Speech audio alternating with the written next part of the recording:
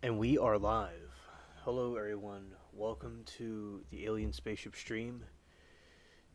You could be watching from anywhere around the country or the world or the universe, across the galaxy. I really appreciate every single one of you coming to you from the Spaceship Studios from a galaxy far, far away. And we have an interesting situation today. We had a fascinating trial that is going on that we discussed yesterday. We will most likely review some more Johnny Depp trial scenes later and do a couple of things like that. And yeah, so we're going to go now and talk about what happened today. So, right, hello, it's me, Alien Spaceship. I hope everybody's having a good evening, a good day, and I I'm glad to be here with you. So, let's see. All right.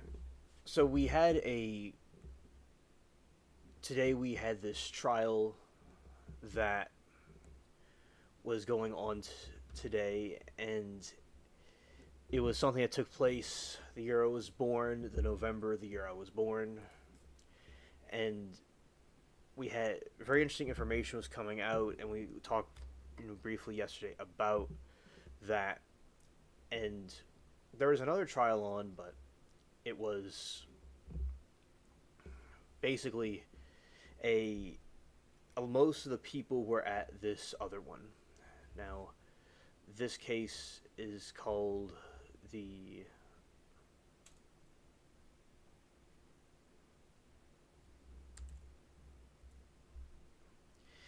Wolfenbarger trial. She was murdered, as I said, 1998. They're discovering it in 2003, and now the trial is continuing. And we'll talk more about it as the stream goes on. She was this victim. She was murdered, and is basically, for instance, it'll say like how capture of a serial killer's father led to the breakthrough in his own daughter's separate murder case. Yeah, so her father was one, which really we think he's more like an assassin, a rather than a serial killer, because they're similar but different. Because although her father killed more than three people, she, he was a more like a hitman than somebody that was like Ted Bundy. Yeah. So that saw different people in the stand talking about their testimony about their experience with this situation. They're talking about like when back then when they're what they did, what they're discovering when they're with her in the past, and it was very good, very good. Now today I had a situation where some storms came through, and when the storms go and come through, they cause a lot of thunder and lightning, and I like the thunder and lightning. It's nice storms, and it was very cool to have that. Then there was a little bit of a hiccup, but then I came back on and was watching trial continually. Now, throughout, as I said, during the rest of the stream, we will talk about the rest of it as we have people that will come through. And now what we're going to do is we have that there. Now we're going to speak about the tropical storm Erin, and then we'll go react to some of the videos that I was talking about. Now, the trial is still. I think some one of the chat rooms are still on, so I think it's quite wild. But it is. They sometimes forget and they leave it on.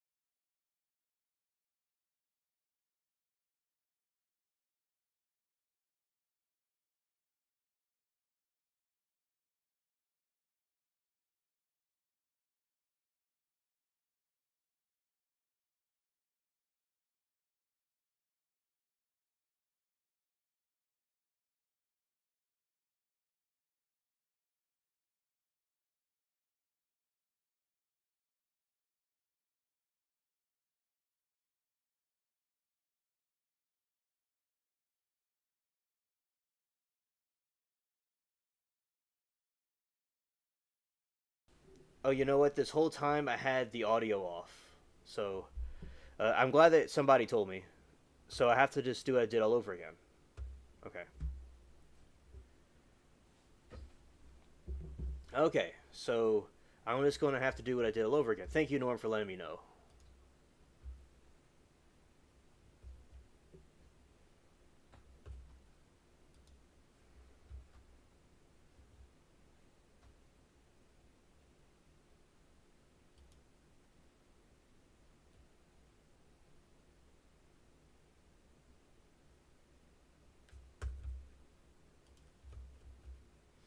All right, so I have to do what I did all over again. So here we go.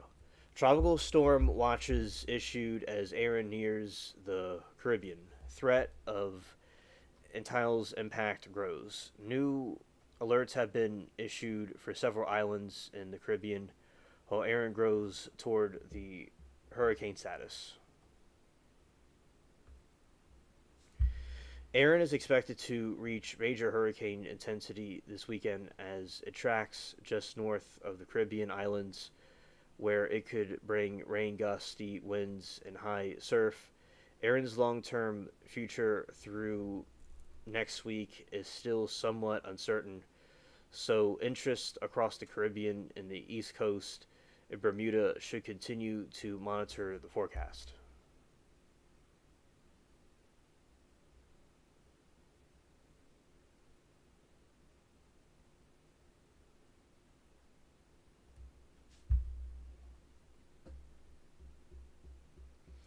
Latest alerts: new tropical storm watches have been issued for Anguilla, Barbuda, St. Martin, and Bethany, and Saba and St. Estulius, and Stint Martin. This means that the winds of 40 plus miles per hour are possible within 48 hours.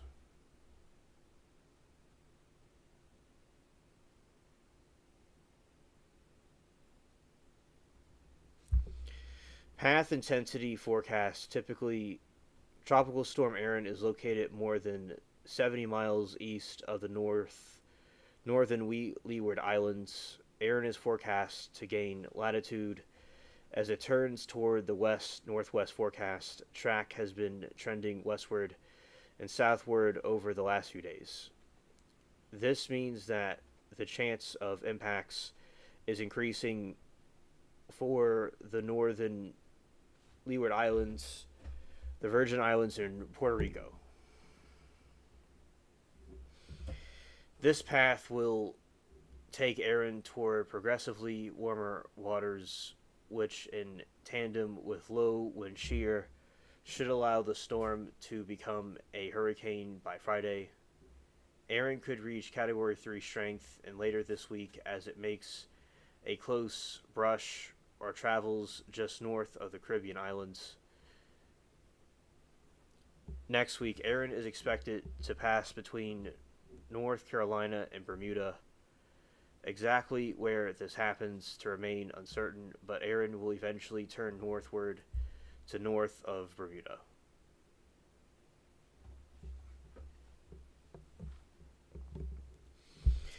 Caribbean. The core of Erin is expected to pass just north of the northeast Caribbean islands, but some impacts are expected this weekend from Puerto Rico to Martinique.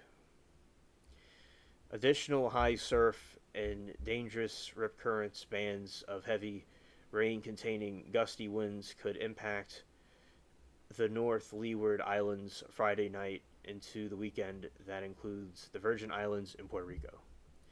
And also, Norm, I'm glad that you're practicing your debating skills. I'm glad you're doing that. We've had you in the show before, and glad that you're showing people a different point of view on things. It's good. Bermuda, U.S. East Coast this weekend into the early next week is when the system will begin to turn more to the north between a developing break and high pressure, where then occurs between the area of high pressure over the eastern U.S. Another one east of Bermuda is still uncertain and will determine what, if any, land areas might see impacts next week.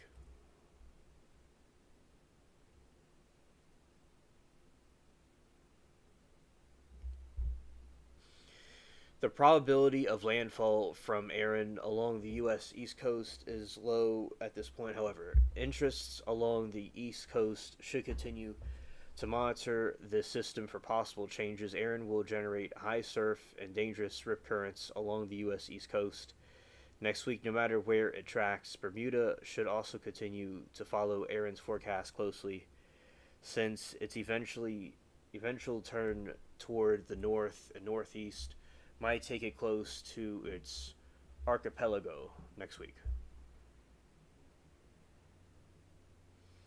All right.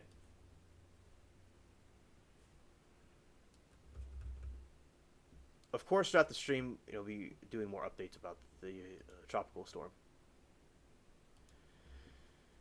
Okay.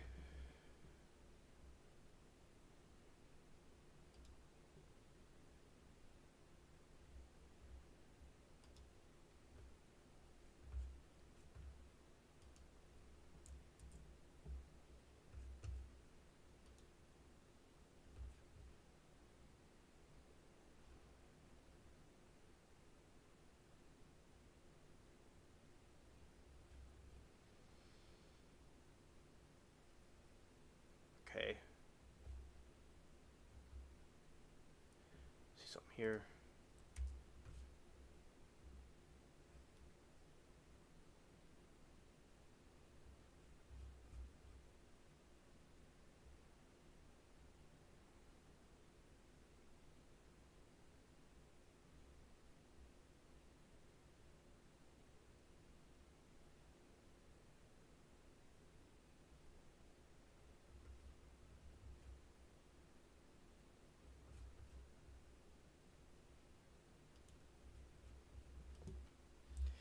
All right, and Norm says the problem is that the houses are not up to adequate building standards. That so everything gets destroyed over and over. Norm says, and he also says after everything gets destroyed, they just build everything subpar again. Oh, yeah, they need to build their buildings where they don't get them all destroyed,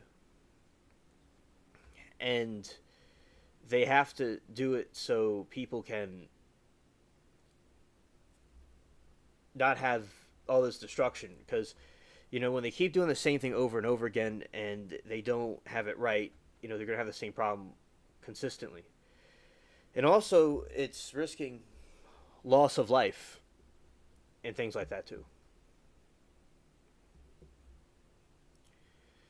Scientists have warned that mysterious space object the size of Manhattan is hurling towards the Earth, and danger it possesses isn't what you're thinking. According to a new study, the space object may be an alien spacecraft that can attack our planet, possibly in November of 2025. The object 3-1 Atlas, previously known as researchers, may be an alien technology that could launch a surprise attack on the planet.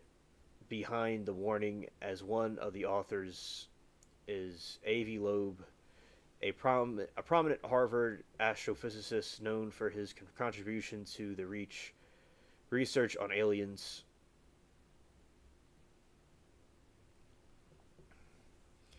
His contributions to the search of life out there, and for his controversial conspiracy theories, including one that possessed that 2017 interstellar object Oumuamua might be an artificial probe created by an alien civilization.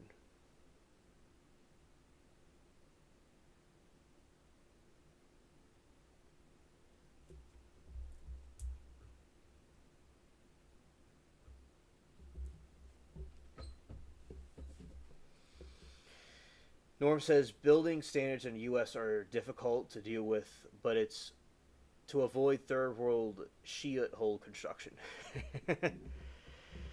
Yeah, so over in those regions, they don't have the correct construction. They they don't really have regulations on how to construct their places, and they just keep getting destroyed. Yeah, that's not good.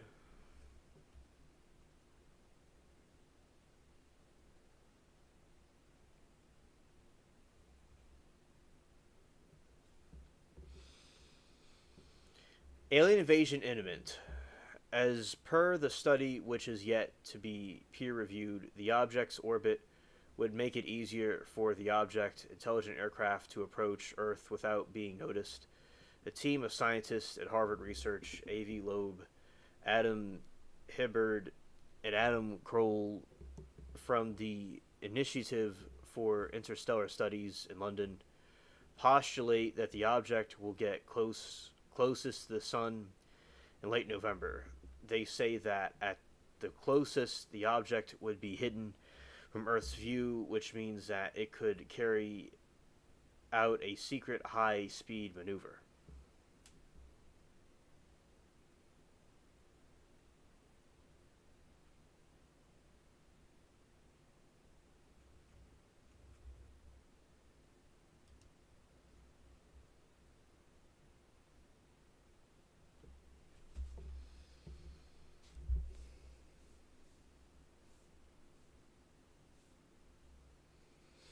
The object was first spotted by asteroid terrestrial impact last alert system survey telescope at Rofo Hurtado, Chile at 10 to 20 kilometers wide, and the object is moving toward our planet at the speed of over 60 kilometers per second. Can this actually happen? As per the study authors in the paper, is clearly from a hypothetical point of view and not something that they necessarily think would happen. This paper is contingent over the remarkable, but as we shall show, the testable hypothesis to which the authors do not necessarily ascribe, yet certainly worthy of analysts and report.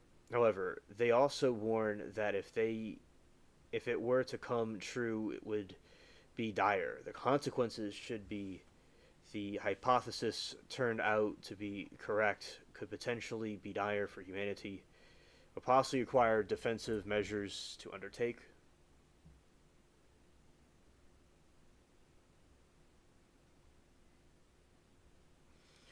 Alright, so that is about the alien invasion.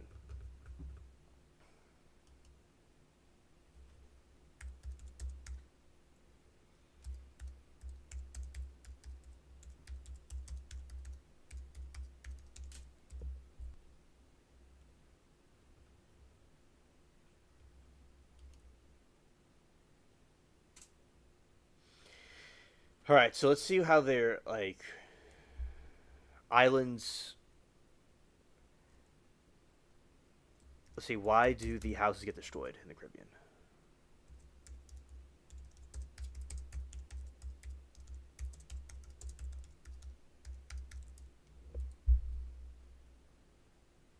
Yeah, look at these houses. They're not built right. They're basically just like getting a bunch of things from Home Depot and putting it together, like a bunch of boxes and stuff. Like this is certainly a debris cycle. All right, let's see. Shout to Mary Toodles.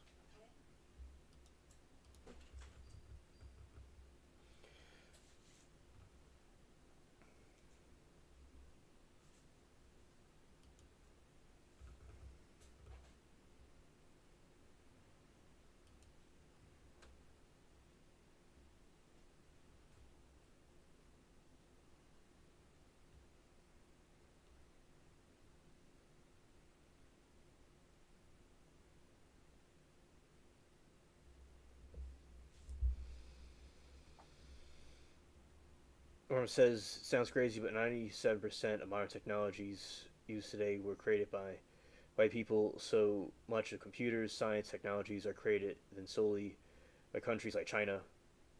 All right. There was lots of innovation that came from Europe. Now, I do think some stuff came from Asia and like Japan.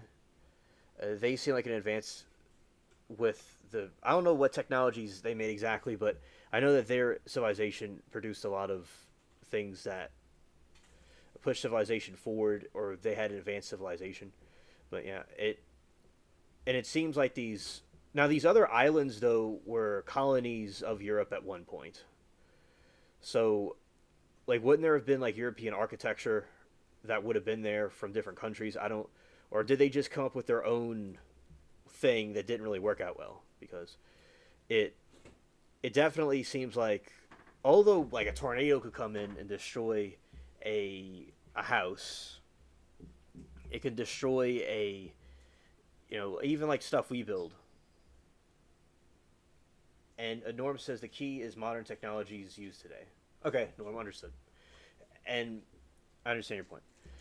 And so we it's even like our place get destroyed by hurricanes and tornadoes, but so definitely what these places need to do, like in these islands, they need to do what America does and have a like a code to have a certain type of houses built so this doesn't keep them happening. It's not really a wise idea for these people here. All right, so this is some information about the Caribbean islands. The Caribbean islands hope UN court will end debt cycle caused by climate crisis. Countries hope big Emirates will take more financial responsibility for emergency relief and damage claims.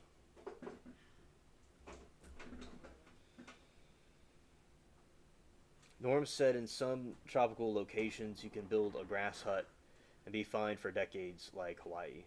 Yeah, that is true. That is true. Because Hawaii, I don't think they really have. I don't know what the statistics are, but I don't know if they have really hurricanes like as frequently. I think they can get hurricanes, but it's not as frequently as like because it's an island in the middle of the Pacific. It's not as to get hit it right. It would take it. It may not happen every single time a hurricane comes in that area if they even really go that way. Which I'm not really too sure because I know they do hit a typhoon. They're called. I know Japan gets typhoons. And yeah, but for instance, like Hawaii with the grass huts, and those people, I will say for those island people to build those straw ships, those little boats they built out of like wood and stuff, and they're able to sail to those little islands. That was pretty impressive that they were able to do that because for anybody to do that really, but going in the middle of the Pacific and going to these little islands in the middle of nowhere where you don't have necessarily know where you're going without GPS and without modern technology, it's the ancient peoples were able to achieve quite a bit without like everybody right now is relying on technology. So it's interesting to see how people did stuff back then. But yeah, Hawaii, I see what you're saying, where they could build stuff like that in Hawaii, but most of the time they're not gonna have a problem. Now these people need to, it's a little bit different situation for the Caribbean because hurricanes are always passing through. You have to rebuild every single time. And like the Romans and the Greeks, they built a lot of different architecture that was very good. Like in Northern Europe, it wasn't, in my opinion, as advanced as Rome was, and Rome did come up with a lot of architecture that was nice and good for like their Colosseums and stuff like that. The outcome of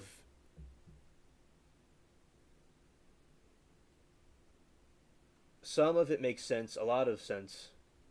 The houses in the Caribbean are sketchy. Yeah, absolutely. The outcome of the international court case on climate change obligations could strengthen the legal position in the Caribbean islands, claiming damages from developed countries after natural disasters, lawyers say. Brought to the International Court of Justice, ICJ, by the UN General Assembly, the case seeks clarifications on what states can be held liable for relation to climate change. It has attracted the attention of numerous countries and organizations with a record 91 written submissions lodged for consideration before the landmark oral hearing and the Hague in this December. In that December. The ICJ was only asked to provide an advisory opinion on the issue, but human rights and global justice lawyers Nikki Reich said that while it was not single out specific emitters, the court's opinion could and should strengthen the legal basis for holding countries accountable for the current historical environmental damage.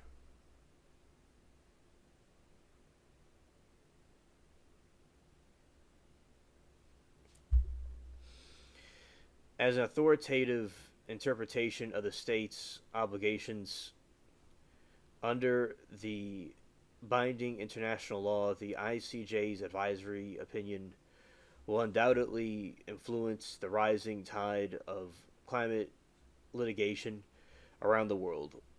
Reich said, any additional clarity of ICJ provides on the legal obligations of big pollsters can only enhance the basis for progress in the climate negotiations and the strengthen of the foundations for climate justice, according to more broadly.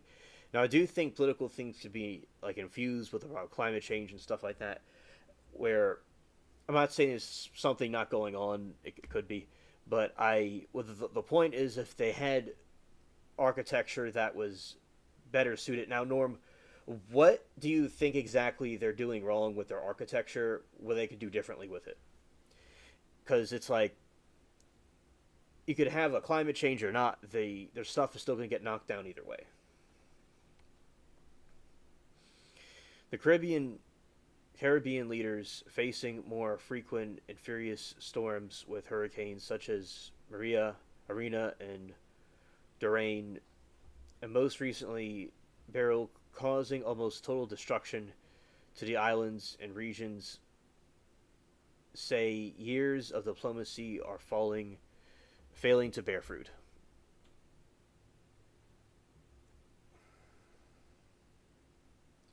Ryan Pender, the Attorney General of the Bahamas, where Hurricane Dorian Leah 20 damaged an estimated 13,000 homes and affected more than 76,000 people, said at least 40% of the country's current debate could be attributed to rebuilding after climate change related disasters.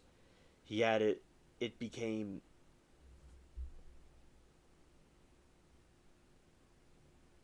a fight for their lives and livelihoods of the population.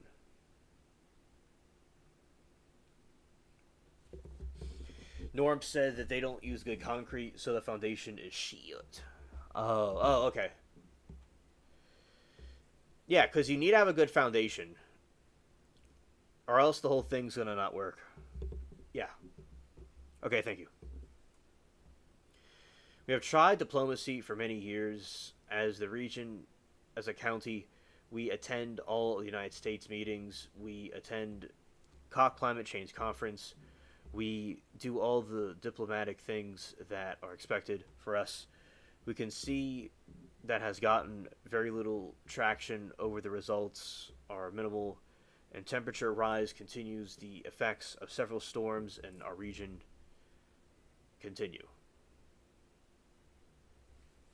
We firmly believe that in order to make a real impact or a real change, unfortunately, you have to do it where it hurts the most, and that is the pocketbooks. And we think pursuing climate justice matters, and the courts and in litigation space is an element of that, Pender said. He added that while it is unlikely that Bahamas would sue liable developed country,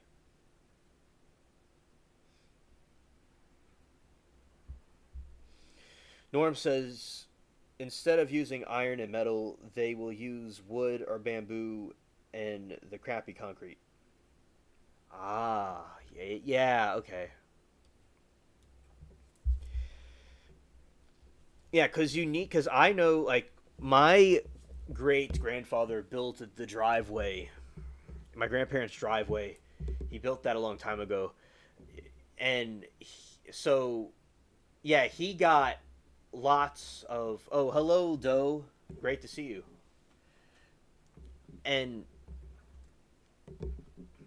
you have this, he got a lot of those iron in different metals, and he had them laid on the concrete, and it's very beautiful, nice and smooth. It's been lasting for a long time, and his house, because it was in the back, and they had these mules and moving this device, this syndrilic device that kind of like a ship, and it was pulling the house from the back to the front.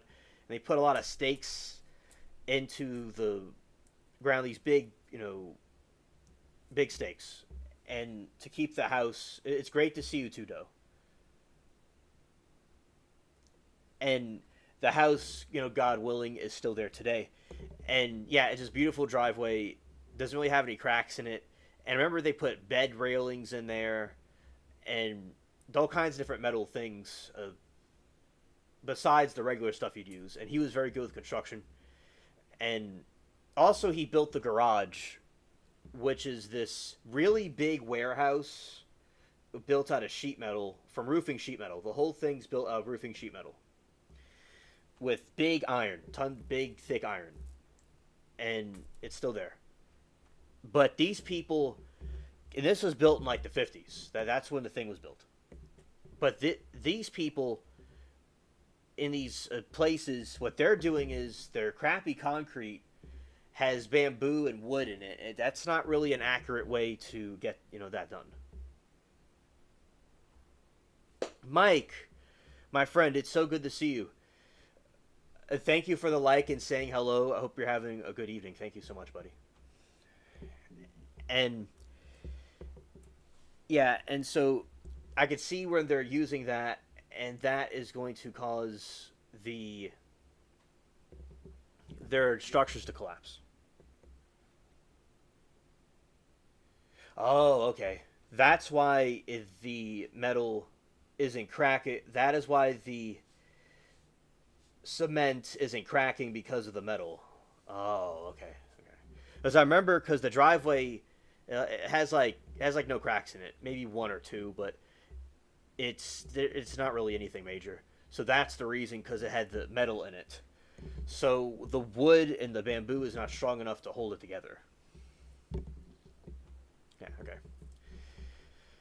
And the tropical storm Erin is not going to be heading towards Florida. It's most likely going to be heading towards the northeast, maybe towards out back into the Atlantic, maybe inland somewhere. We don't really know yet, but it's not going to be heading towards Florida.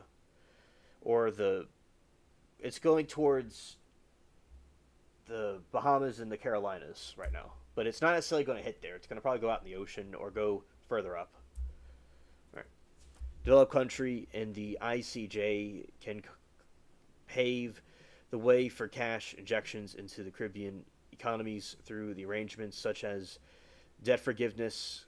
Pinder is hoping the outcome of this could help strengthen the argument for global environmental tax on developed countries and force big emitters to pay into the UN climate change loss and damage found for the vulnerable countries.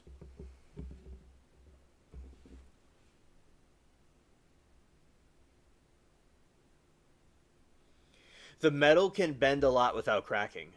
Oh, okay. It's flexible. Okay. And the wood and bamboo is just going to crack easily. Okay. And it wasn't about the house itself. It was about the foundation. Like the parable from the Bible about the house being built in the rock. Because it's about the foundation of the house. Or the structure. If it's built in the sand, it will wash away. So their foundation is bad. That's why the houses are not doing well over there. Okay. The Bahamas, one of the 8 Caribbean countries that have applied to the ICJ for an outcome that will strengthen the region's legal position, client loss damages and negotiations. Notably, Grenada and St. Vincent and the Grenadians might have submissions. The 2 Caribbean countries are struggling to pick up the pieces after Hurricane Beryl nearly completely obliterated some of their islands last month. The international environmental lawyer Justin Sobayan, who is coordinating the Caribbean submission to the ICJ, said that the barrel is striking example of how vulnerable the region is, with extreme dangerous weather events becoming normalized as the planet heats up.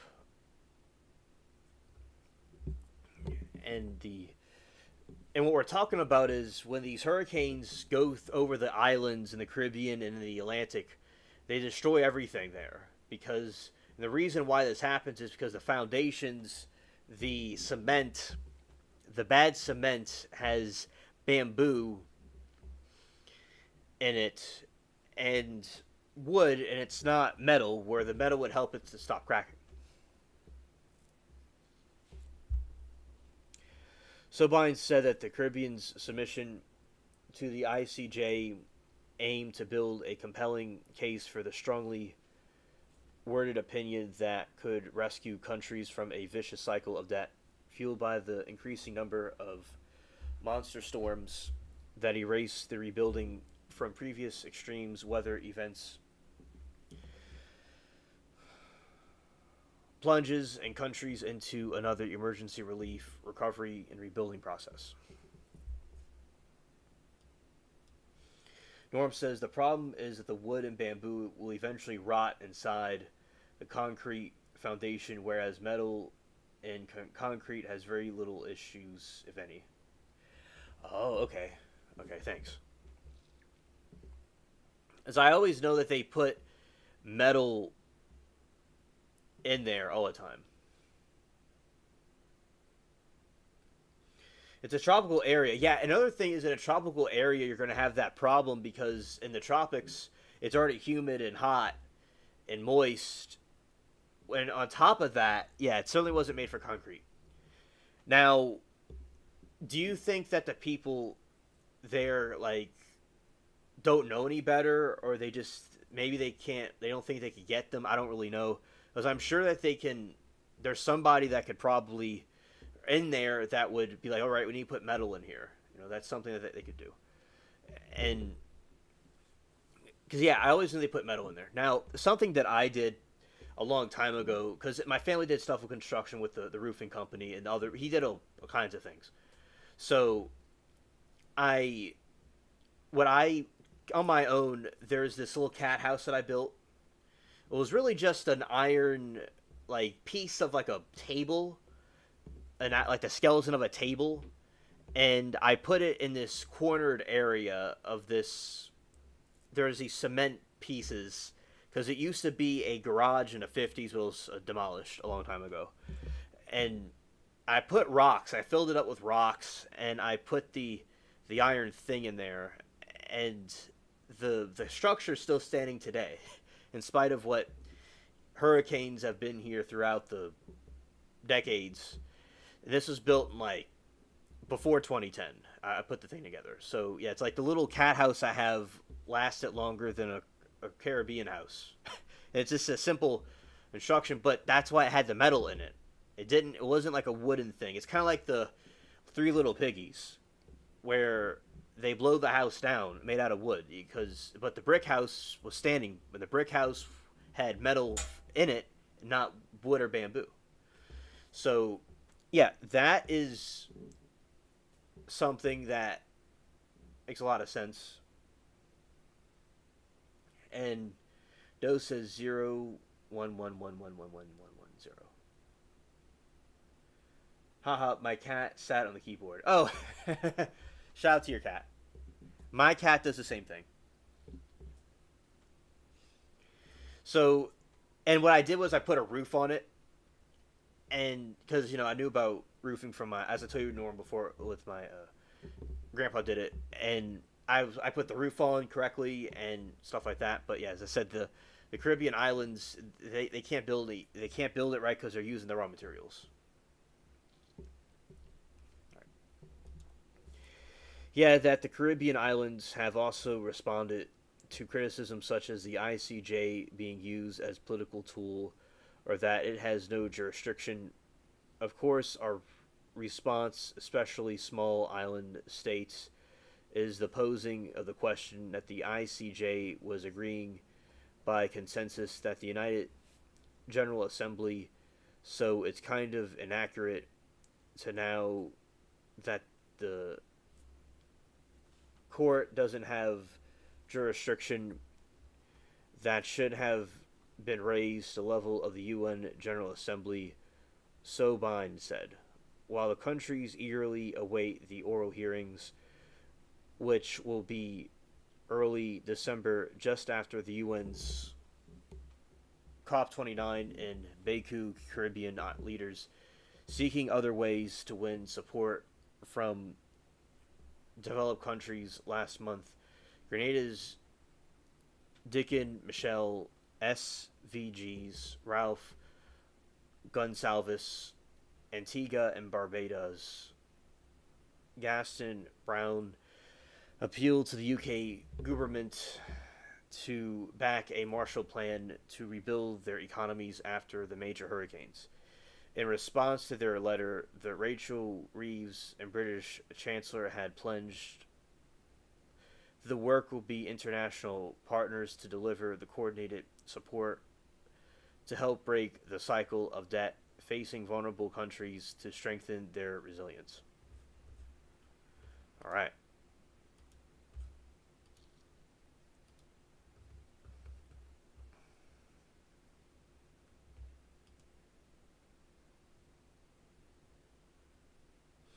Norm said, I don't know how to say it politely. It's cultural that they have always built crappy houses with crappy foundations. The tropics, with the exception of European architecture. European architecture is a second to none. It's the gold standard. Thank you, Norm. Yeah. Like, they do need to do that. I totally agree.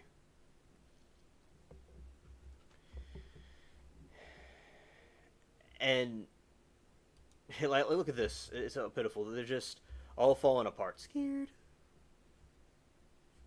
Scared. So, look at all these, like, it's all like going downhill. Wow, just look at these houses. Look at this. Good grief. It's all a bunch of like rubble.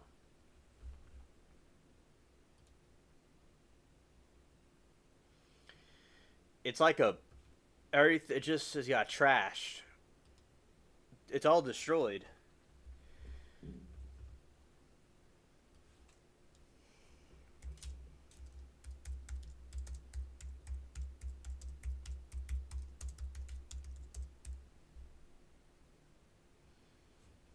All right, this is an example of a Caribbean house.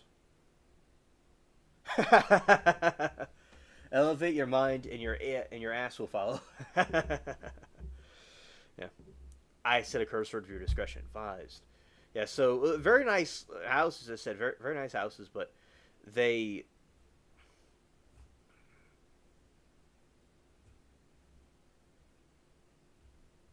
they really need to get very cool resorts and all, but it's all gonna blow away. Tornado magnet, yes, yes, okay, and let's see, cement.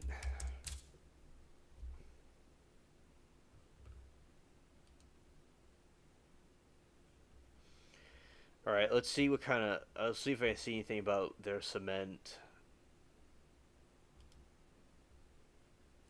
Go over here.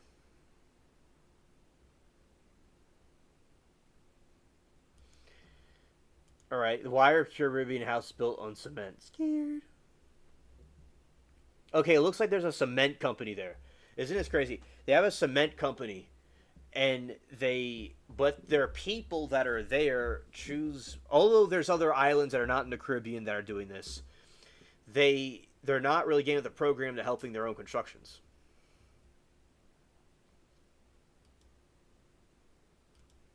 Right. Longer than most buildings. Okay, so.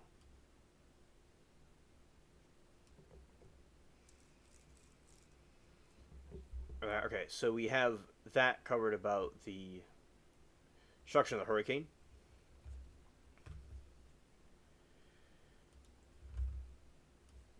So going to go here, Wolfenbarger. Okay. Now I'll tell you all about this trial that we were watching, and right here.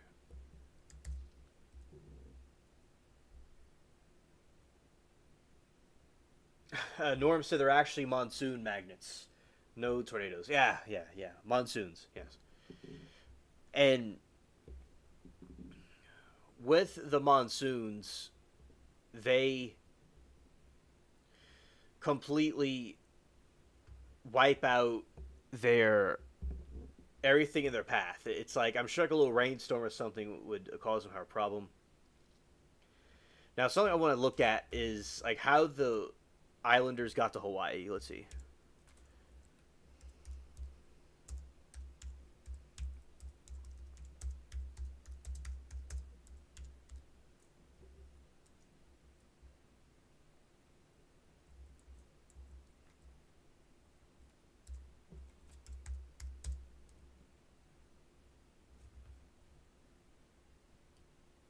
How natives, I should say.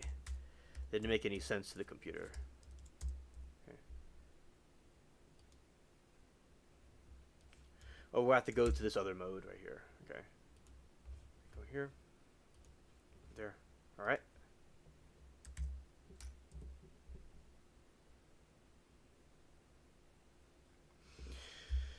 Since we're talking about construction, I want to see about how like they got to the island. The Polynesians voyaged to Hawaii. Native Hawaiians are descendants of Polynesian seafarers who undertook remarkable voyages across the Pacific Ocean, navigating thousands of miles in double-hulled canoes without modern instruments. Here's how they managed to this extraordinary feat. Sophisticated canoes. They built double-hulled canoes, wah. No, it's wa'a. Sometimes called the catamarans, what were large enough to travel long distances and carry people, plants, and animals for settlement. These canoes were expertly constructed with features like sails that could sail into the wind and hulls designed to glide over rough seas and handle breaking surf.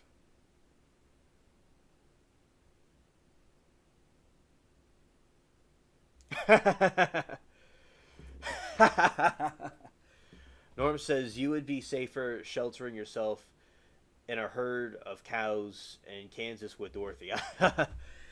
Yeah, being in the Timu cement of the Caribbean. Yeah. Celestial navigation. Polynesians were skilled astronomers. They used the positions of the stars, especially those near the horizon, to determine latitude and direction. They developed a star compasses, memorizing the rising and setting of points of hundreds of stars to navigate their course. Ocean swells. They understood how islands affect wave patterns. They use changes to swell shape and direct and motion to locate even when out of sight. Bird observation. Observing the flight patterns of seabirds which flew out to sea in the morning to fish and returned to land at night help navigators determine the direction of the land that they may have even carried shore sighting birds like fratbergs, releasing them to point the way. Oh, interesting. I didn't know that. Clouds and weather patterns. They recognized cloud formations associated with islands and detected stubble color changes in the sky reflecting lagoons or shallow waters, indicating the presence of land. Dead reckoning. Polynesians estimated that their speed and time traveled from a known point likely used the methods like counting the time it took the bubbles to pass along the length of the canoe.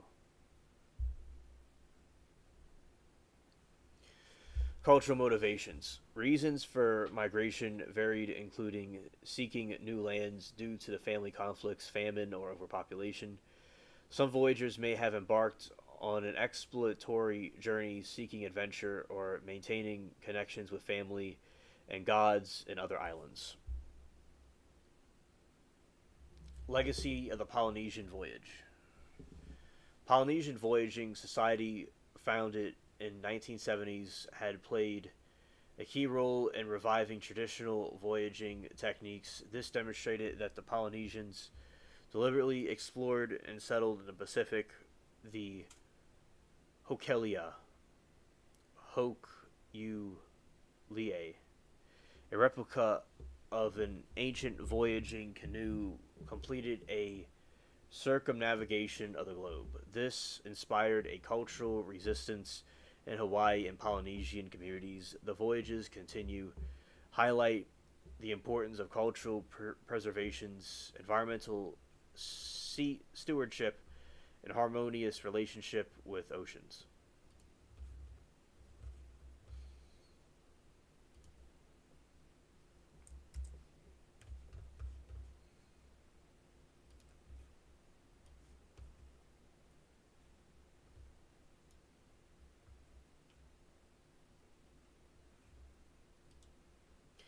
Yeah, so that is something that I didn't know about because you would think that they would. I didn't know about the birds guiding them, and you see they had a double hulled canoe.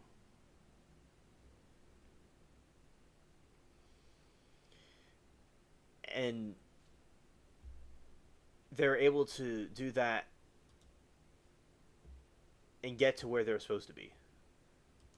You know, for various reasons they did that.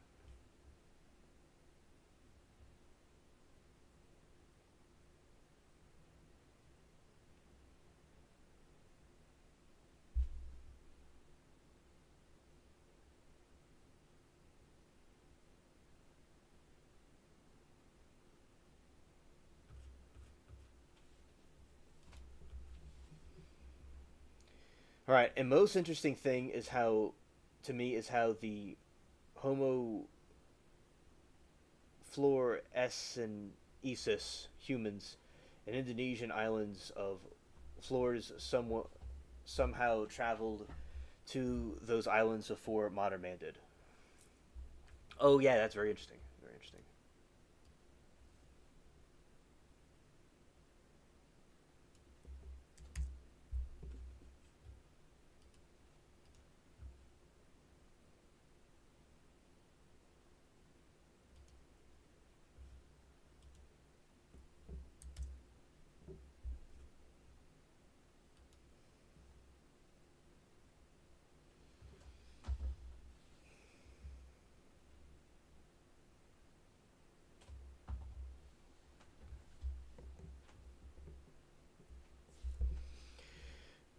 Flomo Floresians, and he says the Homo floresians, humans in the Indonesian islands of the floors, somehow traveled to those islands before modern man did.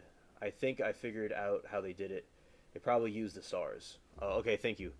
I'm not quite sure exactly this type of Homo sapien, uh, this group of. So I'm gonna read about. I'm gonna read about this. Okay, so the Homo floresiensis, nicknamed the Hobbit, is an extinct species of an archaic human that inhabited the island of Flores in Indonesia. Their remains have been found primarily in Lanog Bua Cave on Flores. Small stature, they stood approximately 3 feet 6 inches tall, making them the smallest known species of Homo. Small brain size.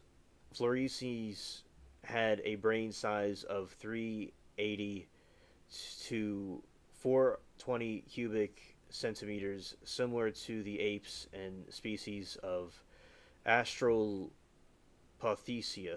However, some studies suggest that despite the small brain size, the structure might be similar to Homo erectus.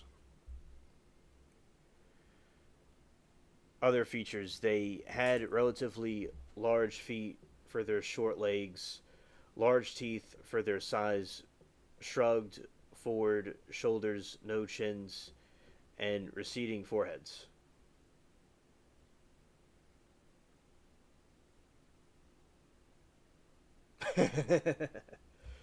Yeah, yeah, Norm. That's what I think would have been. That certainly to me seems like the the way to go. Yeah, that like the float. Yeah, definitely.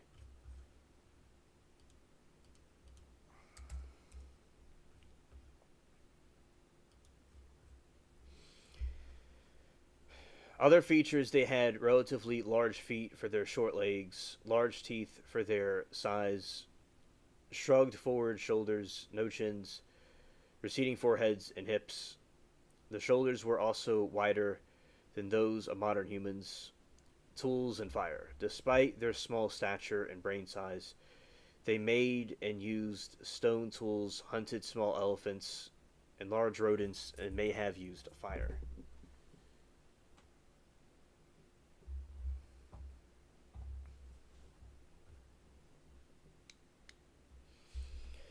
The first H. florinensis fossil, a nearly complete skeleton, was discovered in 2003 at Lang View Cave.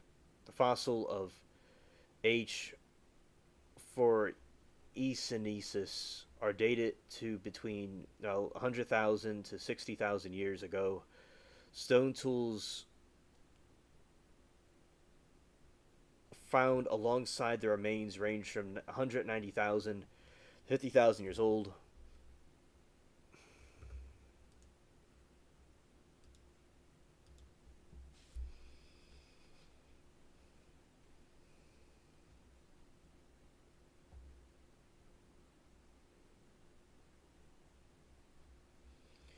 Norm says, I think Homo floresiensis cooked their food and made really nice spear tips. Okay, so they're more advanced than other ones. Insular dwarfism. One widely accepted theory is that the H. floresiensis descended from the earlier hominian species that experienced the island's dwarfism on floors. This process involves the reduction in body size in response to limited resource and a lack of predators on the island. Ancestry debate. There is a debate about the specific ancestor of H. florinensis. Some suggest a connection to the Homo erectus, while others propose an even earlier and smaller ancestor, possibly akin to Australopithecus or Homo habilis.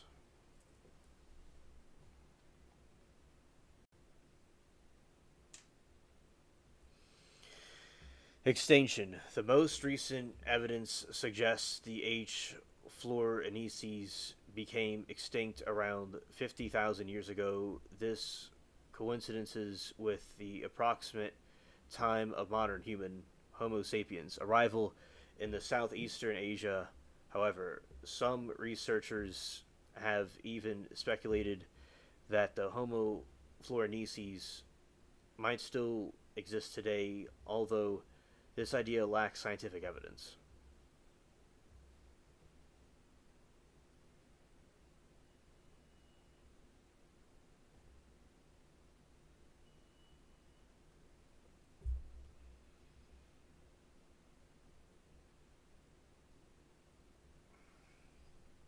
Norm said, "Here's a $1 million question: did Homo floresiensis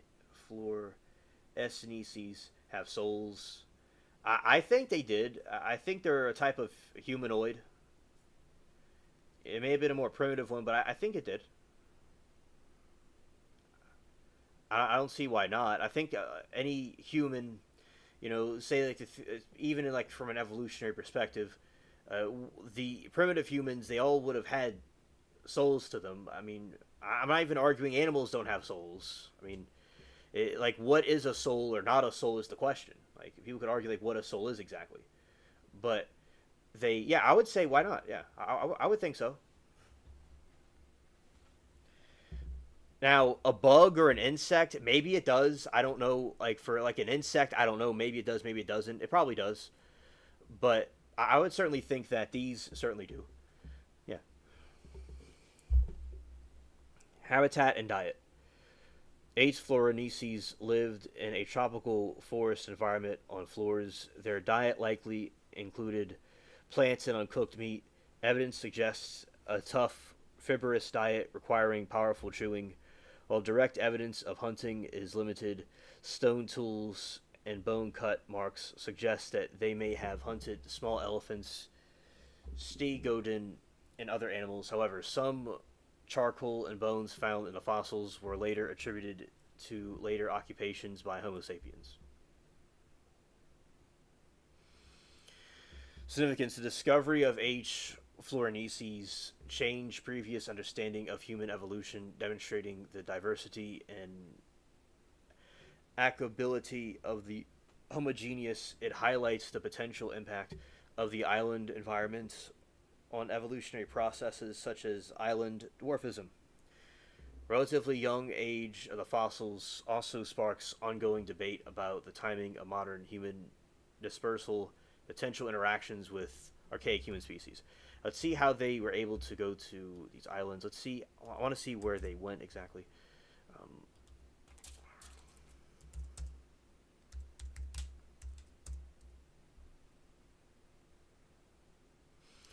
the Homo floresiensis skeletal material, Langa Biua, is now dated from 60,000 to 100,000 years ago. Stone tools recovered alongside the skeletal remains were formed from archaeological horizons ranging from 50,000 to 190,000 years ago. Other earlier remains from Meta Mange date to around 700,000 years ago. All right. How did they get to Hawaii? Let's see. Go here. There.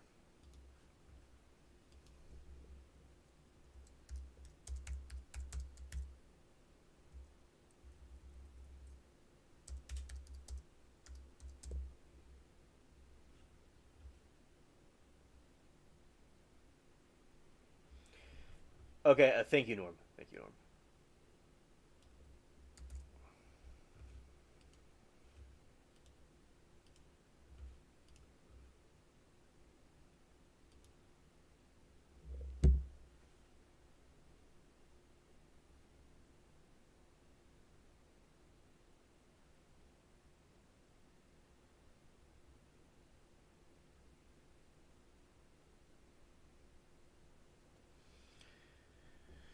Okay. An Indonesian island of floors.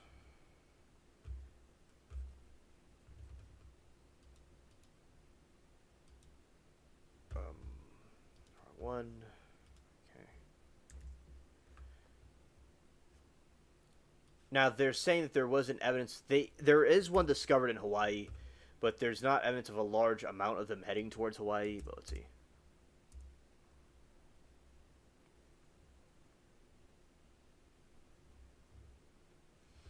Right. Based on the current scientific evidence, Homo floresiensis, known as the Hobbit, was exclusively found in the Indonesian island of Flores. Fossil evidence and stone tools linked to this species have been covered from Lang Hua Cave on Flores. All right, so I think it's so fascinating to see how humans, over time, evolve their technologies to what we have now with the computers and stuff, and with the modern technology we have today. So, people of this time, they were making tools and they were advancing, and what we have would be unimaginable to them, what we have now. So over time, the humans' development became more and more advanced. But a lot of people, I think, have a tendency for primitive ways of doing things where they want to use stuff to destroy others for no good reason. But it's good that we have modern technology, and it's good that we keep on advancing, but use it in a positive way. Homo floresiensis was a small-bodied, small-brained hominid that stood about 3 foot 6 inches tall. They're believed to have lived in Flores from around 70,000 years ago until about 50,000 years ago, when they went extinct. The small stature of H. floresiensis is thought to be a result of island dwarfism, evolutionary process where species on the isolated islands with limited resources and predators develop smaller body sizes. This phenomenon also observation of the extinct Pyongyang elephants found in Flores.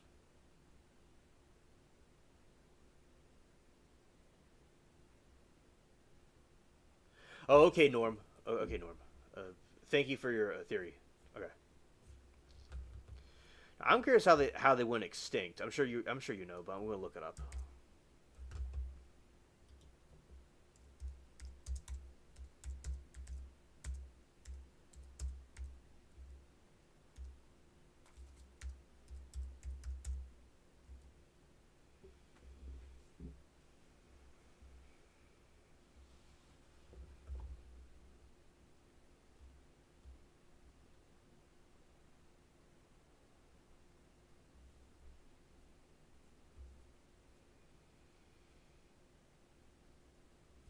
Extinction of the Homo hobbits.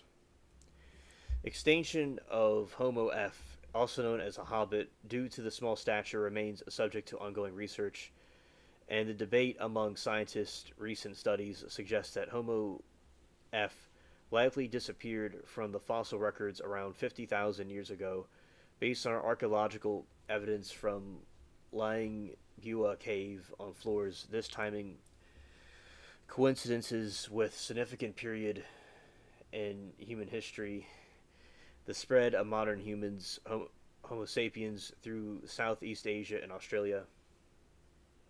Several factors are thought to have played a role in the extinction of Homo F.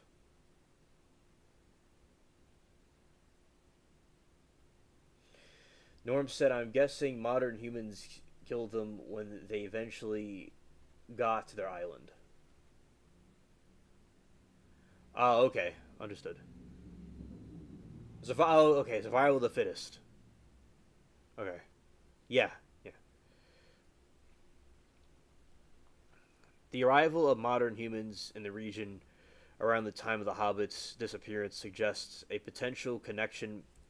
There are several ways the arrival of Homo sapiens could have implicated the Homo F competition. For resources, modern humans, with their potentially superior hunting and foraging techniques, may have outcompeted the smaller, less technologically advanced Hobbit for limited resources on Flores Island, like dwarf, stegodon, and other animals. This competition could push the HF population to the brink. Direct displacement or conflict. While direct evidence is still lacking, some scientists theorize that the arrival of modern humans could have led to conflict or even the elimination of Homo F populations, much like the disappearance of Neanderthals in Europe following the arrival of modern humans. Resource depletion, even without direct confrontation, the arrival of modern humans could have depleted the prey, animals, or other essential resources to the hobbits relied upon, leading to the cascade of ecological problems within the island's food chain.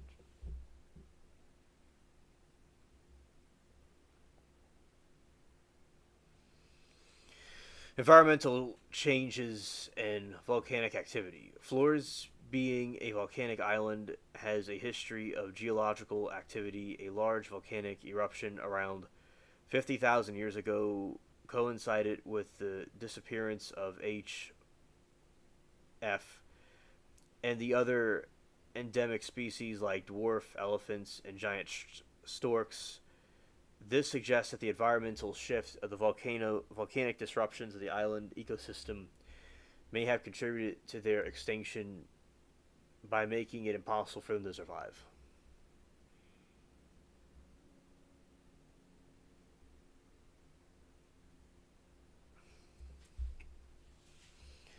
Limited resources and isolation environment. As an island species, Homo F already undergone insular dwarfism, adopting the 10 limited resources. The Australian Museum says Homo F lived at least 100,000 to about 50,000 years ago on the island of Flores, Indonesia. However, the island's naturally concentrated environment may have made them more susceptible to changes introduced by either environmental factors or competition with Homo sapiens.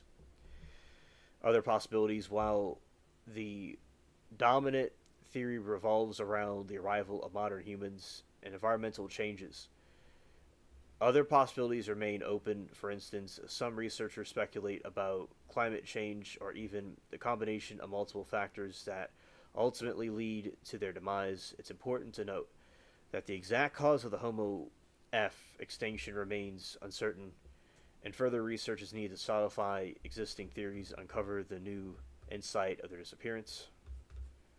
All right.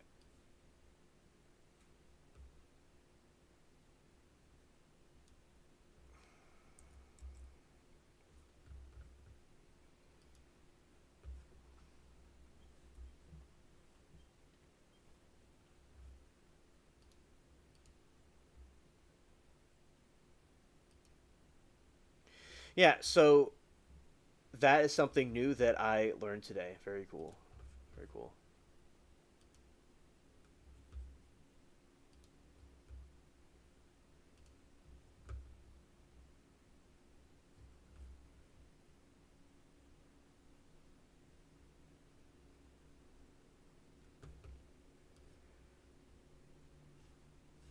Or maybe they just ran out of food. Okay. Oh, hello, Moki. It's great to see you.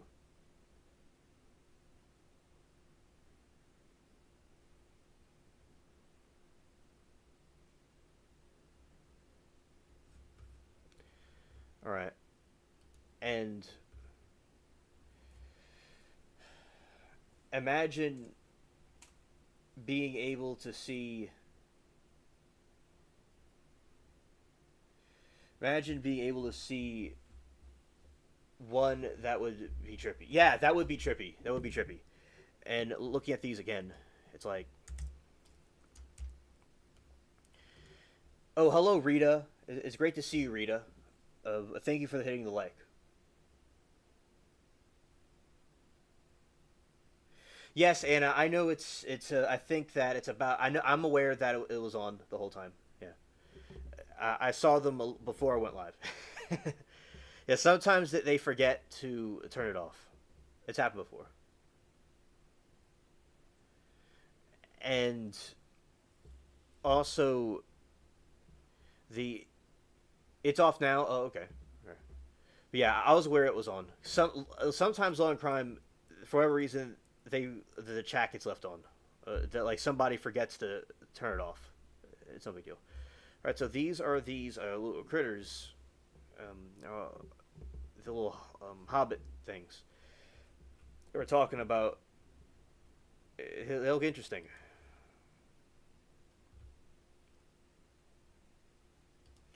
Yeah, imagine seeing that. Yeah, it was a crazy trial day for sure, definitely.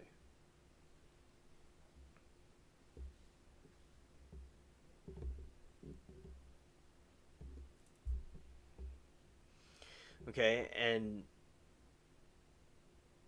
then this is one fighting a giant vulture for food. Oh, she says Kathy popped in and said they were shutting it down. Oh, okay, good. All right. Scared. Okay, so that's like some AI version of it.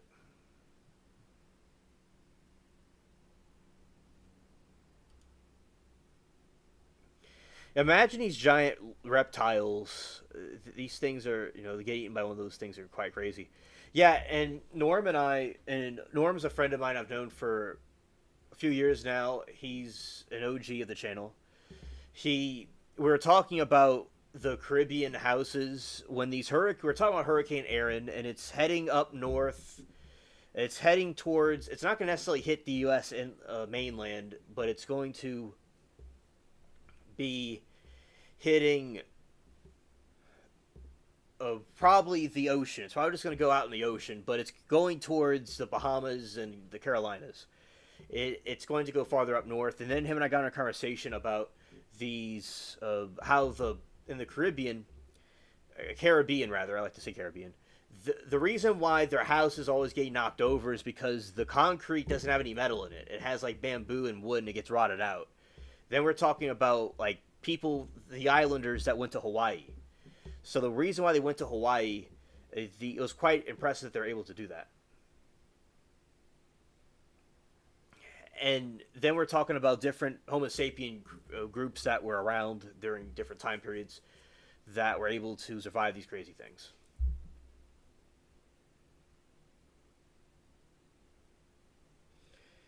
The verdict was something else, and now I'm invested in a new one. I saw the verdict earlier for the other trial,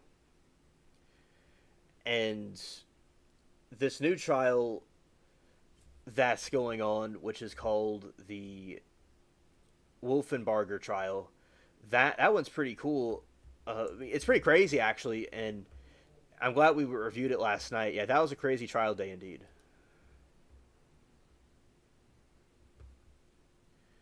All right, and Norm said monkey man fighting a giant bird for a dead giant rat, island rat. Yeah, it sounds very interesting, very fascinating, and these people went through a lot of struggles. I'll say they went through a lot of struggles.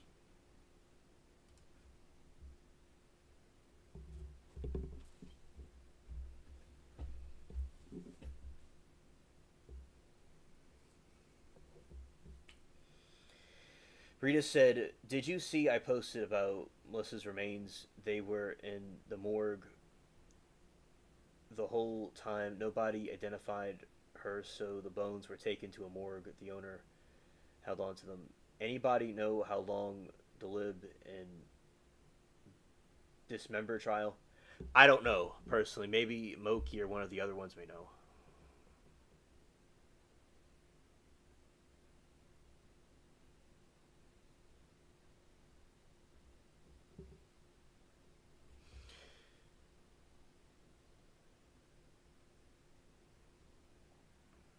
Oh, hello, Joyce. It's great to see you. Welcome. Right, and this is a skull of one of the Hobbit creatures in one of a human skull. You can see the difference. Yeah, so very fascinating that they're able to achieve that. That's like some of them walking around, and the Homo sapiens annihilated them, or they got deleted from food, volcanoes, stuff like that, and they went extinct. All right, so we have that. So that's what we were talking about, today with the different stuff that's going on. All right, so also, Norm, I was mentioning to you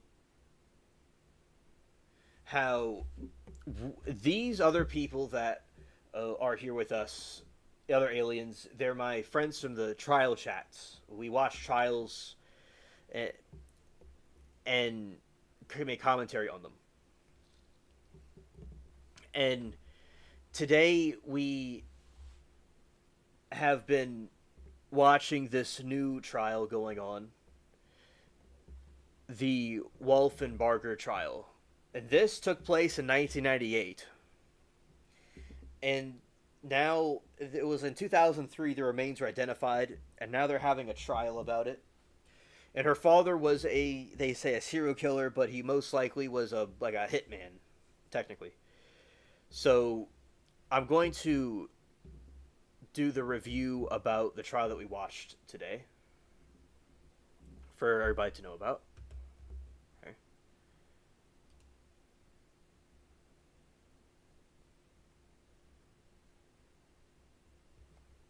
All right. This is how a serial killer may have helped the Melissa Wolfenberger's murder. Find Melissa Wolfenberger's murderer. And as I said, the father, he was most likely a hitman over a serial killer.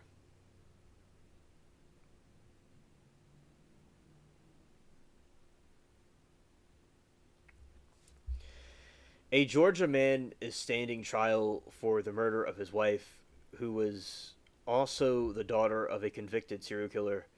Opening statements got underway Thursday in the case against Christopher Wolfenbarger.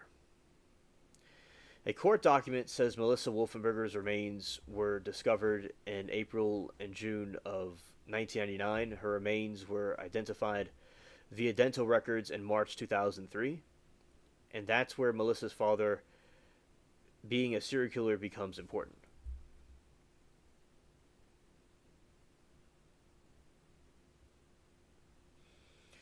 All right, Joyce, a good night to you.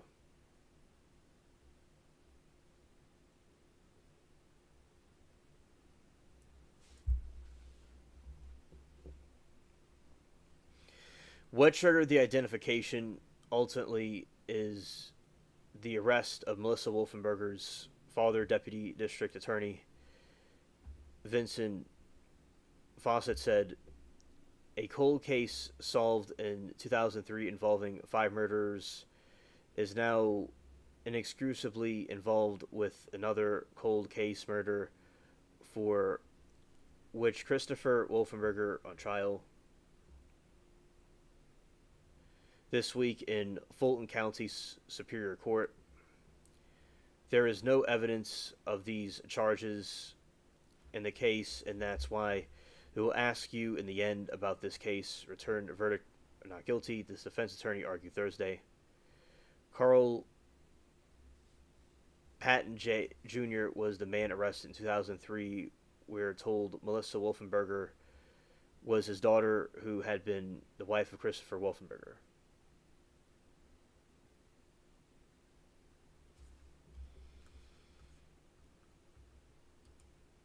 He was convicted of it.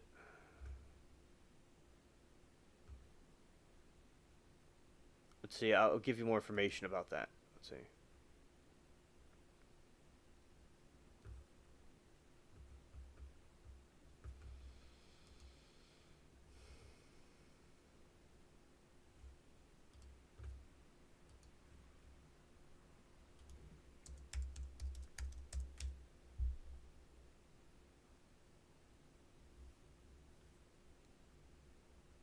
Okay, it was something we saw yesterday. I'm gonna go here because that was the one we were looking at yesterday. Okay, let's see.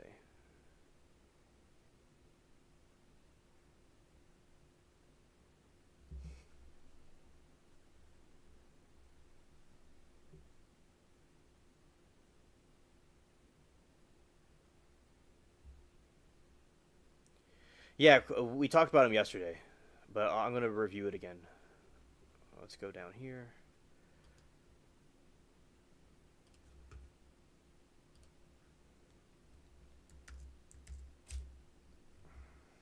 Right, this is him. Carl Millard Patton Jr. is an American serial killer who committed 5 murders across Georgia from 1973 to 77 with multiple accomplices via DNA testing in 2003. He was arrested for the murders, subsequently pled guilty, and given a life sentence.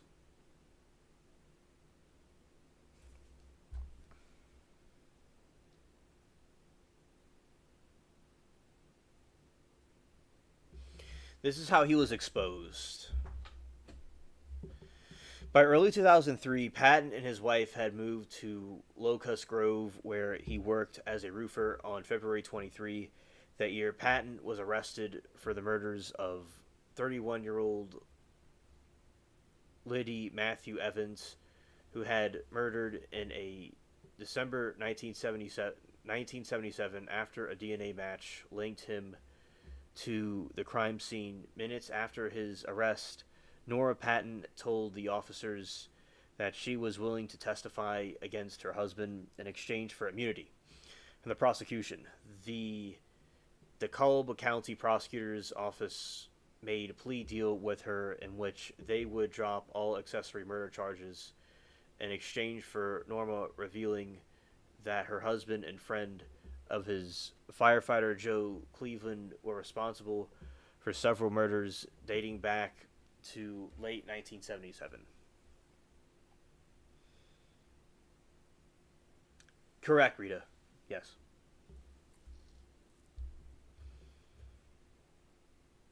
According to her testimony on November 12, 1977, Carl and Cleveland shot and killed the former's uncle, 45-year-old Fred Wyatt, as well as Wyatt's roommate, 45-year-old Betty Jo Eflin.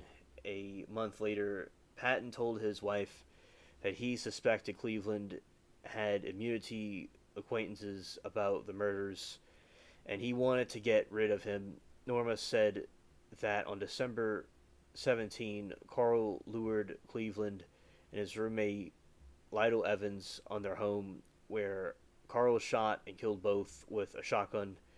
The couple then dragged the bodies out of the house and placed them in a van, after which Norma washed off the blood from the crime scene and destroyed other incriminating evidence. The victims' bodies were then wrapped up in sleeping bags and dumped into the Flint. Your freshman year, 1977. Scared? I agree, and it should be called, definitely. After disposing the bodies, Norma said that she cleaned the van while Carl burned several pieces of blood-stained furniture and other items in the backyard.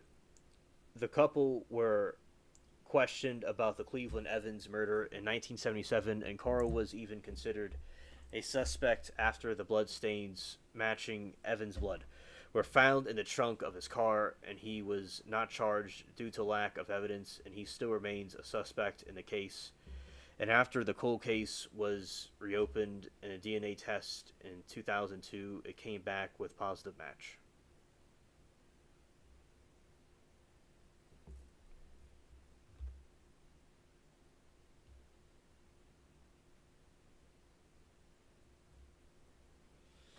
Scared.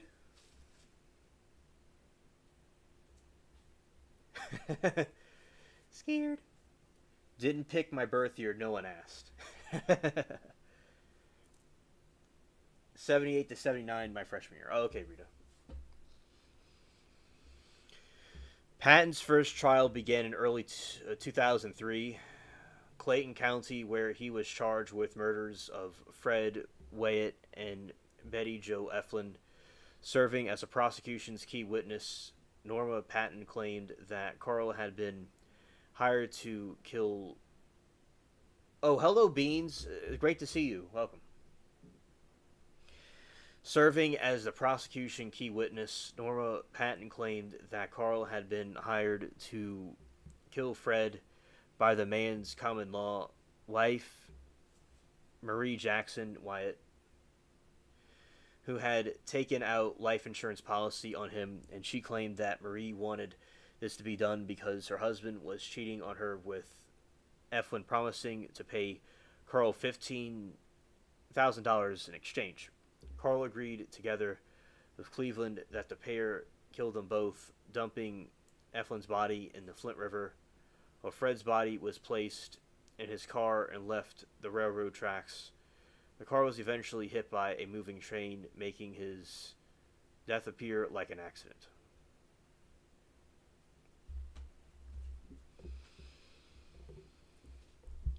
On March 8, Patton pleaded guilty to all charges, claiming that he felt remorse for his actions. As a result of the plea, he was given 2 life terms with a chance of parole after serving 20 years.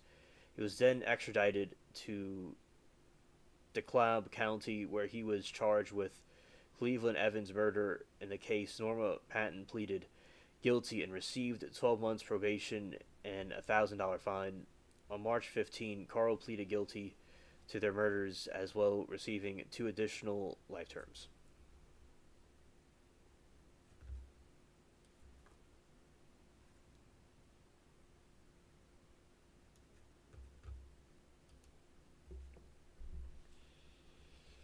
Admission to additional murder. A month after his trial ended, Patton unexpectedly confessed to a 5th murder that Richard Russell Jackson, Marie Jackson Wyatt's first husband, who was shot and killed in Henry County on March 9, 1973. He claimed that he had been paid by Marie to carry out the murder, which he committed with the help of Joe Cleveland. Following his confession, Patton was extradited to Henry County to the stand trial for this case.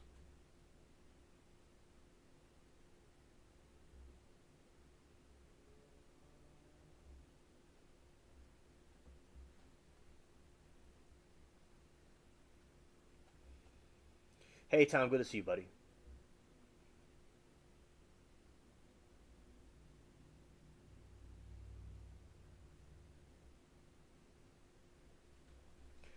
One of the victim's daughters thanked him for killing her father and stepfather.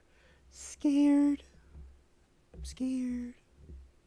Sounds like an assassin. During the proceedings, Patton stated that Marie approached him with the offer of the killing of Richard in early 1973, claiming that he had been abusive to her, and he agreed.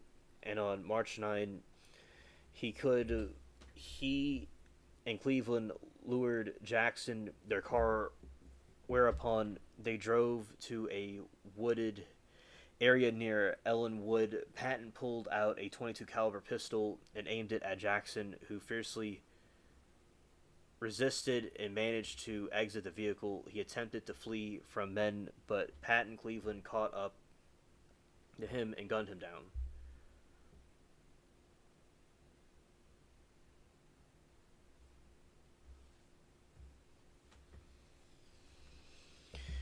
The trial took a strange turn when Lady's Elaine Jackson, the victim's daughter, took the stand and thanked Patton for killing her father.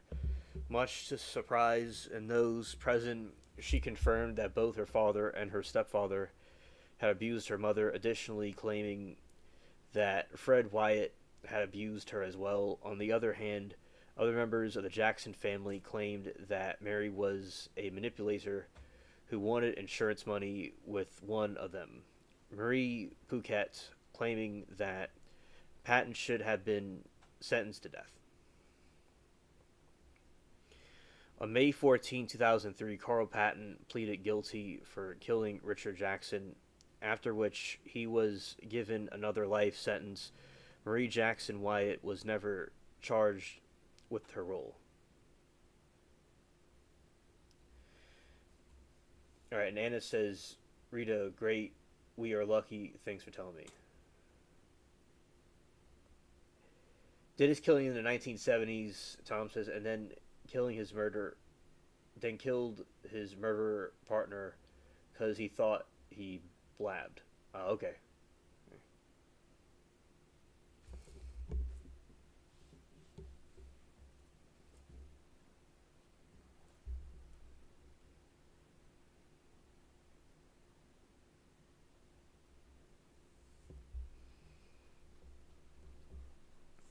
On May 14, 2003, Carl pleaded guilty for killing Richard Jackson, after which he was given another life sentence. Marie Jackson Wyatt was never charged for her role in the crimes, as she died in 1988. Following his convictions, Patton was briefly suspected of murdering his daughter, Melissa Wolfenbarger, but eventually ruled out as a suspect. Wolfenbarger's husband, Christopher, was arrested for Melissa's murder in August 2024. He claims he had always thought if his wife had left him in her violation and continued to maintain he is innocent.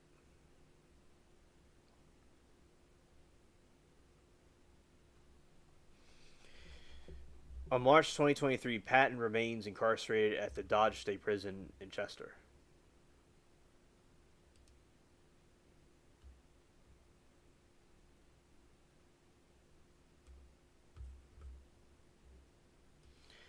It has over 1,200 inmates.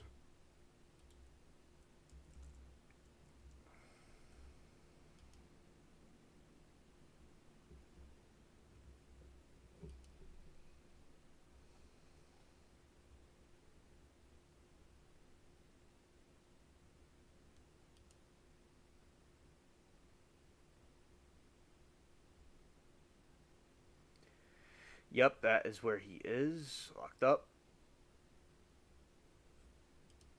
That's good.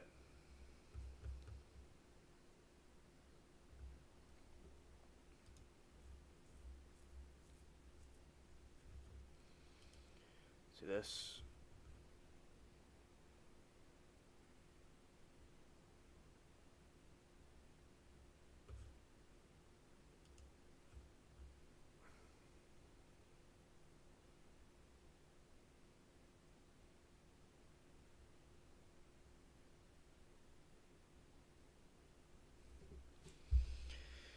How the capture of a serial killer father led to a breakthrough in his own daughter's separate murder case.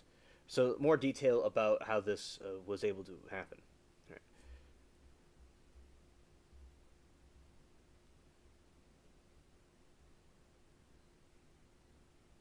The end of the boomer years.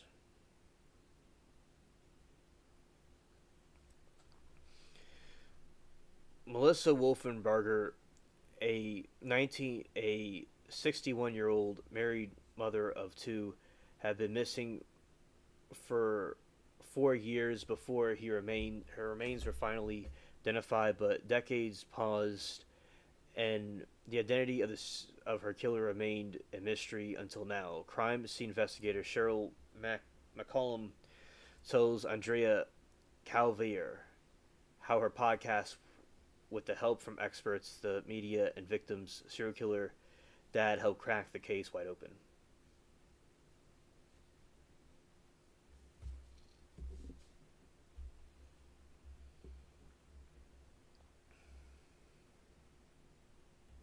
Scared. When working on a cold case, there is no guarantee that a murder will be solved, and even if it is often takes years or even decades. In the case of Atlanta, mother Melissa Wolfenbarger, it took 25 years with the help of the podcast and a bizarre twist of her serial killer father. Now loved ones and supporters have traveled to Fulton County Courthouse in August 24 for the long-awaited trial. They hope to finally bring justice.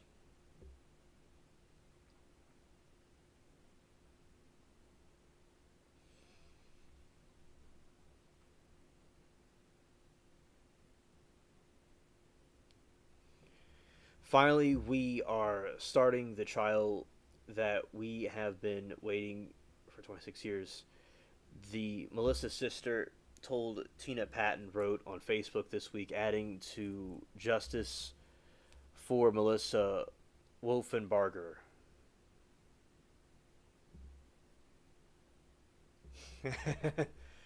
Anna says aliens got the senior citizens on his hands. Scared. The uh, the spaceship care home. Scared.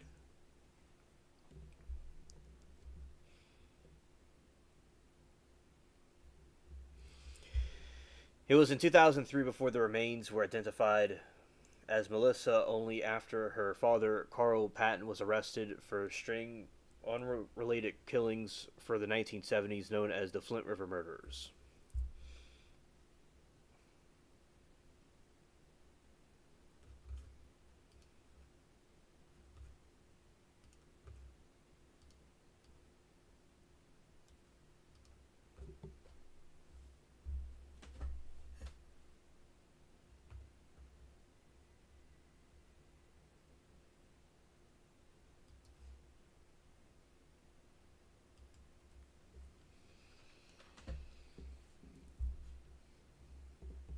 His arrest is what finally identified her remains, Melissa's mother told Norma Parton to The Independent. If he had never been arrested, we might have never known. Melissa's death was not at the hands of the father who had been cleared in her murder, but it's what happens when the identity of her killer remained a mystery for decades.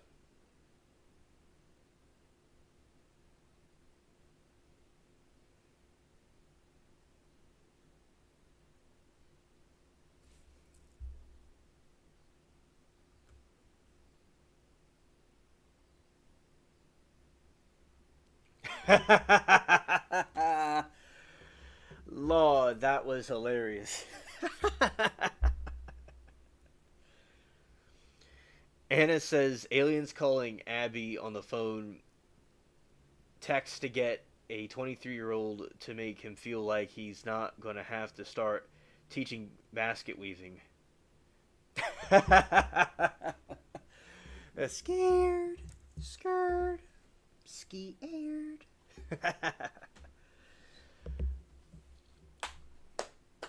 That was hilarious.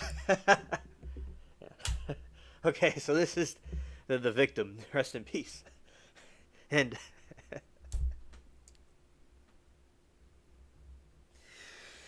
well, shout out to y'all. Y'all are great.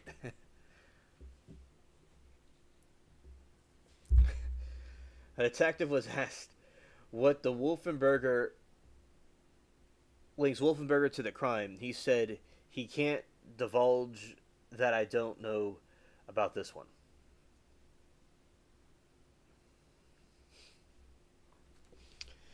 Melissa's case only began to tech. Melissa's case only began to gain some traction in 2017 when crime scene investigator Cheryl McCollum got her hands on it after the slain woman's mother came to her for help.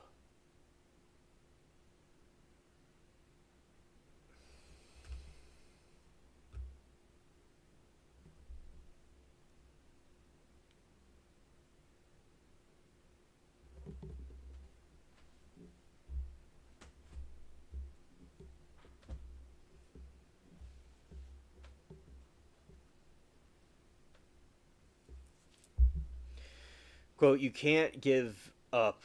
You just keep going to talk to anyone who will listen because you don't know who that person might be to help. Norma said, that's what Cheryl did for us. She opened the door and helped us walk through it.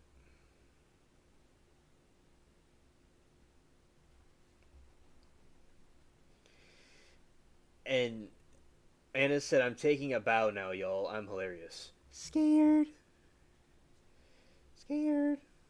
A detective asked what links Wolfenbarger to this crime. He said he can't divulge that. I don't know about this one.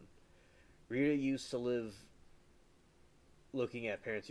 Your books, me too. Dad's from Tennessee. Taking about. Oh yeah, yes. Applause to Anna. But shout out to all of you here. I appreciate y'all being here with me. Quote, you can't give up. You just keep going. Talk to anyone who will listen because you don't know who that person might be to help, Norma said. And that's Cheryl did for us. She opened the door and helped us walk right through it. Melissa's case was the first one to be featured on McCollum's podcast, Zone 7, when it launched in February 2023.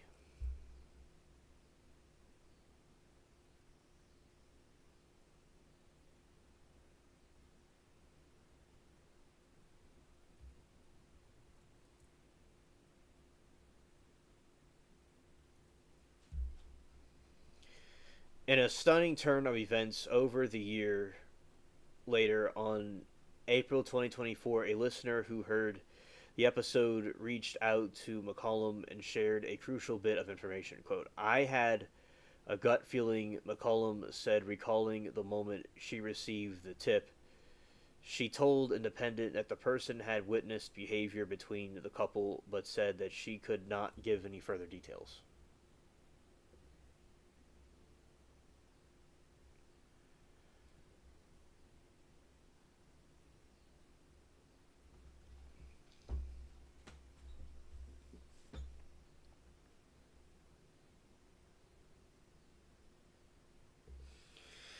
And I have not seen Abby so far. She could be. Sometimes she lurks.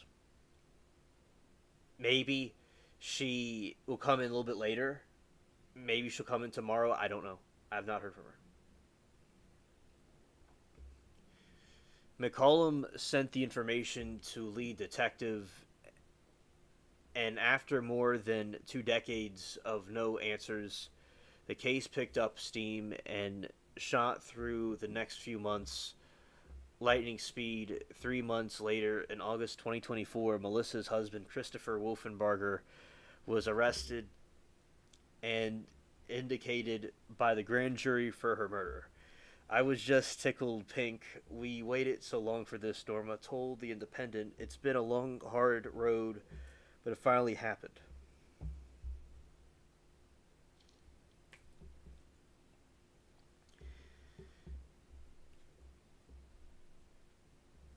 What happened to.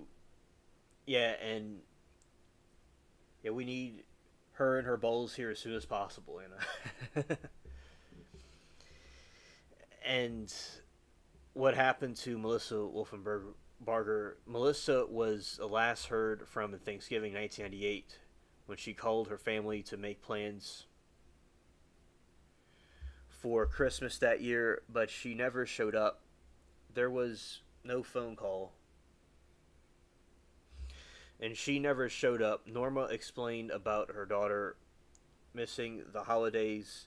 I immediately panicked, but she was an adult, married with kids, not much we could do.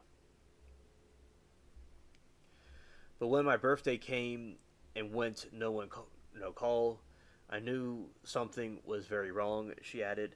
After Norma's missed birthday in February, they drove Melissa's house in Atlanta from their home in Locust Grove, Georgia.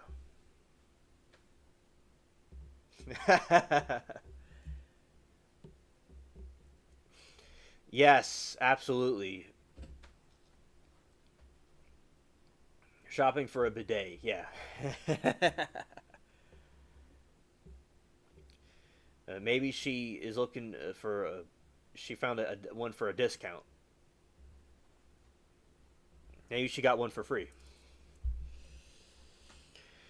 But when my birthday came and went, no one called. And after Norma's missing birthday in February, they drove to Melissa's house in Atlanta from their home in Locust Grove, Georgia. But the Wolfenbarger family was gone. Neighbors told them that they had moved away, but their address was unknown.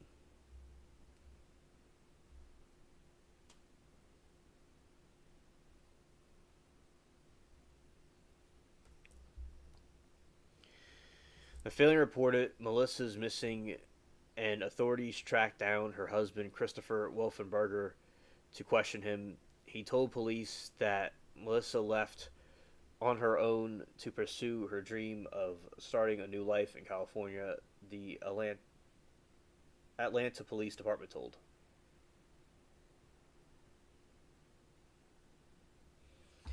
And it says case bonkers and really may have the wrong guy accused. That may be true. This is another picture of her.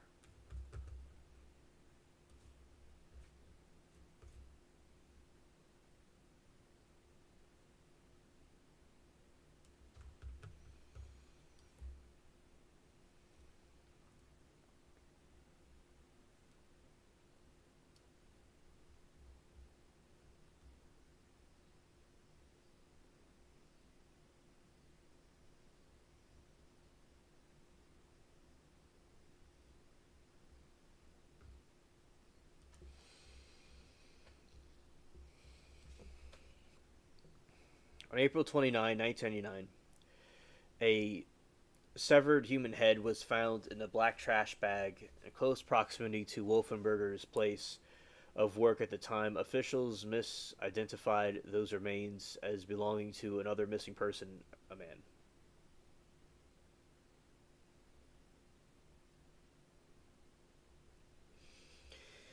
Anna said, Tom, firstly, he was simply the husband. Anna said, Tom, all they had is her remains were found near his workplace.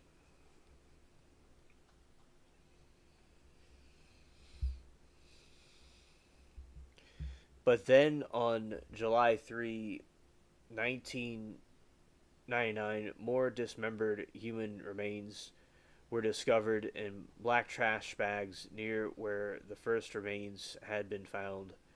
A torso was never found.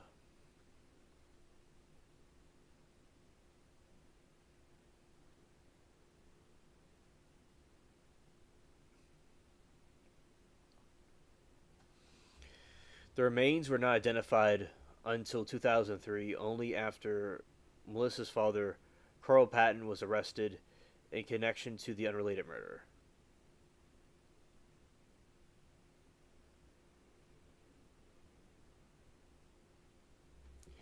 DNA testing led to Patton being convicted for the killings of Fred Wyatt, Little Matthews, even and the Evans boyfriend Joe Cleveland in Georgia in the 1970s, known as the Flint River Murders. He pleaded guilty and was given a life sentence.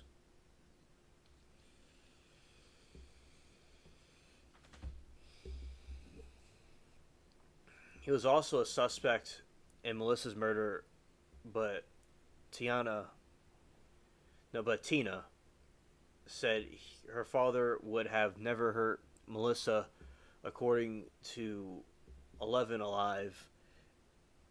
Dad loved us, she said. He was devastated, just like us. He broke down and cried.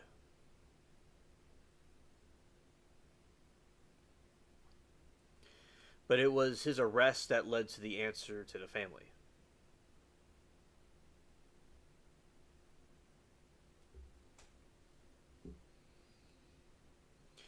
Quote, my mom was able to convince him to say something about my sister, Tina said, according to local outlet 11 Alive.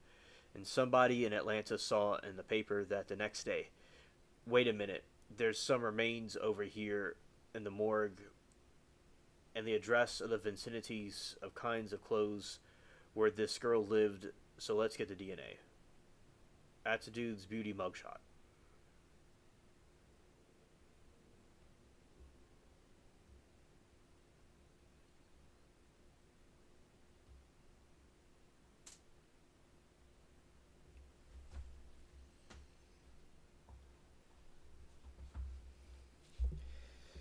DNA positively identified the remains as belonging to Melissa and cleared Patton of her murder. But Melissa's killer was still out there, and Nora continued to pull all her time and effort into getting justice for her daughter. In 2017, she met McCollum, and everything changed. My daughter was behind, and I need your help.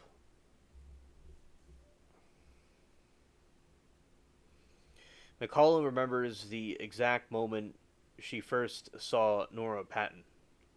It was a former dinner for a wine and crime event, and she was hosting.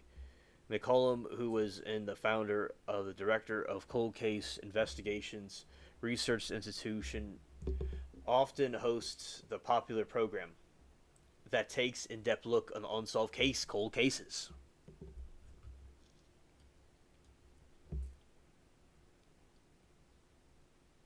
Yes, Anna, I agree about the resemblance. Rita said, Tom, yes, it does. Well, if somebody offs me and was not my husband, he would throw up all at the thought of deleting somebody. Gotta watch further and see facts.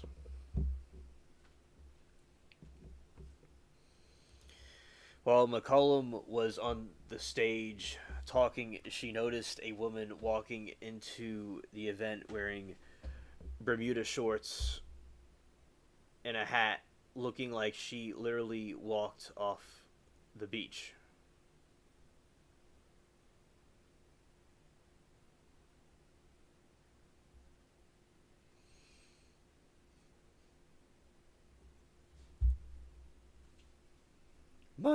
She says, mine, not Muna's.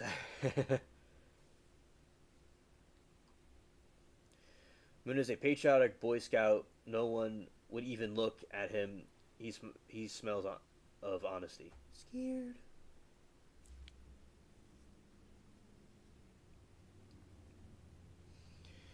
After the event, McCollum said that the woman came up to her and said, "My daughter was beheaded and I need your help." Without any hesitation, McCollum agreed to her story, and Norman certainly had one to tell. Armed with binders full of information, she was ready to talk. But there was a twist.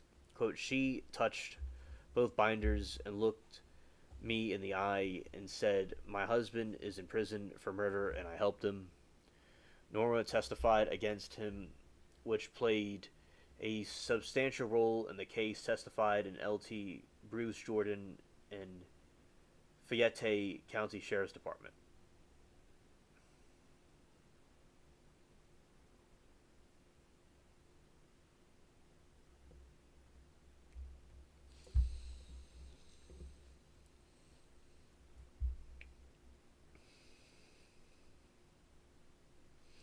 Quote, "It is my opinion that she saved the taxpayer a lot of money," Jordan said, adding that he requested the deal that gave Norma the immunity from any murder charges relating to the four killings, according to local outlets at the time. After hearing Norma's admission, Colum was not alarmed. "Melissa's case is separate from the sins of her father," she told her.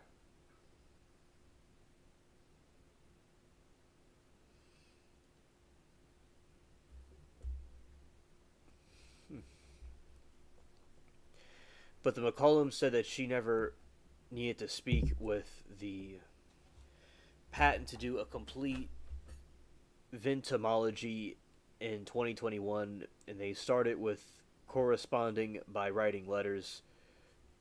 "What became clear to me was their loyalty," McCollum said. "Their loyalty to Carl and their loyalty to each other and their loyalty to getting justice for Melissa." In the letters, the man is clearly named the suspect killer, Melissa's husband, Christopher Wolfenbarger. Barger.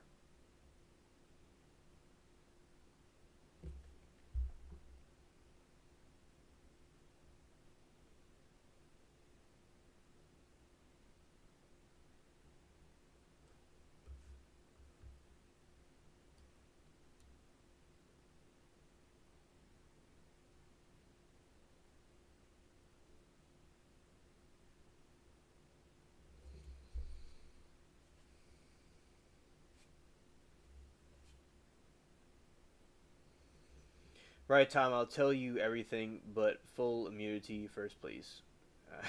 She got immunity for testifying against the dad. It sounds as she participated fully.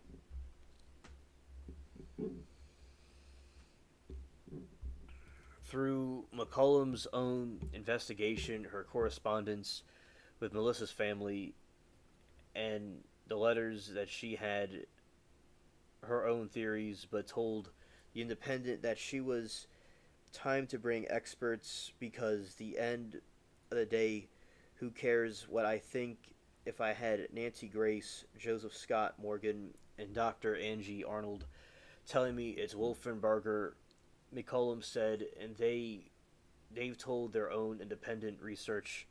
They've looked at the case file themselves. I will stake my reputation on it.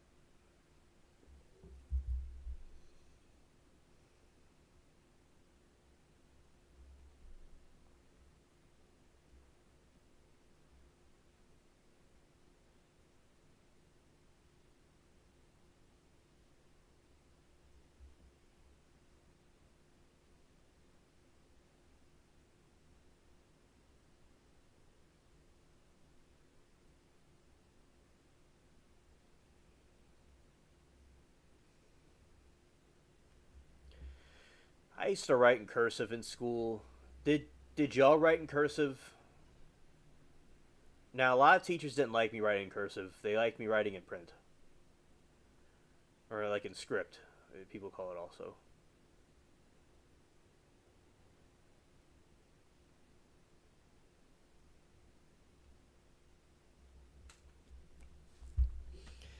At that point, a district attorney was coming to the fore. Fannie Willis. She launched a task force, and the McCollum was on it. One of the first cases alleged was Melissa's, and the first thing McCollum did was take assistance directors to Attorney Adrian.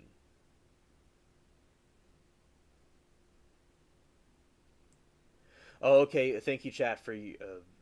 Moki said I used to have beautiful handwriting, and I said, "Yep." All right.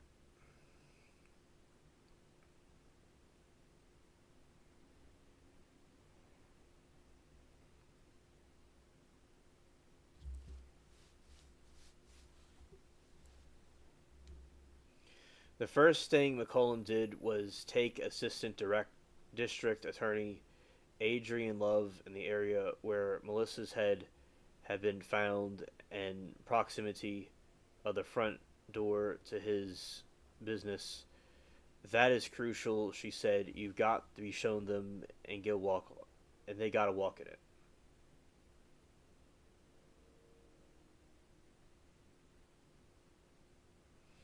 Working in the case took mine.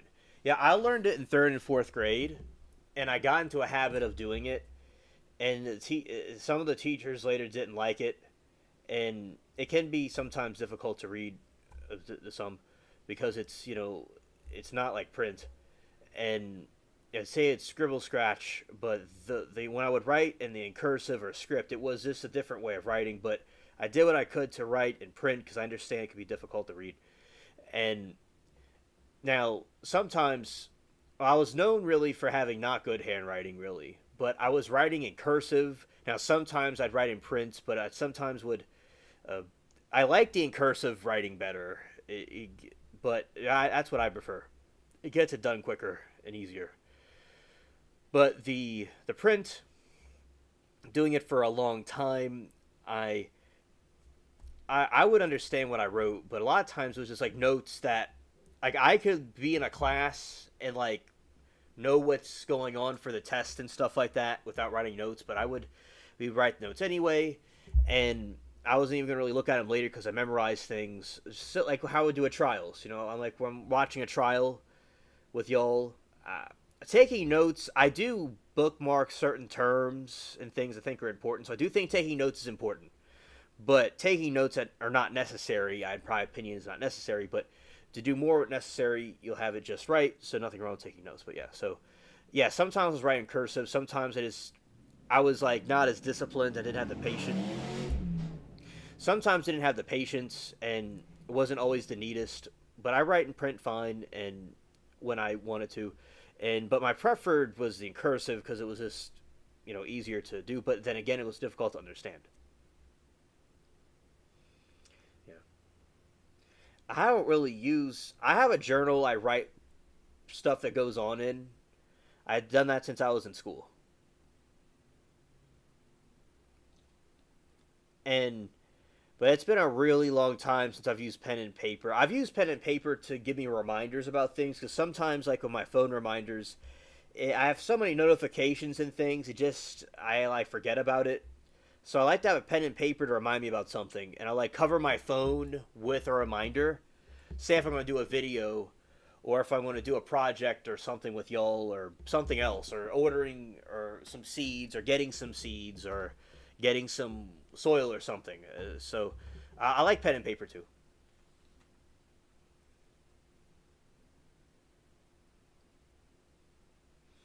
Rita said, "My grandson will be 17 on the 20th of this month, and all he can do is print in New Jersey. They stopped teaching cursive."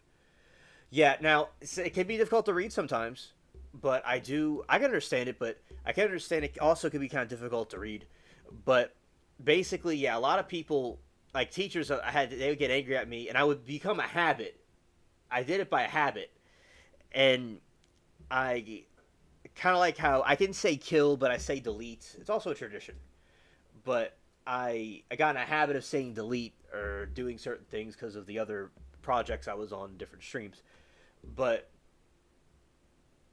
I I think that yeah, the teachers get angry at me sometimes, and I remember they were telling me it was scribble scratch, and I was like, okay, I'm gonna write really neatly, and it was still scribble scratch. I'm like, wait a minute, it's now when I write print, I've when I was in school, I would get impatient sometimes, and I would just not write the neatest. I can understand it, but sometimes I could have written neater, but I still am very neat at handwriting when I want to. But the incursive always was easy for me. That was, you know, my preferred way of writing. Now I'm much more disciplined and stuff. I mean, look what I was able to do with YouTube. But still, with the incursive, yeah, just it wasn't for everybody because it wasn't always not me not writing neatly. It was just I was writing a different incursive. It was just you just kind of like going. With the print, you have to print each syllable out. You have to print each one. You have to print each one, and then they will do more and do more. And at some point, it's like I could just listen to the guy talk, or listen to the lady teacher talk, and it's like it's unnecessary.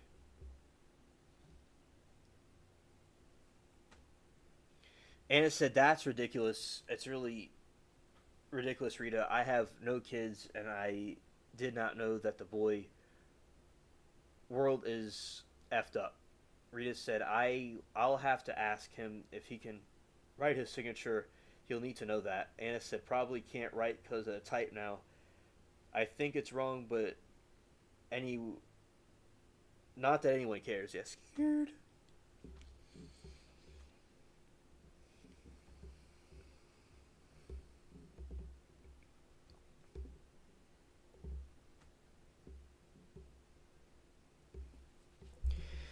That is crucial, she said. You've got to show them they've got to walk it. But working the case took time. One time, one of the teachers said that I was writing in hieroglyphics. So one time on the paper, I wrote hieroglyphics from Egypt, and she thought it was hilarious.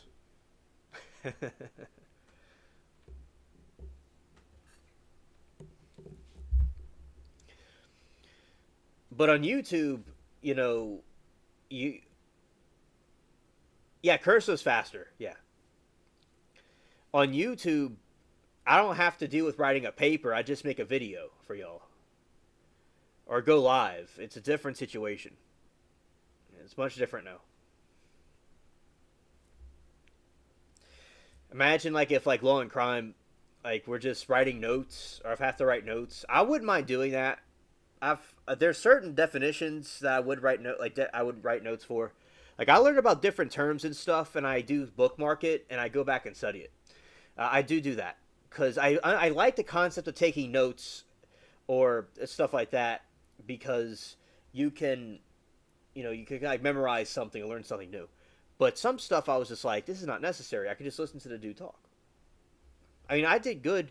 Uh, it seems like the subjects I seemed to did the best in was like history. Oh, I'm good at math too when I have the right teacher and I'm applying myself because I'm very good with computers and technology. So, but I was stereotyped as not being good at math.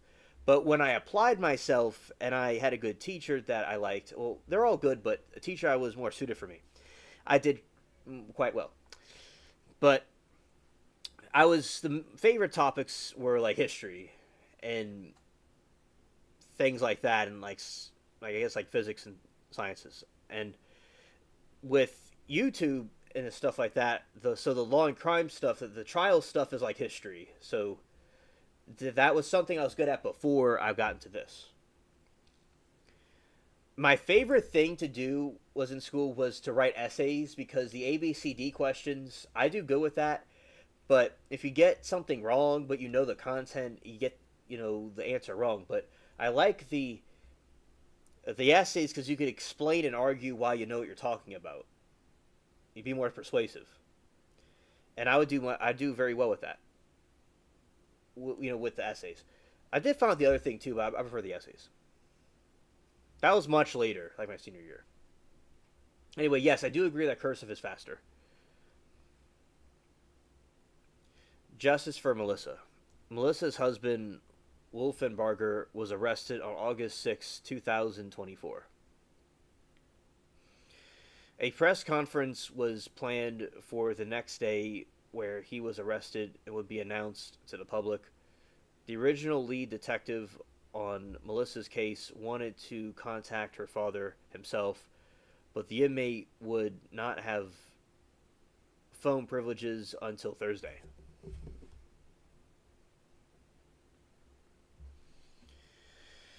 McCollum told The Independent that detectives Calhoun did not want him finding out on the news.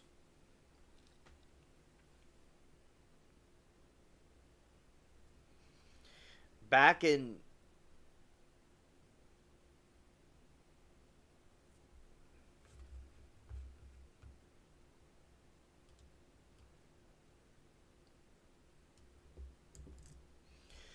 back in 2003, Detective Calhoun made an effort to tell Patton himself that his daughter's body had been identified. All right, look at this dude. A picture, a booking photo, was arrested for the 1999 murder of his wife. The arrest officer, him hiding behind a dryer in his home. Yeah, he looks like he was caught with his pants down and everyone saw his small thing. Scared.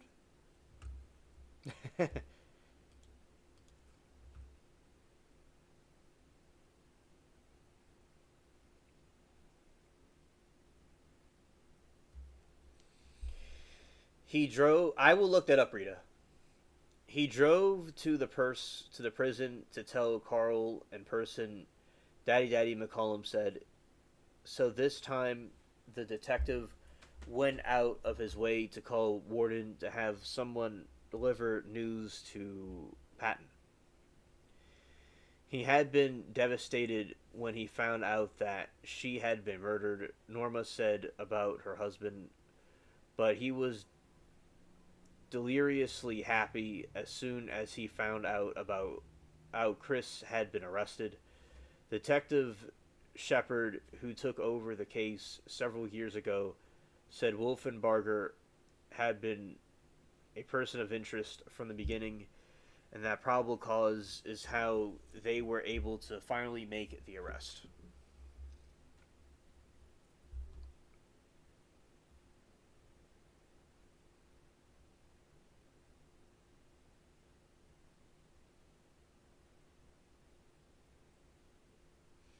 Got a sling on.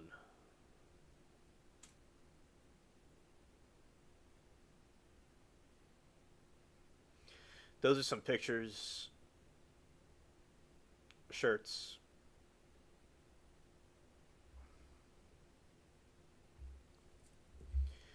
When asked what specifically linked Wolfenbarger to the murder, he said, I want to protect the integrity of the case going forward, so I can't disclose certain evidence, but we took at look at everything when it comes to a cold case. Melissa's sister told media that day that their family always believed Wolfenbarger was responsible for her murder.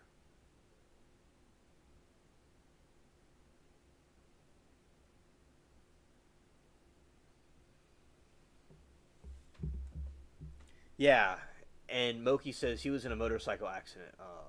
I was wondering where the sling came from. Right.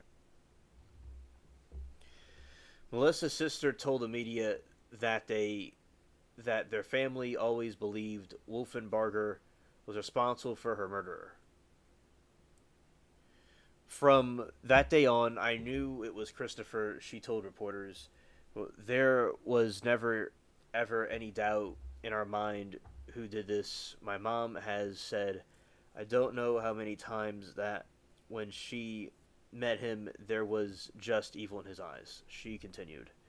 Both Norma and Tina said they never heard from Wolfenbarger again after Melissa's disappearance.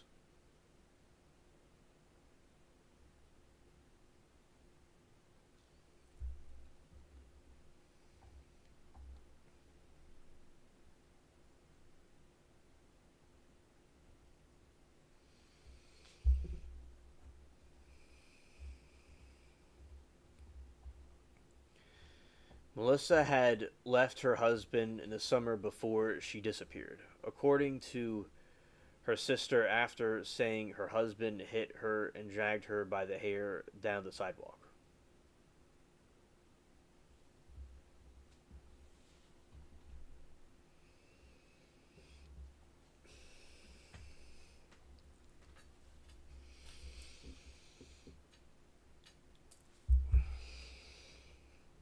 Quote, but when Wolfenbarger went in front of the judge, he asked the judge to let him talk to her alone, and she went back to him, her sister said.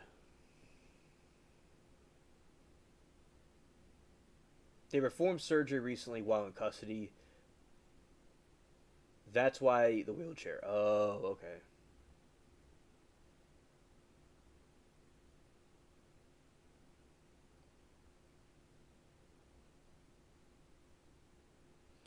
Norma told The Independent that she hopes Melissa's story will help the other women in domestic violence situations. It's always been a domestic violence issue from day one, Norma said. She already left because of his abuse, and I think that she went back to him. But at this point, I'm gonna call mom and I'm going home, and maybe that's when he lost it.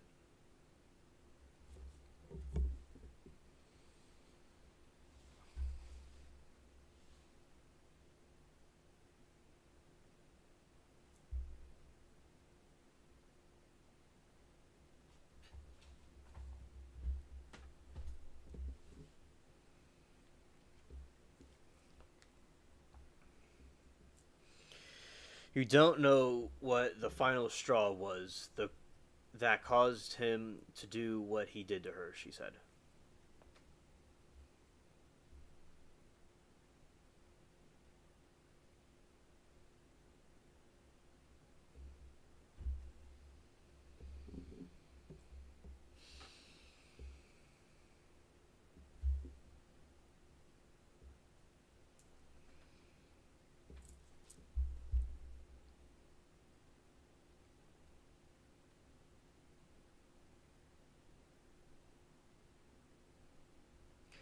Moki said the defense said Norma and her family believed Carl wouldn't be paroled unless Chris was arrested for the murder because Carl was still under suspicion.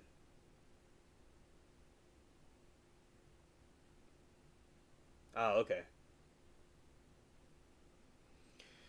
Norma tearfully told the crowd that she will finally, after all these years, stop watching the news. Scared. Norma and Timu have Norma and Tina have no credibility from Timu. They have Timu credibility.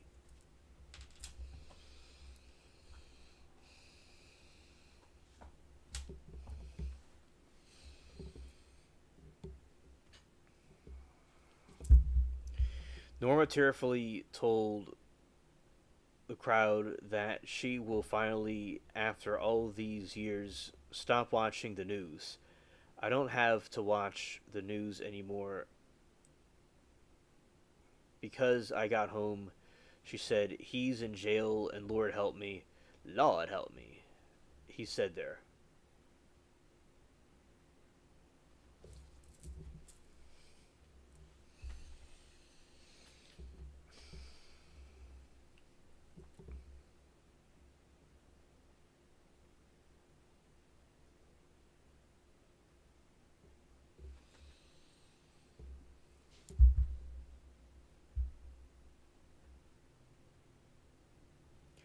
Wolfenbarger, who is currently being held in Fulton County Jail, was indicted by a grand jury on the charges of murder and felony murder. Jury selection in his trial began August 12, and opening statements are expected to be on August 14.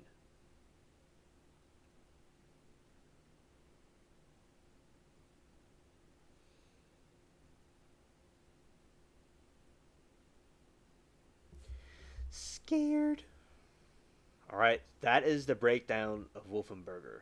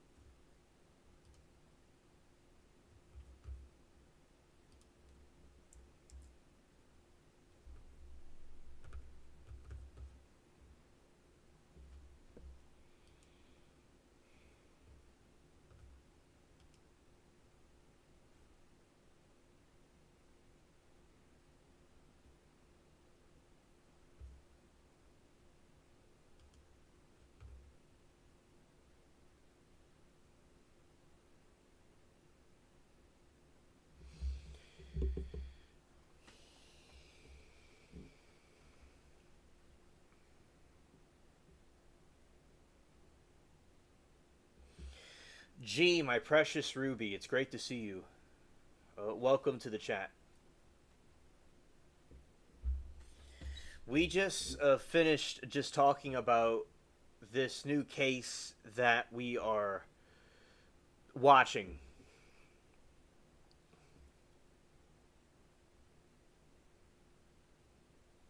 And on the trial channel, I'll give you a little bit of overview about it. So that's what we're talking about. Earlier, we're talking about Hurricane Erin. It's going to be coming towards the northeast, but probably not going to go on land. It's probably going to go over some islands and go into the ocean. But it's heading northeast right now.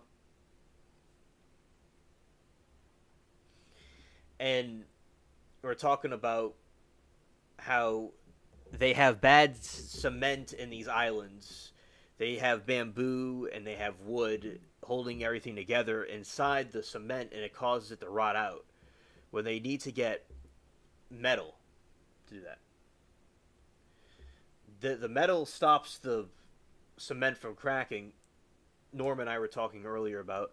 Then we talked about, I thought it was fascinating how the people from Polynesia went to Hawaii. And we're talking about ancient civilizations in Indonesia, like prehistoric people that were able to maybe use elephants to travel, kind of like float across the water, perhaps, as we were thinking about. So we're talking about that, and we're talking about some of these trials that we're watching now. She said, "Hi, my king pearl of the most expensive oyster." Well, thank you very much. I really appreciate that.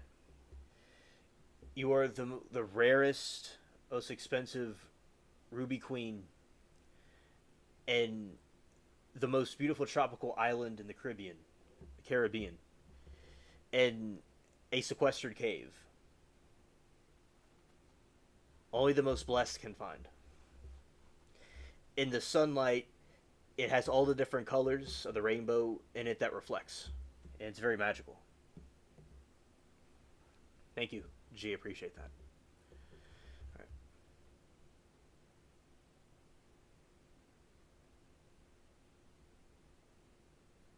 right. Mick Jagger from far away.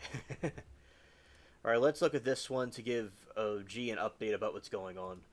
Well, first of all, let's go to the father. With this. Okay, let's go here. I'm going to update G about something we talked about a little bit before, about Carl Patton. All right.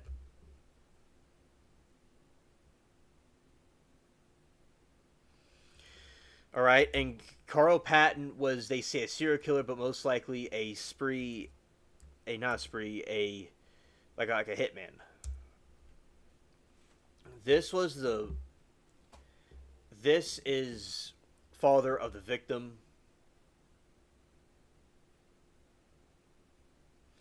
And I'm going to explain again for G and everybody else that's coming in what's going on. So this is the first link in this case in the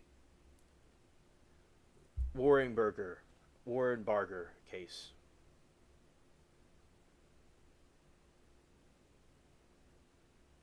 That is possible, G. We were talking about that earlier, that might be a possibility. It could go either way. They may have the wrong person.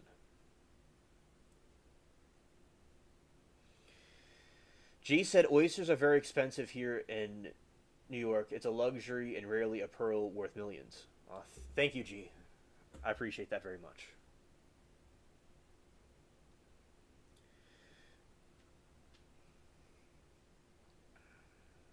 Do they have mental issues? How is the whole family murdering? I know. This guy seems like more like an assassin.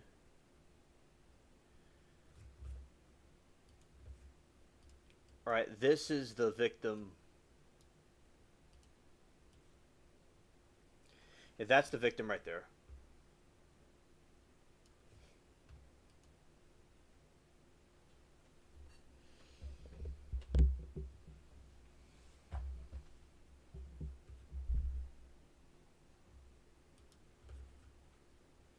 Asked me alien spaceship. Asked me the question about where I was and what happened. Yeah, gee, it's been a while since we've seen you, and been very concerned about you. And what, where have you been, and what happened? I'm just curious.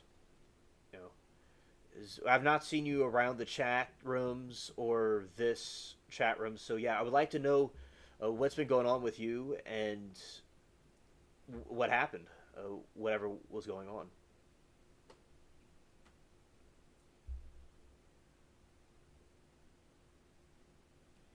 It was 2 days ago. Okay. To me, it feels longer. You said when you marry at 17, you are a heated teen. It's not like going to go well. Can't keep a guy's head down at 17. Yeah. Wolfenbarger. Yeah, that's the victim. The father is something to talk about here. Yes, G. I remember the ones I prayed about. How did it go? I like to know what happened. Carl Millard Patton Jr., born 1949, is an American serial killer who committed 5 murders across Georgia from 1973 to 1977, with multiple accomplices via DNA testing in 2003. He was arrested for the murders of subsequently pleading guilty and given life sentence. Scared.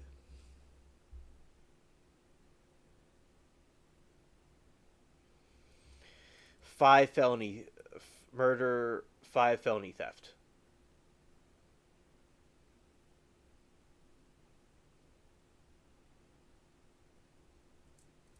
All right.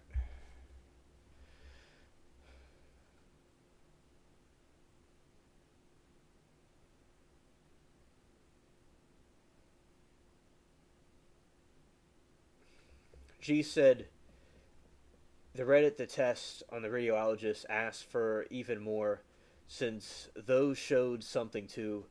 They made me wait an hour and scared the crap out of me and did more tests than 3 hours later. Oh, wow. Oh. Scared. Okay, I'm listening. And little is known about Patton's background, and G said 2 radiologists and 3 tests. I am great. No word I hate to say. I am so beyond blessed and thankful. I started to cry in the car. So grateful. Oh, gee, that is wonderful. Amen. Praise the Lord. I'm glad that everything's okay. Yes, I'm so glad to hear that. I'm very relieved because I was been very concerned about you and hoping you're healthy and praying for you. So yeah, thank you for updating us about what was going on. Yeah, hallelujah, amen.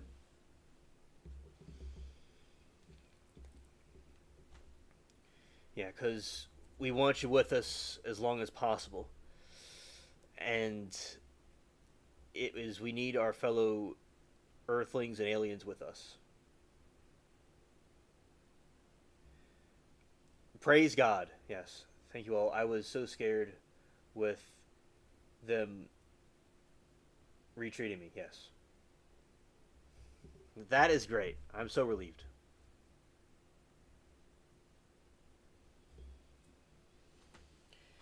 G said, I had to update you guys, prayed for me, and supported me when sad.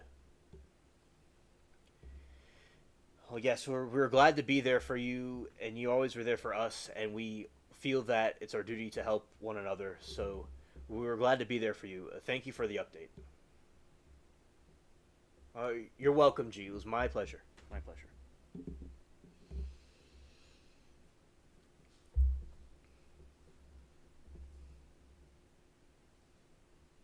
Yes, back to our regularly scheduled program. Yes. Yes.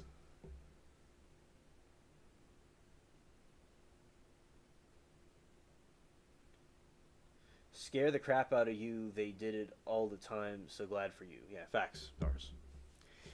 But biography. Little is known of Patton's background. Born in 1949, he spent most of his life in Georgia, having lived in DeKalb, Clayton, and Henry counties. In 1968, he married a woman named Norma, with whom he would have two daughters, one in 1970 and another in 1977.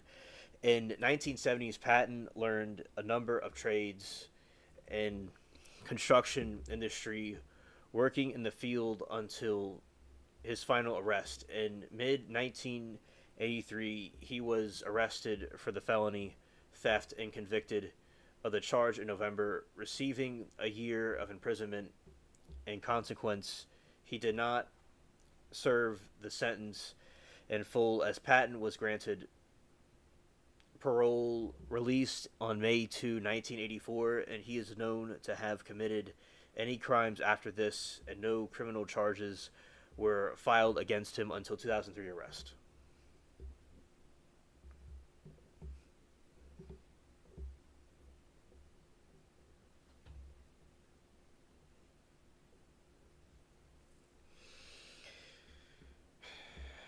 In late 1998, Patton's youngest daughter, 21-year-old Melissa Wolfenbarger, was missing in Atlanta on April 29, 1999. Her severed head was found wrapped up in the garbage bag in a dumpster near her home. On June 3, her dismembered remains were found in black trash bags in another dumpster, but her torso was never found. The remains weren't identified until 2003 after her father's arrest.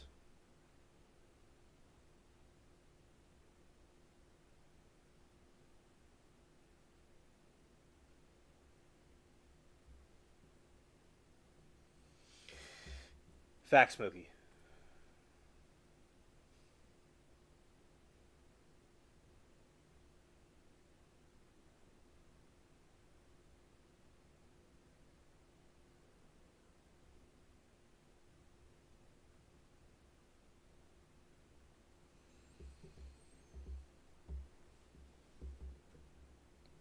Bleach.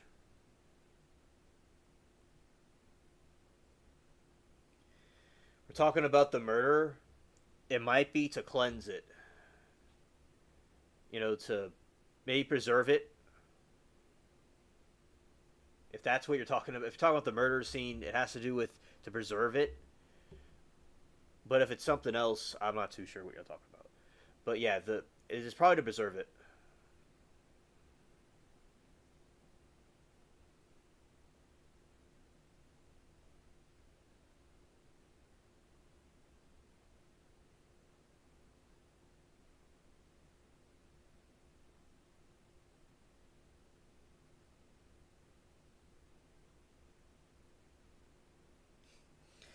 And it says Alien just got it, and we're old folks scared.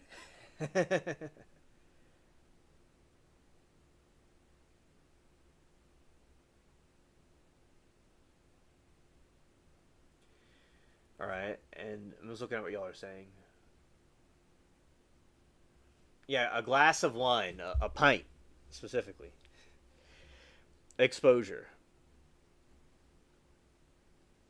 In early 2003, Patton and his wife had moved to Locust Grove, where he worked as a roofer. On February 23 of that year, Patton was arrested for the murder of 31-year-old Lytle Matthew Evans, who had been murdered in December 1977 after a DNA match linked him to the crime scene. Minutes after his arrest, Norma Patton told the officers that she was willing to testify against her husband in exchange for immunity from prosecution. The DeKalb County Prosecutor's Office made a plea deal with her in which they would drop all accessory to murder charges in exchange for Norma revealing that her husband and a friend of his, firefighter Joe Cleveland, were responsible for several murders dating back to late 1977.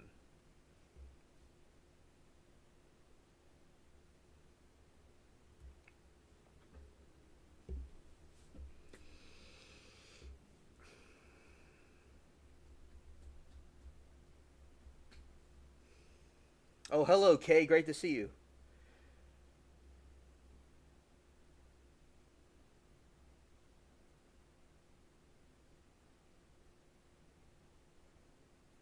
Oh, Moki said the medical examiner put the head in bleach. Oh, I'm thinking about the serial killer put the head in bleach. But the medical examiner put the head in bleach. Oh, that's strange. I think the medical examiner should know better. Maybe they didn't know any better back then. They're trying to preserve it or something. But yeah, that definitely would wipe out the DNA. Yeah, that is yeah, that is very strange, definitely. According to her testimony, on November 12, 1977, Carl and Cleveland shot and killed the former's uncle, 45-year-old Fred Watt, as well as Watt's roommate, 45-year-old Betty Jo Eflin. A month later, Patton told his wife that he suspected Cleveland had told mutual acquaintances about the murders and that he wanted to get rid of him. Norma said that on December 17, Carl lured Cleveland and his roommate, Little Evans, to their home, where Carl shot and killed both with a shotgun. A couple then dragged the bodies of the house and placed them in a van, after which Norma washed off the blood from the crime scene and destroyed the incriminating evidence. The victim's body were then wrapped up sleeping bags and dumped the Flint River, where they were discovered several days later.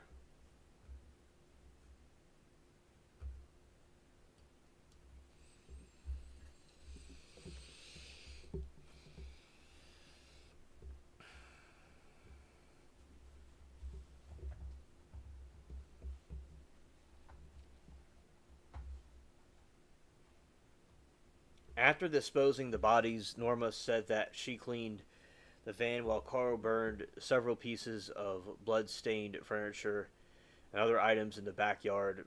The couple were questioned about the Cleveland Evans murders in late 1977, and Carl was even considered a suspect after blood stains matching Evans' blood were they found in the trunk of his car, but he was not charged due to lack of evidence. He still remained suspect in the case after a cold case was reopened.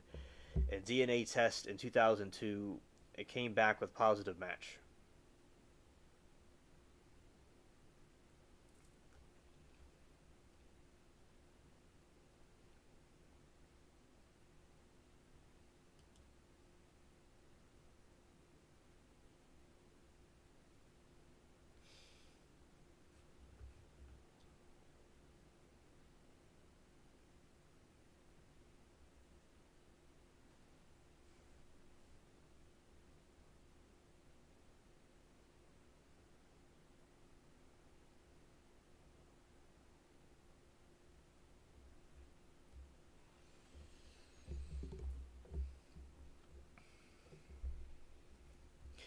After the disposing of the body, Norma said that she cleaned the van while Carl burned several pieces of blood-stained furniture, other items in the backyard. The couple were questioned about Cleveland Evans' murders in late 1977, and Carl was even considered a suspect after the bloodstains match. Evans' blood were found in the trunk of his car, but he was not in charge due to a lack of evidence. He still remained suspect in the case. The cold case was reopened. DNA test in 2002. It came back with positive match.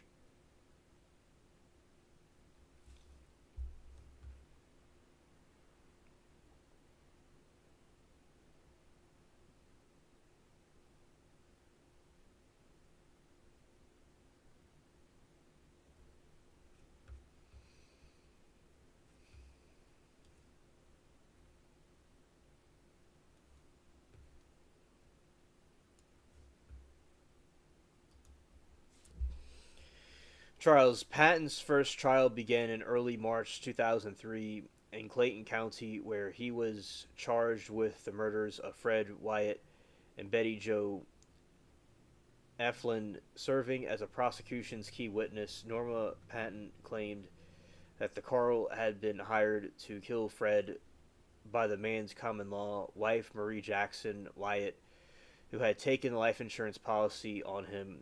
She claimed that Marie wanted this to be done because her husband was cheating on her with Eflin, promising to pay Carl 15 grand in exchange.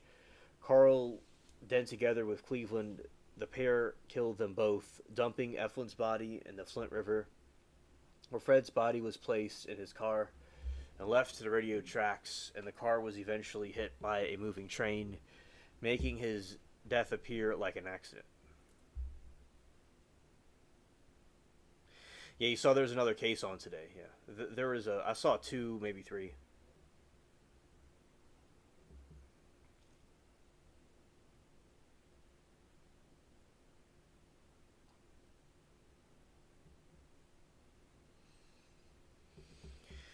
On March 8th, Patton pleaded guilty to all charges, claiming that he felt remorse for his actions. As a result of the plea, he was given 2 life terms with the chance of parole. After serving 20 years, he was then exonerated to DeKalb County, where he was charged with Cleveland Evans' murder. And the case, Norma Patton pleaded guilty and received 12 months probation and a $1,000 fine. On March 15, Carl pleaded guilty to their murders, as well as receiving 2 additional life terms.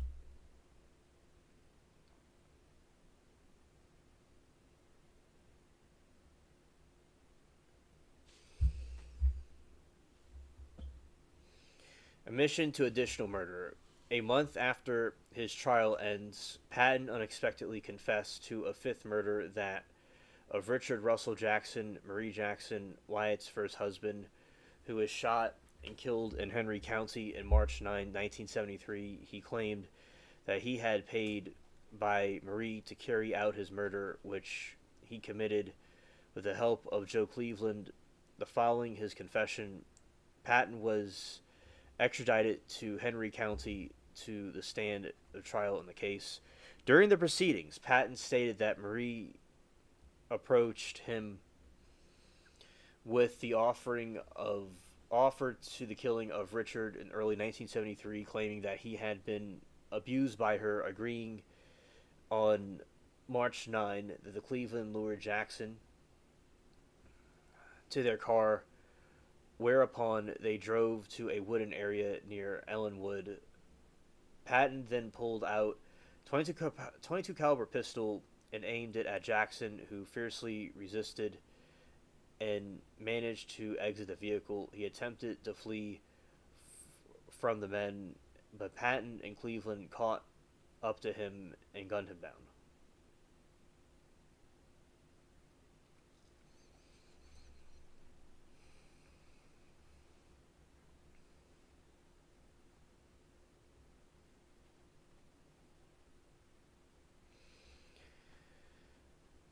The trial took a strange turn when Lady's Ellen Jackson, victim's daughter, took the stand and thanked Patton for killing her father.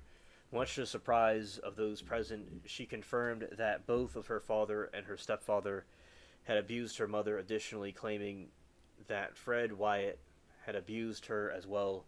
On the other hand, other members of the Jackson family claimed that Mary was manipulator who wanted insurance money with one of them, Marie Pouquet, claiming that Patton should have been sentenced to death. On May 14, 2003, Carl Patton pleaded guilty to the killings of Richard Jackson, after which he was given another life sentence. Marie Jackson Wyatt was never charged for her to role in the crimes, as she died in 1988.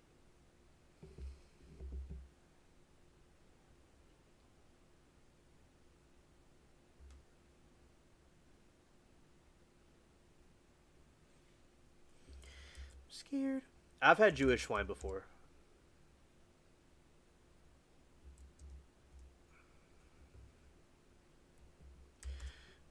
Iraq.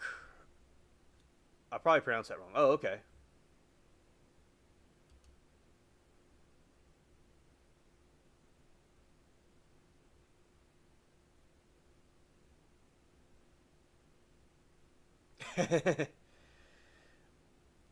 Glades is pronounced gladass. Say it fast.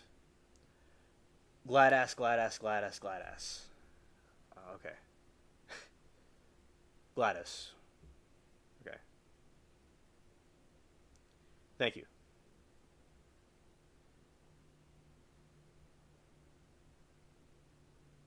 Uh,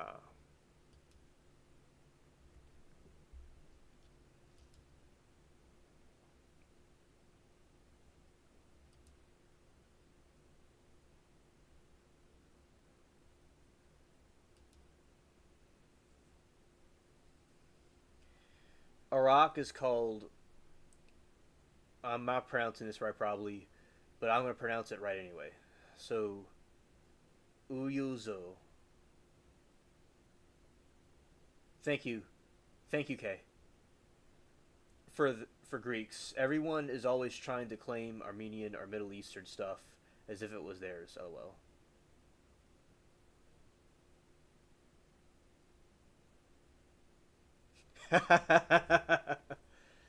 Get alien. Just drink it when Toodles ain't gonna be home for 24 to 48 hours. I can drink if I wanted to. I don't really drink anything anymore. I, in a long time. Not a long time. Like so, I don't mind drinking, but I've not done it in a while. And it'll only be like a little bit, some in moderation. I wouldn't mind having like a wine or something, but I've not had even that in a long time. I don't really drink that much, but I don't mind drinking here or there. Certainly in like home, not like going out anywhere. But yeah, and also it'd be in moderation too. Uzu, okay,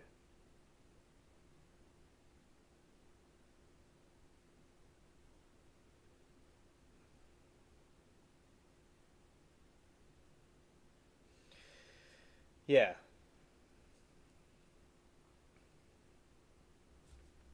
Cheap and gets you drunk. What's that? Actually, more a cough syrup.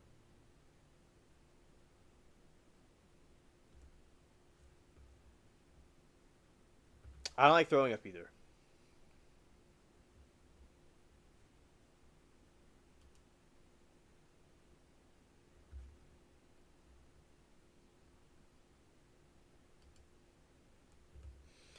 Actually, I have quite a high tolerance to it with the alcohol.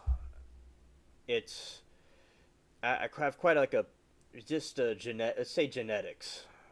I'm yeah. I have like a high kind of like a higher tolerance to it, but it's still wouldn't be something to like overdo. And basically, I yeah. But when I was a couple of years ago, I used to do it more frequently. But then I never got like crazy drunk or anything like that. Like doing anything crazy. But then as I did YouTube and had to do more things with this stuff, and I just you know I didn't do it as much.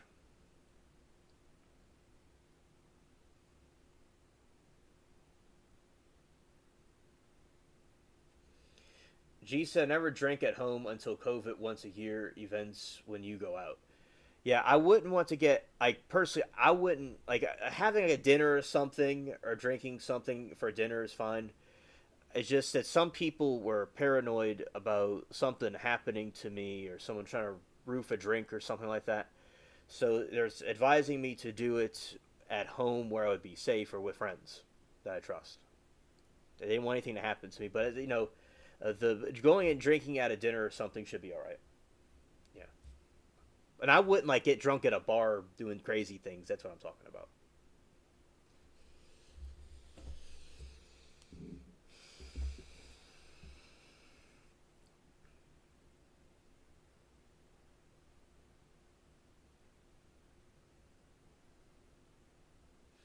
Yeah, like with family, several good friends.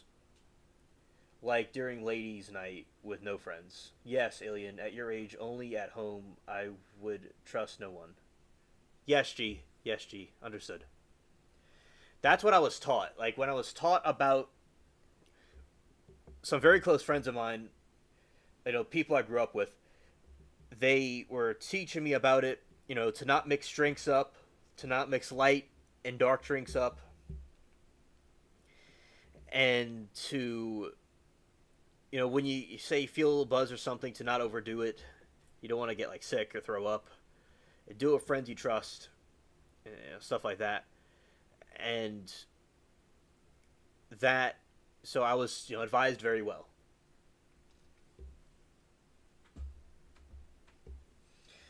G said, if you are with family at a restaurant, that's safe. 1 or 2. Thank you, G. Thank you. Yes, I agree.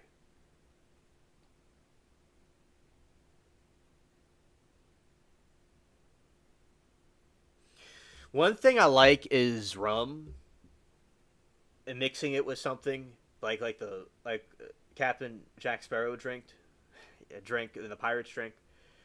I like the I like wines. I like certain types of beers. And New Orleans has a very cool beer. Like they'll have like a beta, and it tastes like this fresh water with like a soda sizzling to it. It's very enchanting. Yeah, and yeah, it was like a soft drink. But and there's wine. I like wine and stuff. This is from like a couple of years ago, many years ago, not many years ago, but a couple years because I'm still a youngster, but a couple of years ago. Yeah, but I never overdid it or got seriously drunk or like it did anything like threw up or anything. It just mild stuff. And hello, Roxy. Good to see you. We are reading about the case that we're looking at today, and we're also talking about drinks and alcohol.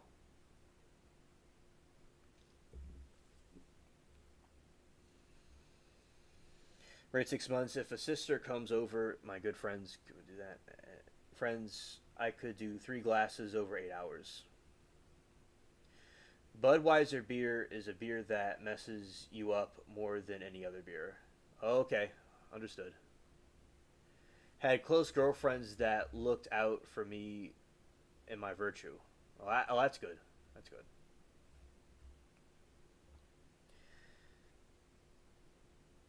And Roxy said, I love me a cold glass of Moscato. Oh, that's cool.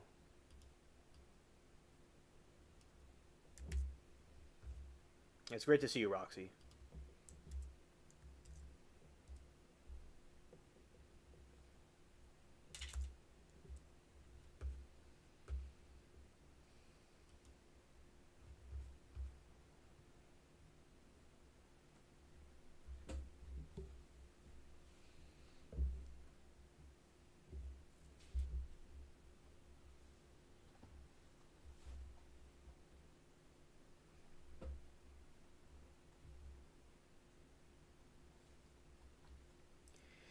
And also, she said Rhea, she made get us used to throwing up. After 6 months, I got used to it, and when I loved about beer, 2 beers, I didn't need to eat. Scared. I was a liquor virgin. Once found calories. My BFF back then, God rest her soul, would have a Miller Lite, and so we did it again. And wait, oh, nice.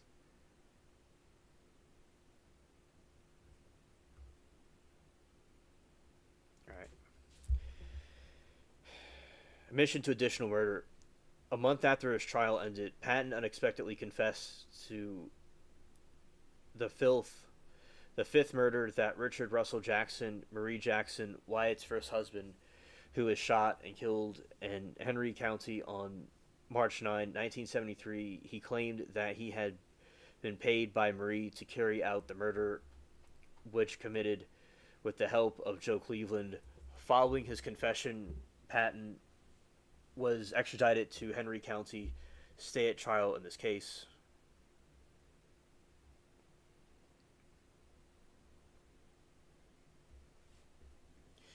During the proceedings, Patton stated that Marie approached him with the offer of deleting Richard Erin 1973, claiming that he had been abusive to her.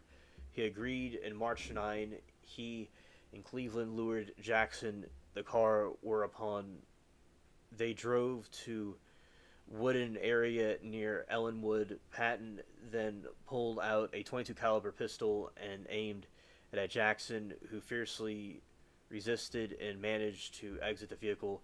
He attempted to flee from men, but Patton and Cleveland caught up to him and gunned him down.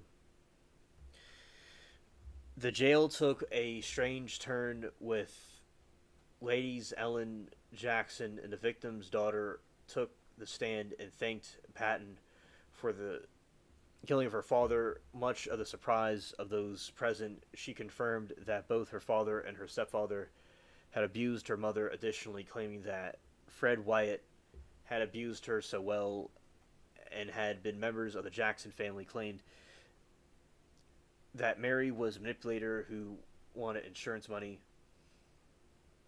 With them, Marie Puckett claimed that Patton should be next sentence.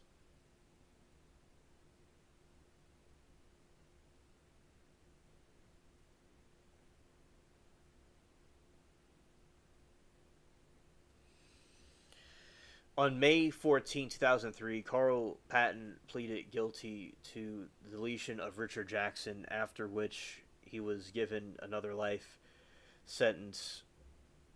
Marie Jackson Wyatt was never charged with her role in the crimes, as she died in 1988.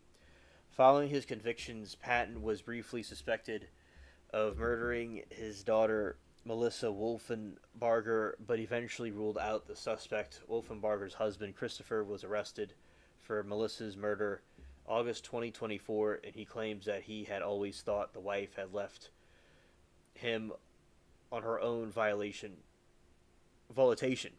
and continues to maintain that he is innocent. As March 2023, Patton remains incarcerated at Dodge Prison in Chester, and he passed away in December, according to Moki and Google.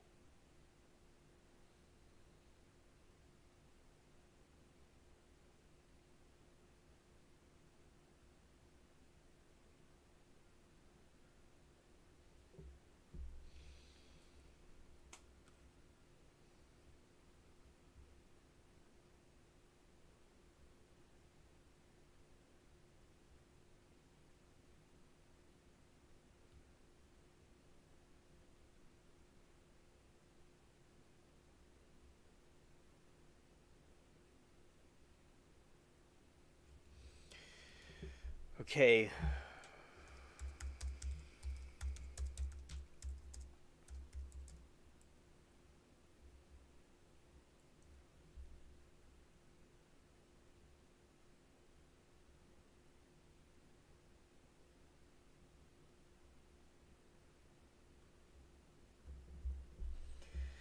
G said, if not for the sitting job, I'd never have gone on chats and found trials, etc. I'd have time, so I found Law and Crime, and then a couple of years into the starts of the chats. Yes. Sure, G, we can watch the verdict. Yes.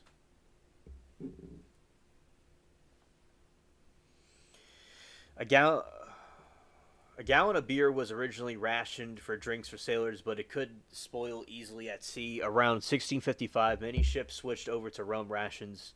Instead, it did rot inside the barrel and also didn't take it did rot inside the barrels and also didn't take up as much room as beer, freeing precious space for cargo.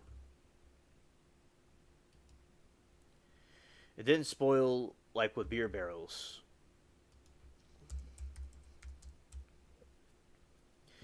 Sometimes sailors would add sugar and lime juice to make grog more palatable. This was a stupendous application of prevention of medicine before discovery that vitamin C in citrus prevented scurvy. So vitamin C prevented scurvy, so that's why they put it in the rum, lime with rum. That's one of my favorites. And The sailors, they were very good with what they were doing with that rum because it didn't rot out like beer did.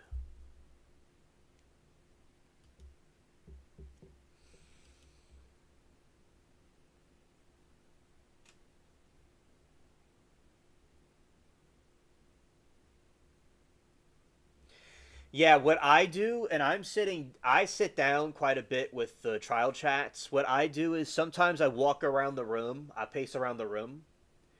Also, what I do with the area that I have is at nighttime, I walk back and forth for a few hours and get in nature and stuff. That way, I'm not just sitting here all the time. But yeah, so definitely walking. You can walk in a room. You could be in a room and just walk back and forth and listen with wireless headphones. You could do that.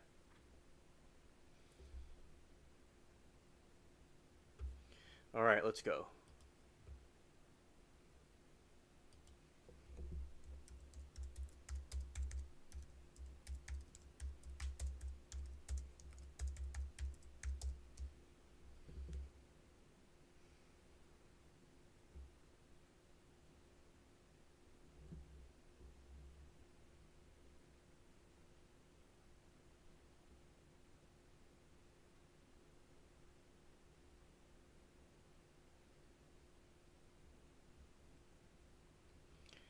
Let's see.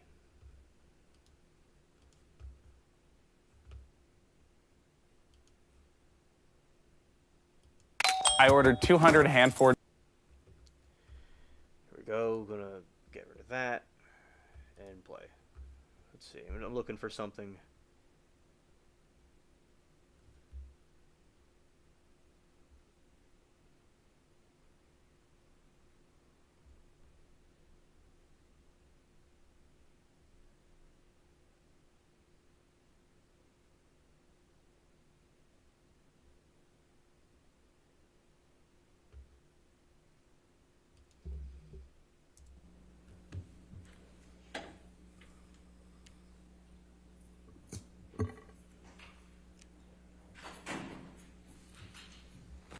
All right, rewatching the verdict.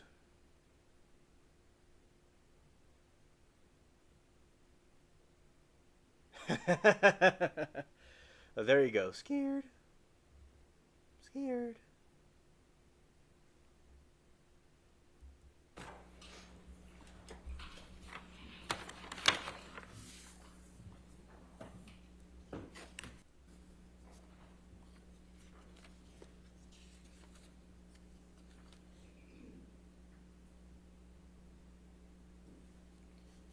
All right, Mr. Foreperson, is this the verdict of the jury? Yes. All right, is it unanimous? Scared. Yes. Thank you, sir. Jamie?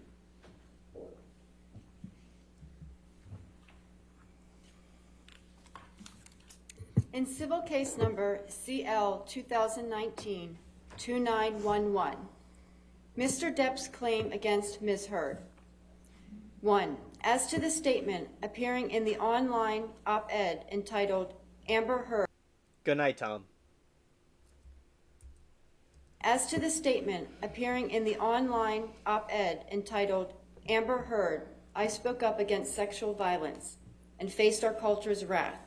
That has to change. In the Washington Post online edition, quote, I spoke up against sexual violence and faced our culture's wrath. That has to change, end quote. Do you find that Mr. Depp has proven all the elements of defamation? Answer, yes. Has Mr. Depp proven by a greater weight of the evidence that, question, the statement was made or published by Ms. Heard? Answer, yes. Question, the statement was about Mr. Depp. Answer. Oh, my face is blocking Amber. Okay, thank you, G.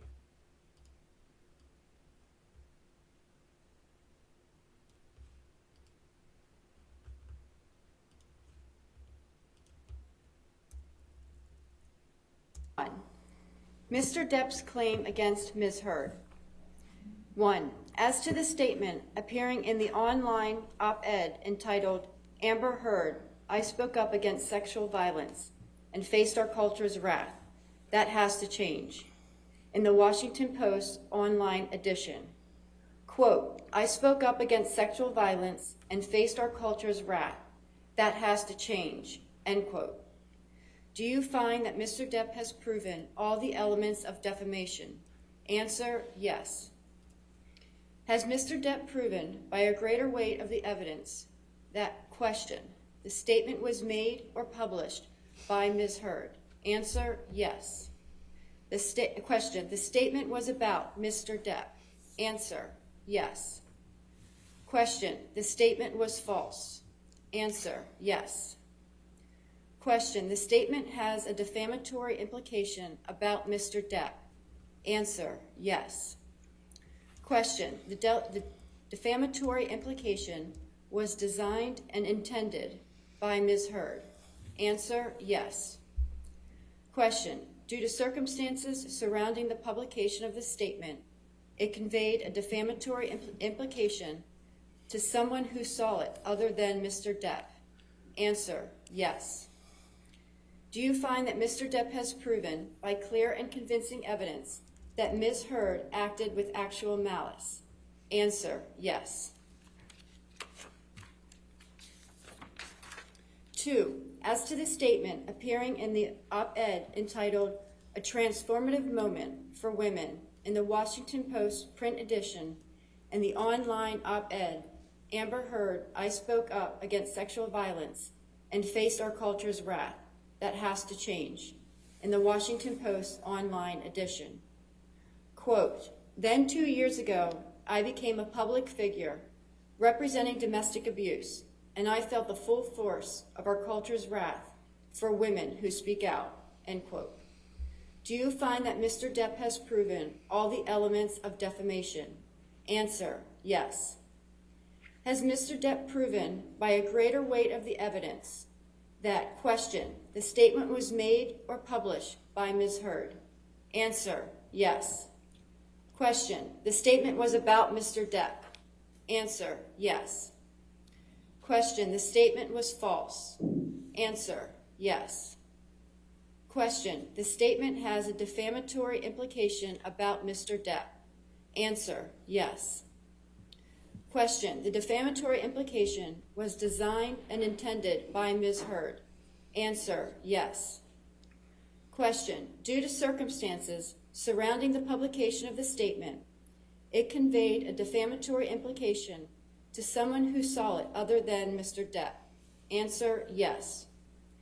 Do you find that Mr. Depp has proven by clear and convincing evidence that Ms. Heard acted with actual malice?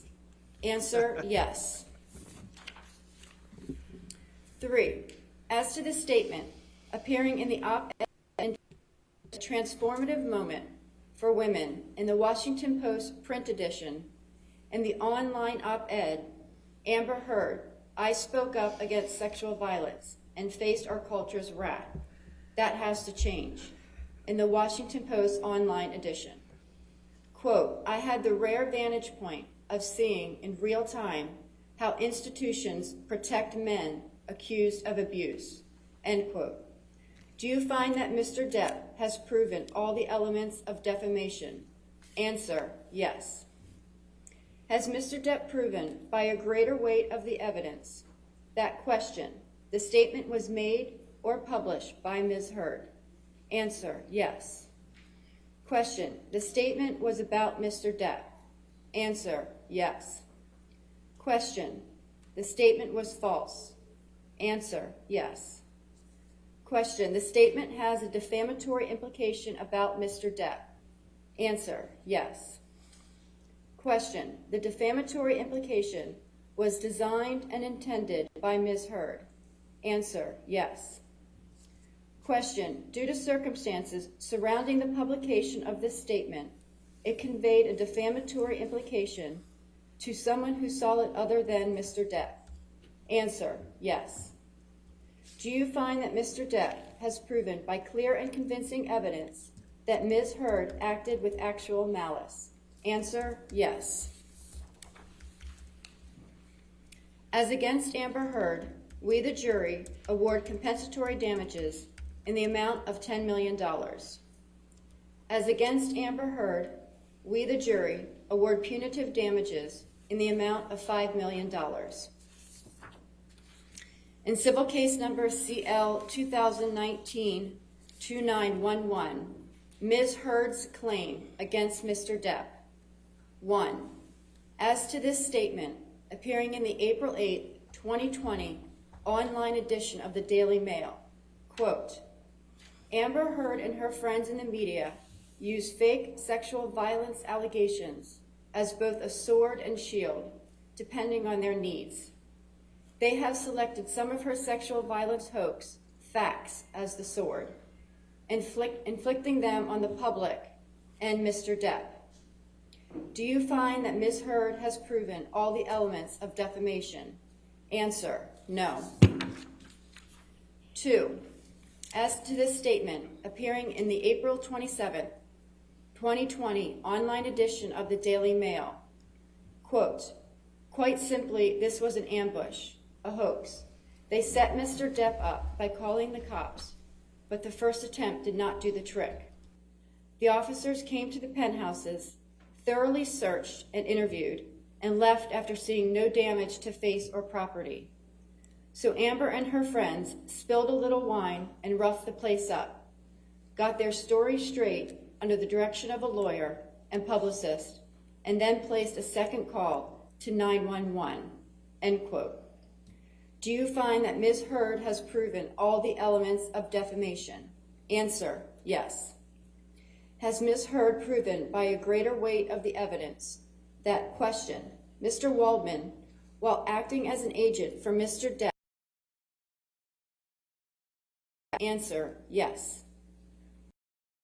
Was about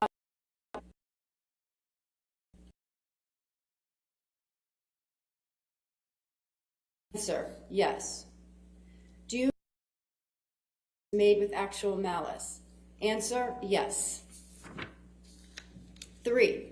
As to this statement, appearing in the April 27, 2020 online edition of the Daily Mail, quote, we've reached the beginning of the end of Ms. Heard's abuse hoax against Johnny Depp, end quote. Do you find that Ms. Heard has proven all the elements of defamation? Answer, no. As against John C. Depp II, we, the jury, award compensatory damages in the amount of $2 million.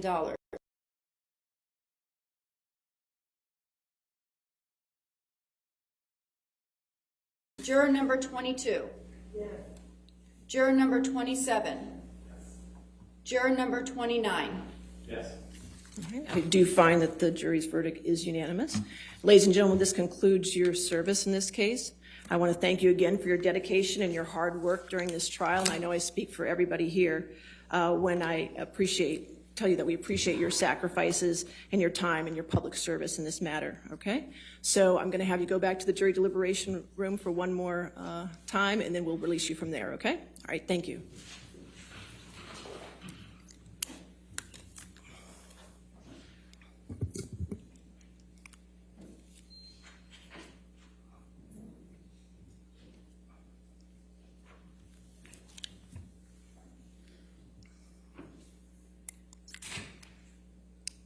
All right. Okay.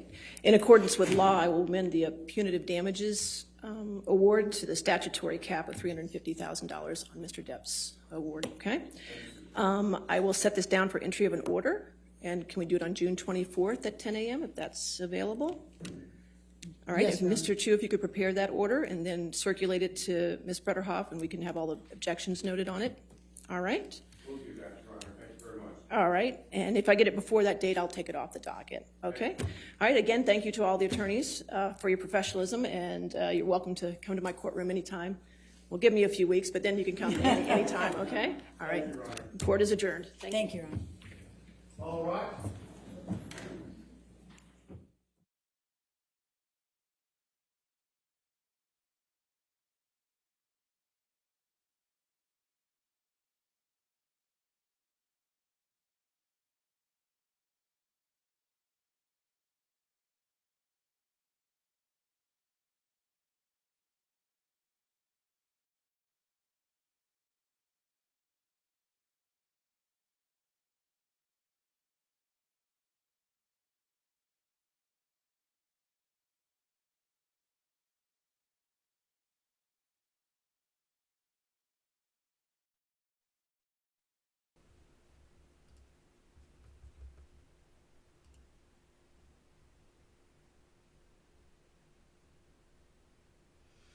Rottenborn and Butter Woman. Oh no, Johnny wasn't there. Johnny was in England. Yeah, the day of his verdict, he was in England. Of Anna, C for what?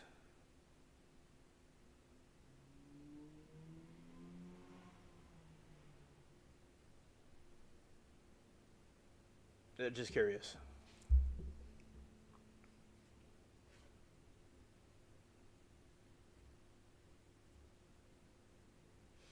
He was in England in a concert, and he saw it on TV.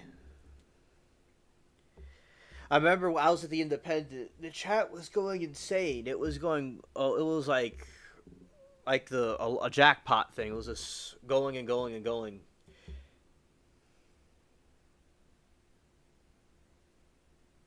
Oh, I'll look it up right now.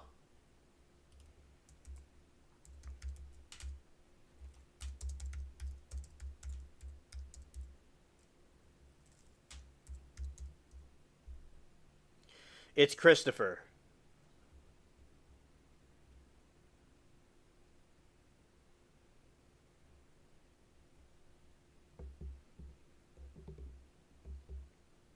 John Christopher Depp II. Born June 9, 1963, is an American actor, musician, and he is the recipient of multiple accolades, including Golden Globe Award and Screen Actors Guild. Oh, yeah, he didn't want to be there for some reason.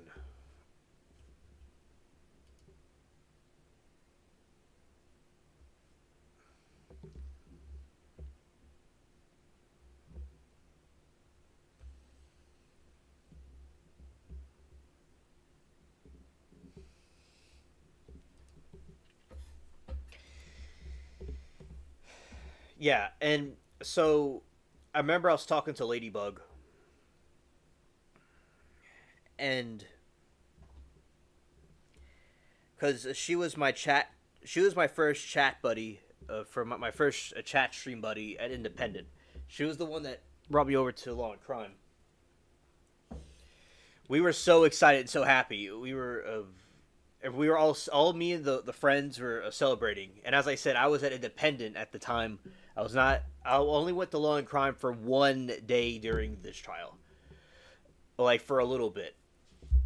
So it was, yeah, we're at Independent, and then she came to my channel and you gave me a heartfelt message about our friendship at the trial, and she said she liked how I was responding to people and I was very good in the chat, and she subscribed to me and like watches the channel. So and I was doing a lot of gardening back then. I was outside a lot more, and then I did Law and Crime, and then Pam wanted me to keep going more often, and then here we are.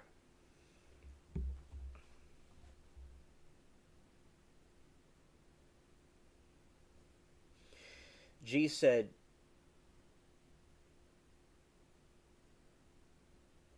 yeah, because I watched the Johnny Depp trial the whole way through.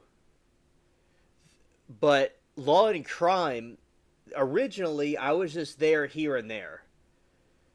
I was there for Darrell Brooks and stuff, but Pam wanted me to go. This was after Johnny Depp trial. She wanted me to be at the channel more often, and her friends liked me to talk to, so I just kept going, and here we are. And y'all are like an extension of that group that came. But the Johnny Depp trial, I was there every day, but I was like outside more, if that makes any sense, and I was doing the gardening stuff. It was before I got like really dedicated into this trial stuff.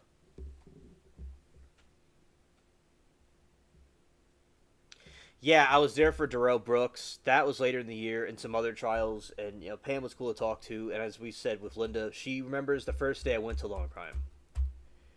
Yeah, I remember because this is what happened. A storm happened in the Northeast, and it was all the way down here too. And Independent stream went out, but Independent seems like it had a better connection than the Law and Crime one did. Because this one, it seems a little choppy. This thing was like, Independent was like straight through. But Long Crime's still pretty cool though. But yeah, but Long Crime was the only one that was on, so we all went over there for a day.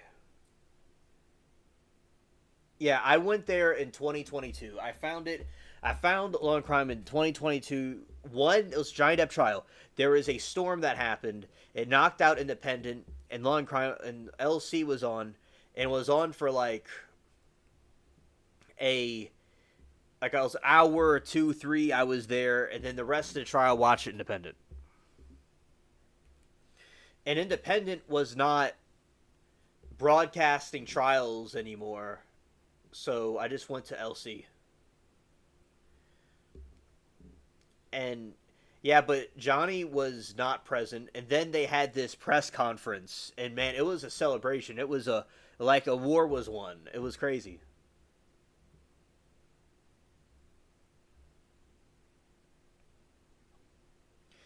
And it was a ridiculous spectacle. Yeah, and he was like, you asking, Your Honor? You asking? Do not disrespect, Your Honor. Do not disrespect. And he would say, the defendant. Okay, G. Will do.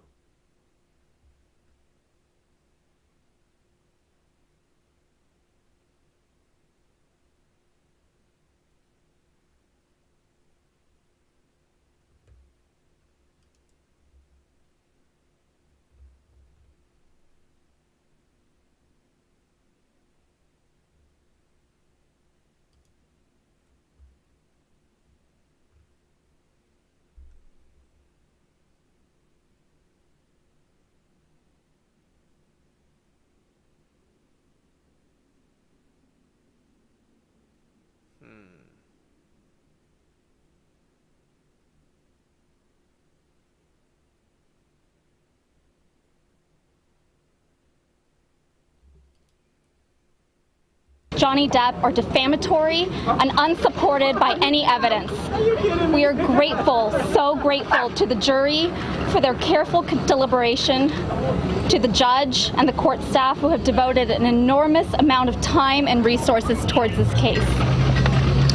Our judicial system is predicated on each person's right to have his or her case heard, and we were honored, truly honored, to assist Mr. Depp in ensuring that his case was fairly considered throughout the trial. We are also most pleased that the trial has resonated for so many people in the public who value truth and justice. Now that the jury has reached its conclusive verdict, it's time to turn the page and look to the future. Thank you all so much, and thanks to the jury. Thank you so much. Vasquez, have you spoken to Johnny? How is he feeling? How's Johnny feeling? Will Johnny and Amber ever speak to each other again? Ms. Vasquez, is this the end of the matter? Ms. Vasquez, will there be any more legal action? And here they are approaching the podium, Ben Chu, Camila Vasquez, the rest of the Johnny Depp legal team.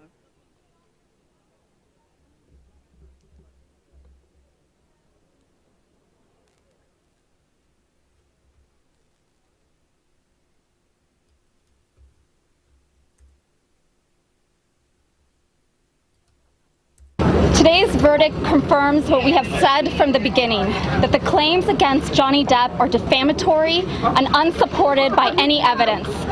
We are grateful, so grateful to the jury for their careful deliberation, to the judge and the court staff who have devoted an enormous amount of time and resources towards this case. Our judicial system is predicated on each person's right to have his or her case heard, and we were honored, truly honored, to assist Mr. Depp in ensuring that his case was fairly considered throughout the trial. We are also most pleased that the trial has resonated for so many people in the public who value truth and justice. Now that the jury has reached its conclusive verdict, it's time to turn the page and look to the future. Thank you all so much, and thanks to the jury. Thank you so much. Ms. Vasquez, have you spoken to Johnny? How is he feeling? How's Johnny feeling? Will Johnny and Amber ever speak to each other again? Ms. Vasquez, is this the end of the matter? Ms. Vasquez, will there be any more legal action? Is Mr. Johnny Depp going to run for office?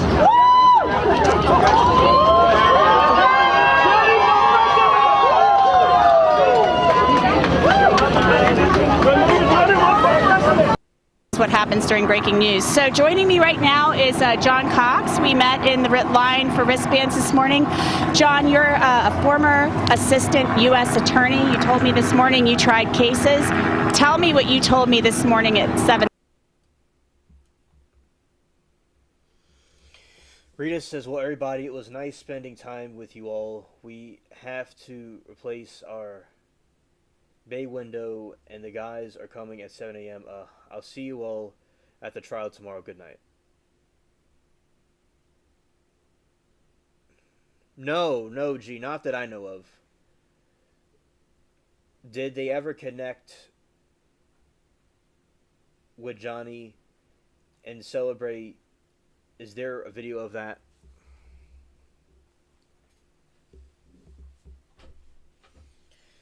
And yeah, with Johnny, no, he was just, not that I know of at least, he was just in England, and he doing his rock band stuff.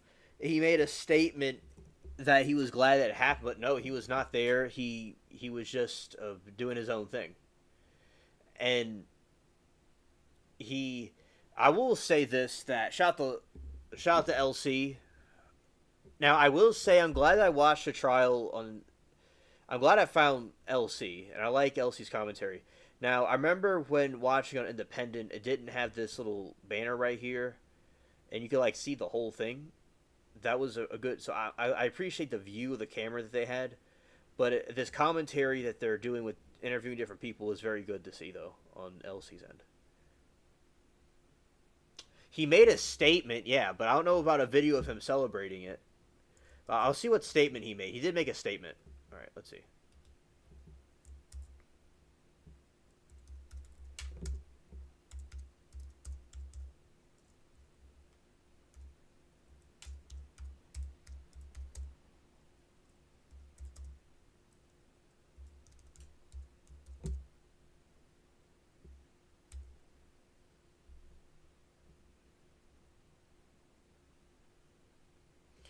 All right, so it says a jury on Wednesday unanimously ruled in Johnny Depp's favor in his multi-million-dollar defamation lawsuit against ex-wife Amber Heard. Moments after the verdict was announced, Depp, who was not present in the court at the time, released a statement on Instagram saying, "The jury gave my life back."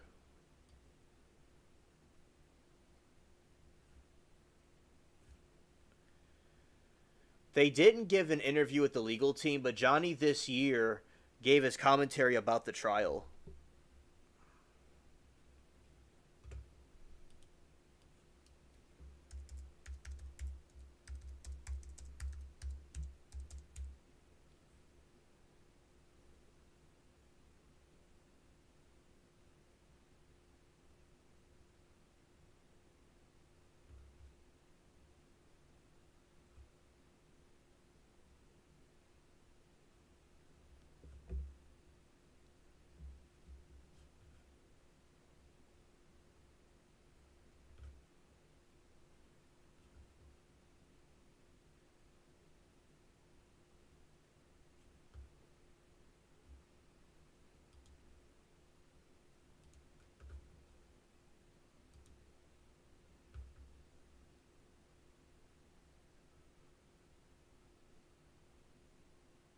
Well, that's good, Doe. Okay, Doe, thank you for doing that for your friend and being here, telling us hello. I appreciate you.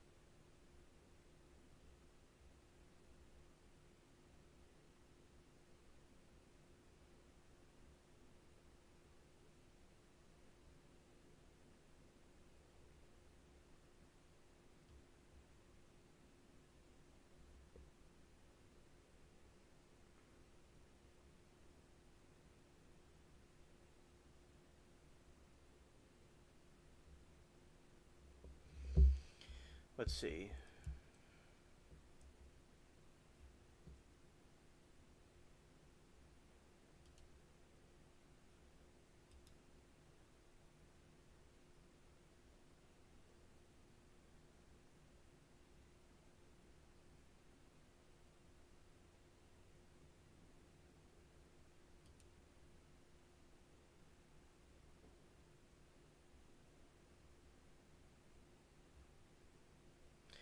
This was the chat that I was in. Like, this is the one that I was in. This group.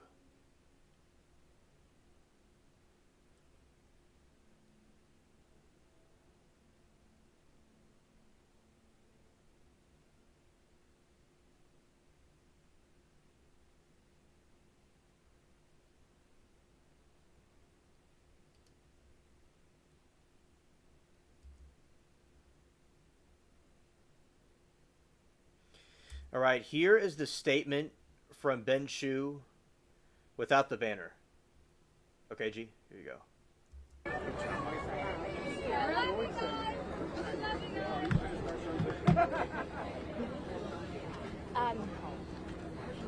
Hi, everyone. Today's verdict confirms what we have said from the beginning, that the claims against Johnny Depp are defamatory and unsupported by any evidence. We are grateful, so grateful to the jury for their careful deliberation, to the judge and the court staff who have devoted an enormous amount of time and resources towards this case. Hi, everyone. Today's verdict confirms what we have said from the beginning, that the claims against Johnny Depp are defamatory and unsupported by any evidence. We are grateful, so grateful to the jury for their careful deliberation, to the judge and the court staff who have devoted an enormous amount of time and resources towards this case.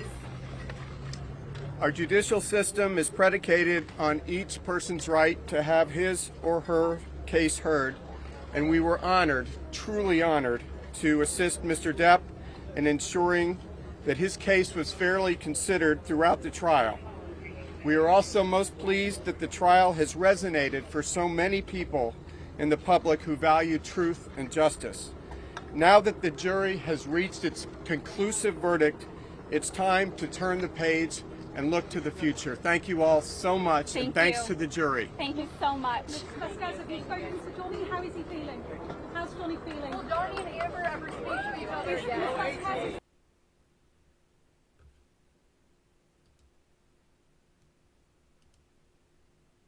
In the public who value truth and justice.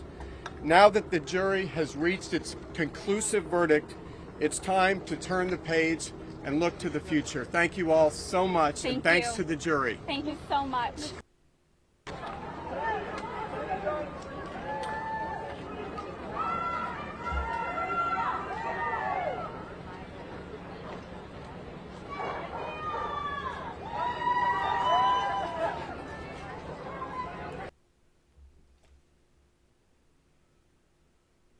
Yes, I agree, G, definitely. It's better without the banner.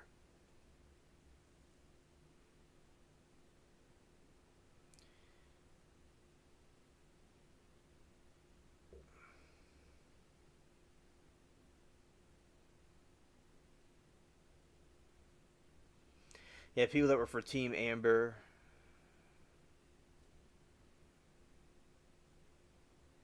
Yeah, it was quite incredible. Yeah, all these people were like my buddies in the chat. You know, that at the time.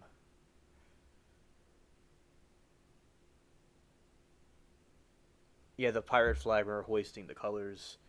That was something that we did.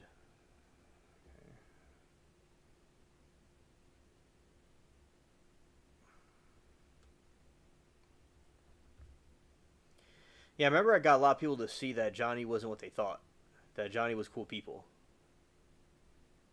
And yeah, the different flags, different countries that were involved. Like, this was the group that I was in. And yeah, this was, yeah, I didn't watch it at LC. Only for one time.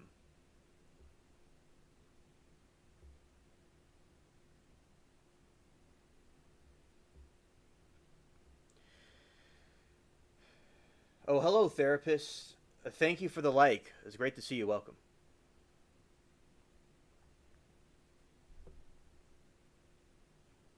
Okay, G, understood.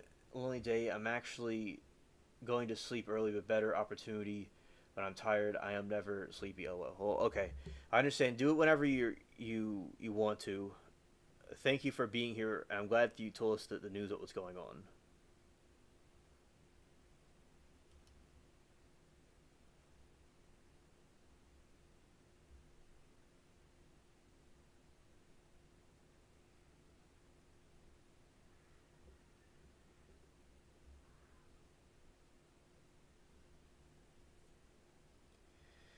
Yeah, now this it was not LC. This was independent. Oh, you're welcome. You're welcome. You're welcome, Doe. And also, yeah, this was like that. This is like the group I was in before the LC group. Yeah, but yeah, Johnny was in England.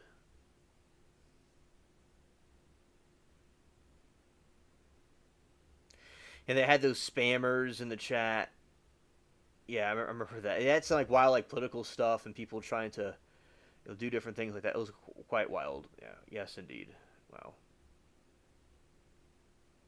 And I was in here somewhere. Alien Spaceship was in this chat room, and when on my other account, I could see it better because there's highlighted comments. But yeah, anyway, so yeah, that was the verdict with Johnny. And yeah, he was in England. That's what everybody was saying. Certainly, he was in England, and we're glad that he was going to be, that he was off the hook.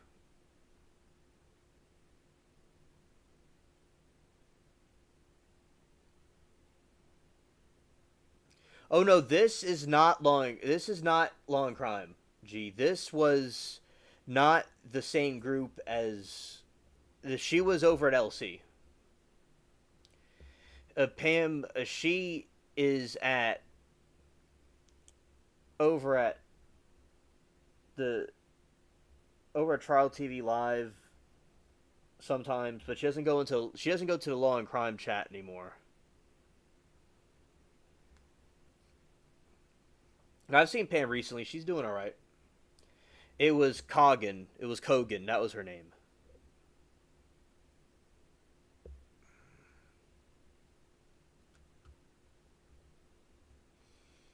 Okay, let's see here.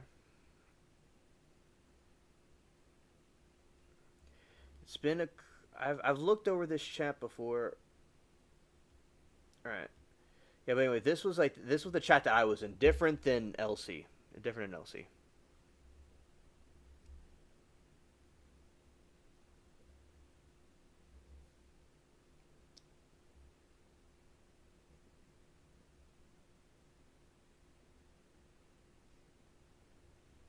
Okay.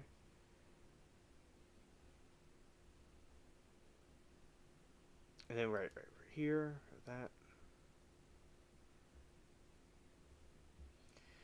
Yeah. Yeah, those are the hearts for Team Johnny. They would have hearts for Team Johnny. It was blue. I remember that. Yeah, people from the Middle East. Yeah, people all over the world supporting him. Yeah, these are all people support. Yeah, people that like Heard, some people like Johnny. But yeah, chat was going wild, definitely.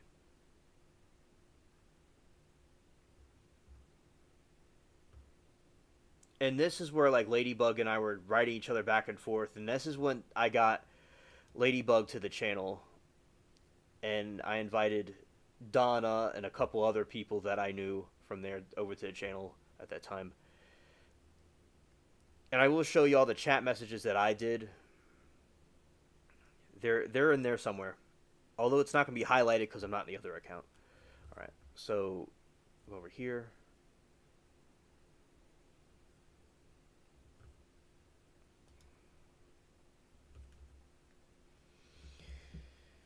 All right, going this way.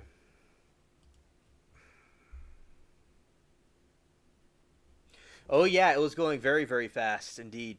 And because I've looked back at my old messages in that chat, but with the computer it would be easier to highlight, and I don't want to necessarily. It was nice showing y'all the chat. That's where I got a lot of emojis and stuff from, and a lot of things came from there. The Temu comeback thing comes from YSL though.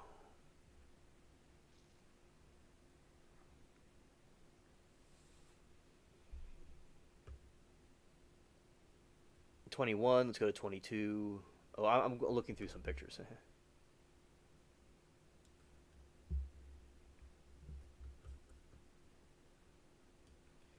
People you like just disappear one day on this chat thing. Yeah, definitely. That's why it's good to cherish every single moment that's there, because it's like the you could be there one day and gone the next.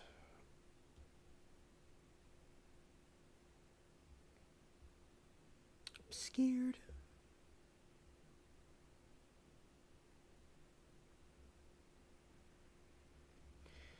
And one thing that I think is good, I remember when there's a solar eclipse during this time period when the moon turned blood red. That was something pretty cool that we did. You know, I remember it was turning blood red, and people like that. I remember her stupid comments that she would make during that trial. It was ridiculous. And certainly, like the different testimonies and things were, you know, very funny, as I said. Yeah.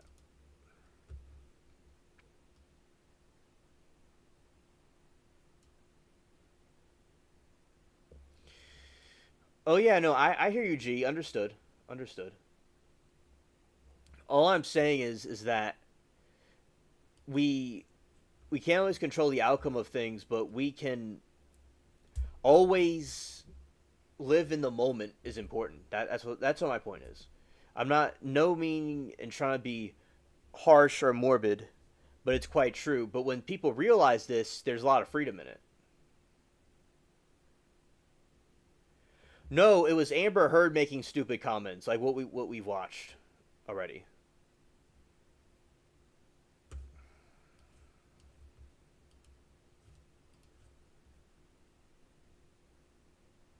Oh yeah, I know it could be creepy. I know exactly what you're talking about.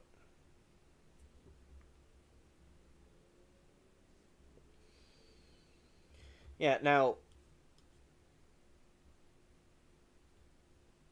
I was if the trial, like Amber Heard was so like, yeah, she's the one making stupid comments all the time, you know, and there's also closing arguments that were made. And that was always good. This, you know, they did. Johnny's team did very well.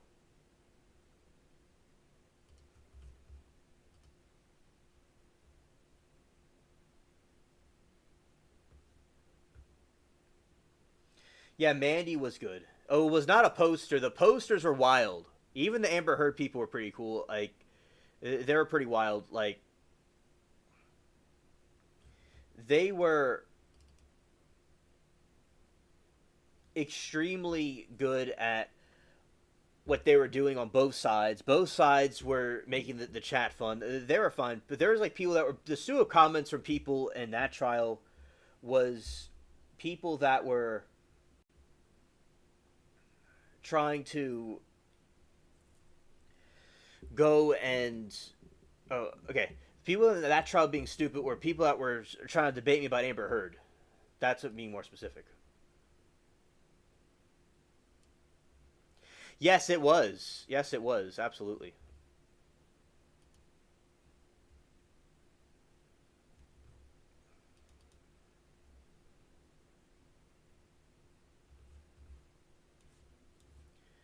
All right. And yeah, basically, I think that the most greatest thing that people could do is stand for a cause, and that was certainly what this was like. It was standing up for a cause.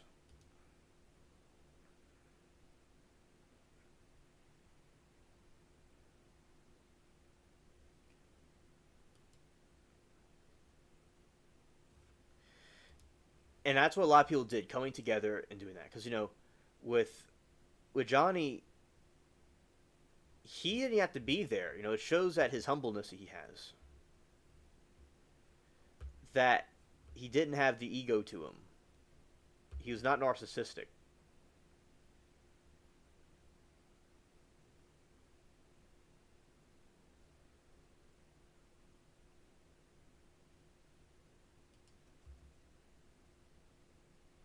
Yeah, very true. Very true.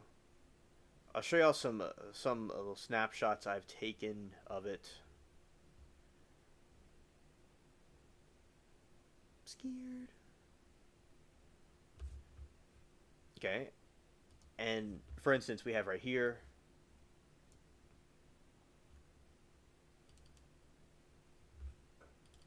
Let's see.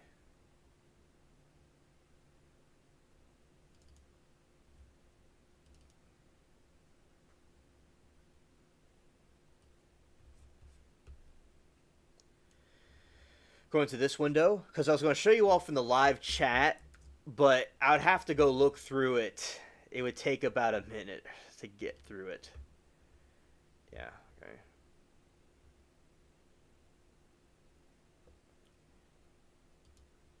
Back in 2022.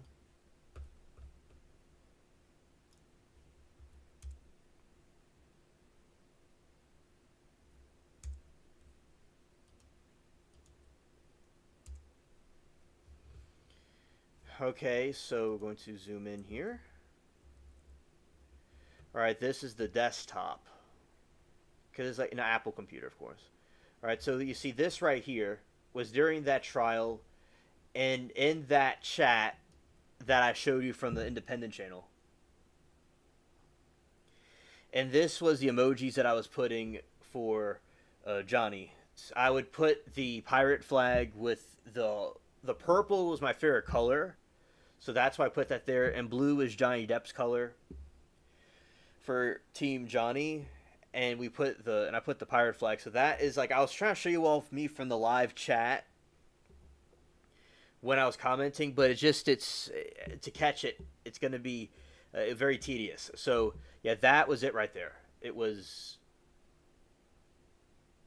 that. And now there, that's independent.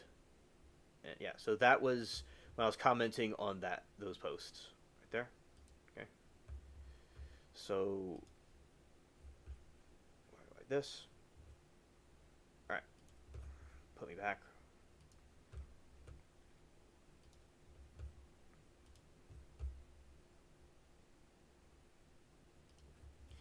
Yeah, so those are good memories of that trial, and that's where a lot of emojis and things came from at that time.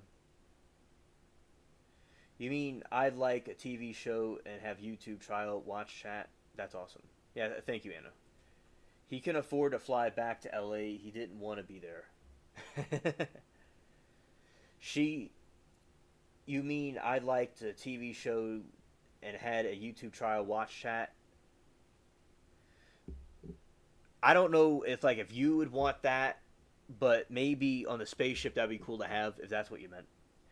And yeah, and I remember Ladybug and I were talking, and it was going so fast. She would write in all caps, and she would make it in, and it would be highlighted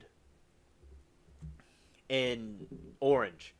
And she'd write in all caps because it was going so fast. It was just difficult to keep up with.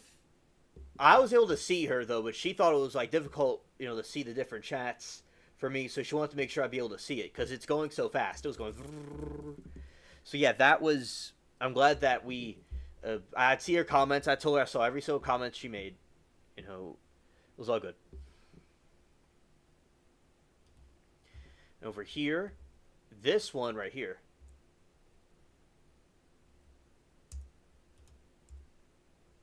This one was during the Johnny Depp trial. In the midst of the Johnny Depp trial, this was during the Blood Moon in 2022. So that was during the Johnny Depp trial. I was learning that there's going to be this random Blood Moon. So I'm like, wow, this is insane. Johnny Depp trial, and then we have a Blood Moon. Wow. And that was the picture I took of the blood moon, and on my channel I uploaded the video at that time period. That was where this other user, True Helper, he was sick and he wasn't going to be around much longer, and he told me his goodbyes, and I was going to have a great, successful channel. And rest peace to him. And I had and here we are. So shout out to him. So he commented on that video. So yeah, that was something that I took during that trial. It was the blood moon that happened. Okay, going back here, putting me back up.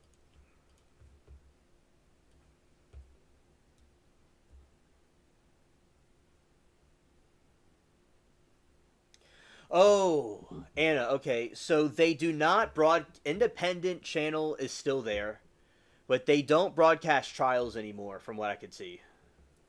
Because during the Darrell Brooks thing, or it may not have been because of Darrell Brooks, but I was like looking at their channel every so often to see if they're going to broadcast trials. And they weren't broadcasting trials anymore. But yes, they have, you could see everything in their courtroom. Everything. But Independent went out, and that's how I found LC. The last live stream that they did was 7 hours ago. Newsom major announcement, Texas restricting plans. They just do political things and news stuff, but they are not broadcasting trials. I wish they would. Their cameras were like great.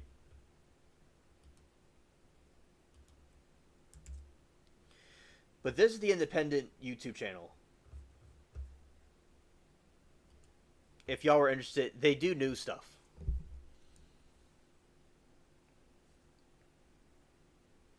Oh yeah, I wonder, does he go there anymore also?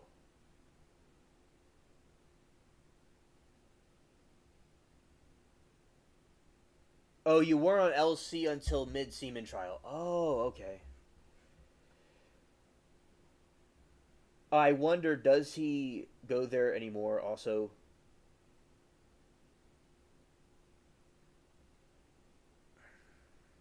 Oh. Okay, so Johnny on Independent. Okay, there's been nothing on Johnny since then. But I have not been, so Johnny, anything about Johnny Depp has not been Independent since 22. But I have not been on Independent. I've been on Independent, during the Queen's funeral, I think. I've not been there in a year or two or three. I've been there in a year or two. Shout out to Mary Toodles. Shout out to Mary Toodles. Shout out to Mary Toodles. Okay, thank you. I'm here. Oh, okay. And so that is my position on that. I've not been there since the Queen's funeral.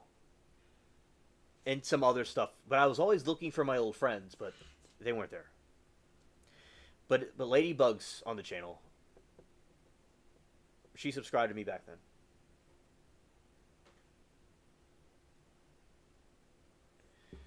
Yeah, because y'all were talking about if I'm on Independent.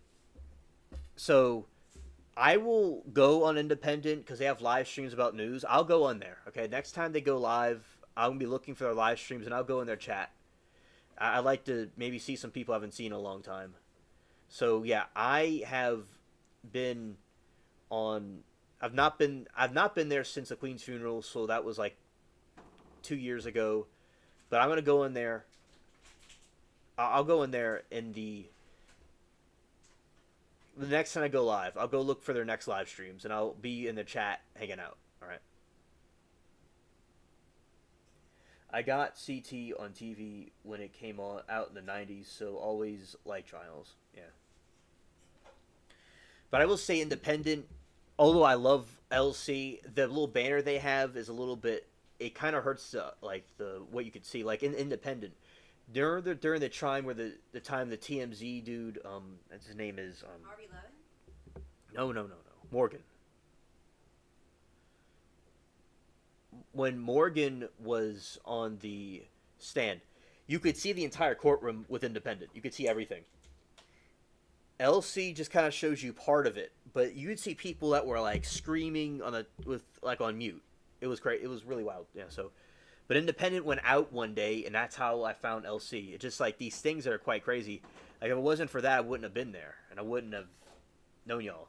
Or I would have met y'all some other kind of way. But that's the way that we met in the current timeline. Yeah, that'd be sweet to see your old friends so special. Yeah. And as I said, I do talk to them every so often, but that was like my first trial chat group. And Byzantine Ladybug was my first trial chat buddy. And she brought me over to LC. And here we are. Yeah. So that's something I gotta go do. I mean, not like right now, but when the Independent, I'll certainly go there and look around and talk to different people.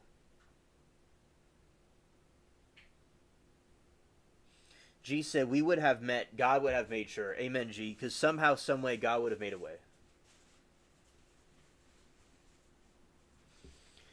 Anna said, I watched YouTube trial from Tennessee and was on, like, their local news station and met great people there. Never saw them again. Oh, yeah, absolutely. Absolutely.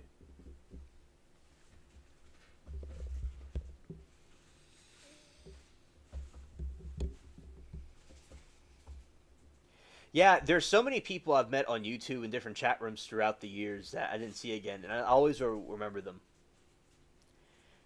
But I'm glad I got Ladybug on the channel, though. And some of the other ones. I remember there was a dude in France that I knew there from the chat, and I helped him see that Amber was not that good. Now, there's a Hawaii 5-0. He was a cool dude, but he did not like Johnny. So, but he was with him in 21 Jump Street as an extra. Yes, and a cosmic connection. Yes. That, like, people will say about how the internet doesn't have, people can't have relations online that are meaningful, and I totally disagree with that. That I think, if anything, we've made connections, although I believe meeting people in person is very important to do, and that should be done one day, I hope. So, basically, what we do is, I do think online we did make very meaningful connections with each other without seeing each other in person. But I do think seeing in person is good too. No, Ladybug's still around. Yeah. On the channel. It's been a very long time since I've talked to her. But she's still around. And I remember she was like, it's like a hurricane or something would happen. She'd make sure I was all right, and she liked my garden. I was doing more work with the garden back then, and you know, she liked the different videos I was posting.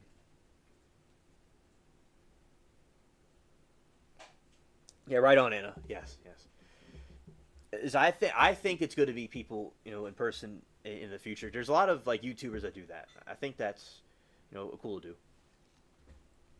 And so I think both are important. I think there's a yin and a yang. You can't have one without the other. Like, meeting people online, contrary to people think, is very meaningful and a very strong connections. But meeting in person, doing things out in the world is equally as important.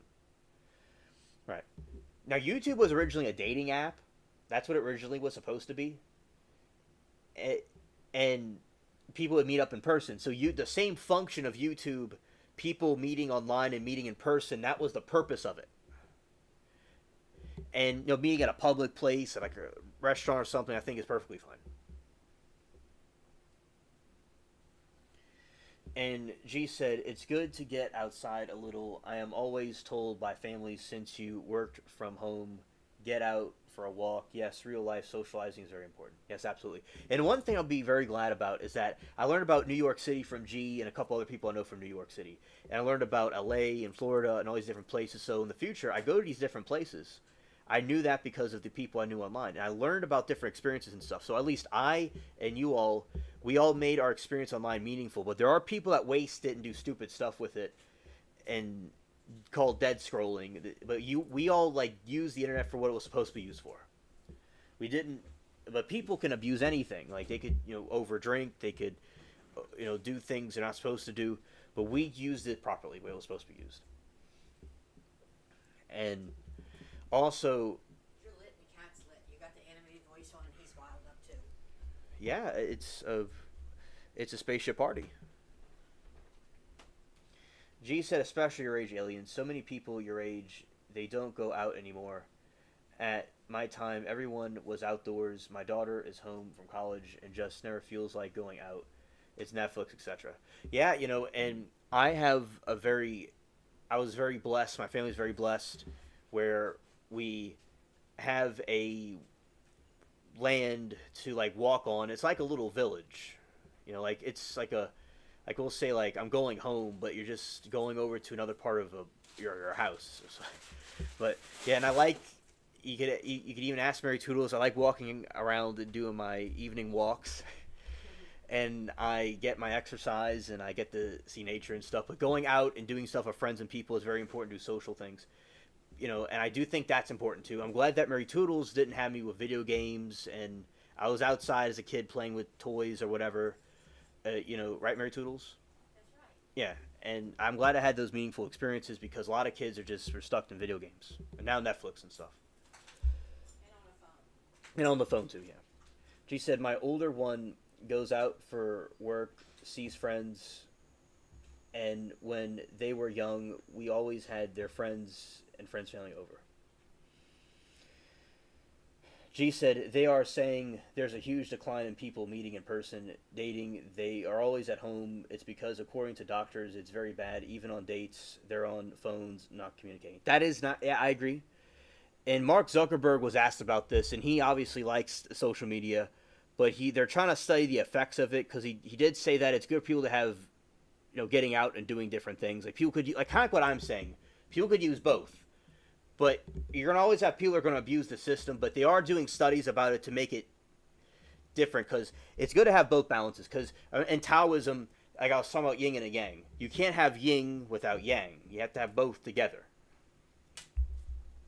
Anna said, only in case would I ever consider asking to meet people I can't see, but this is rare. I am not worried about people here being anything but what they are here with me every day, too trusting. Anna, in my opinion, I think like people here, as far as I know, are legitimate. And meeting anybody in a public place, like a restaurant or a mall or something, should be fine. If it's in a dark alley behind a sketchy place in the middle of the night, is not good. So that's what I think. Yeah. But people I'm talking about here, they know who they are. It's our game. Yes. Gee, we know how many people who complain their sons never get out yet. G said, I legit walk by restaurants and see young couples on dates and each on their phone, never talking. Gee, that's very crazy. I mean, I remember, like, I don't remember because I wasn't there, but you remember, like, 30 years ago, I mean, people were dating, they weren't on their phones. Although smartphones are great, but still, there's a con to it. It's balanced life, as well-rounded as life is healthiest. It's been 20 years this month. Last time I was in Florida. And Please don't talk about Katrina. I'm not talking about Katrina. I'm saying 20 years this month. Florida is something I'd like to see again in the future under better circumstances. And that's true, Anna. I worry too, but I think our group is trustworthy. Plus, especially with court stuff, they know they would be caught if they did anything. She said, plus, I think we all are very careful. I can assure you I am very safe. With me, you get what you see. Never misrepresented myself here ever. Yes, Anna, you've always been legitimate, and I trust you, Anna. And I trust the chat and stuff, and obviously, I'm who I'm saying I am, obviously. But, yeah, I said, everybody here, in my opinion, 99% sure that it's legitimate. Yes, exactly. And in the future, God willing, I would look forward to meeting y'all in the future one day. God willing. And, because that's what other YouTubers that I've known have done. And that's something, cool to do. And see the online and me in person are yin and a yang. And, you know, because I guess, like, people back in the old days...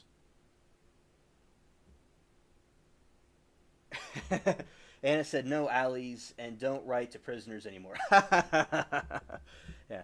You know, because people are like, in the technology, they could be able to communicate better and know each other more.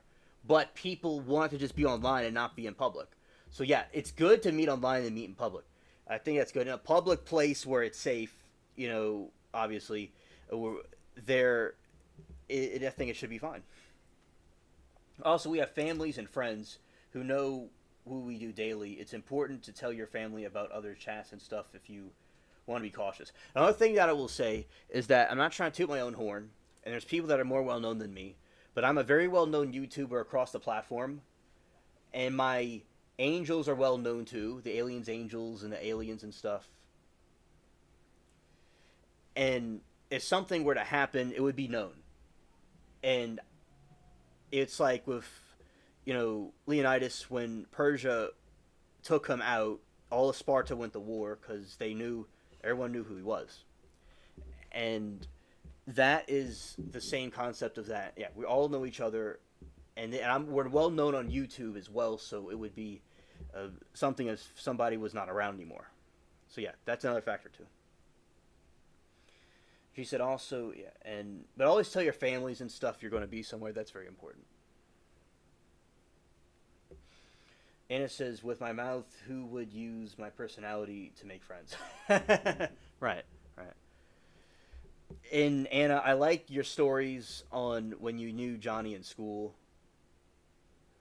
And you knew things in detail about him. That was something I always like hearing stories about that.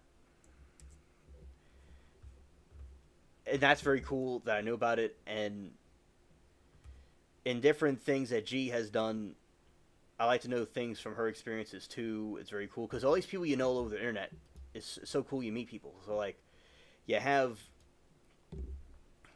like different places she worked for, and like with like Trump and stuff, like, and she gives her opinion about that, and it's interesting to know from somebody that would know what they're talking about.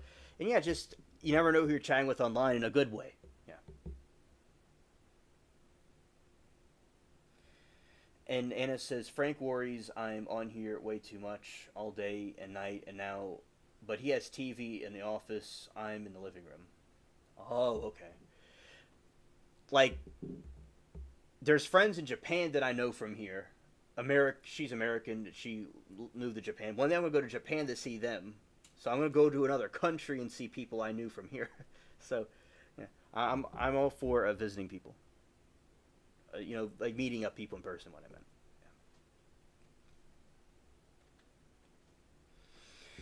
Yeah, it's good for family to know.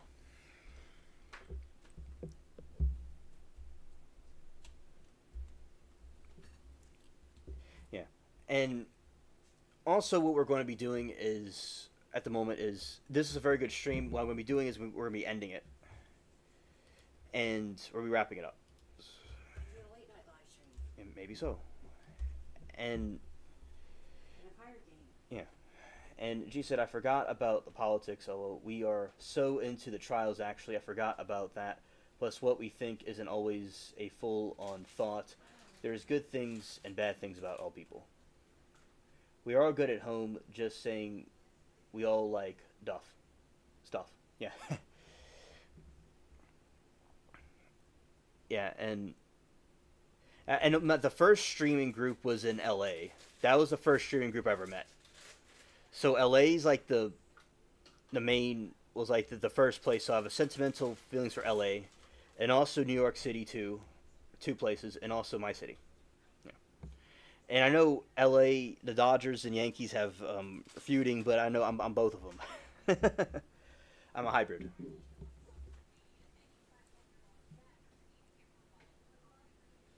We want to watch what each other likes is what I mean. Yeah, exactly. Yeah. But we talk about kinds of different things in here, but mainly we've been talking lately about the trials. And whatever it is, I like talking about it is what it is.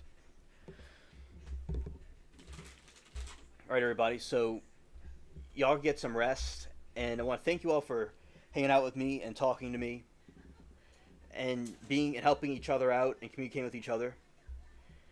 You know, thank you so much for being here with us, and I hope all of you have a good evening, and take care and peace.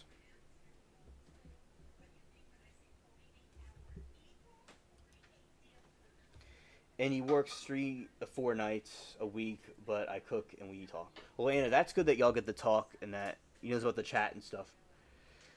And yeah, I figured that's how it worked.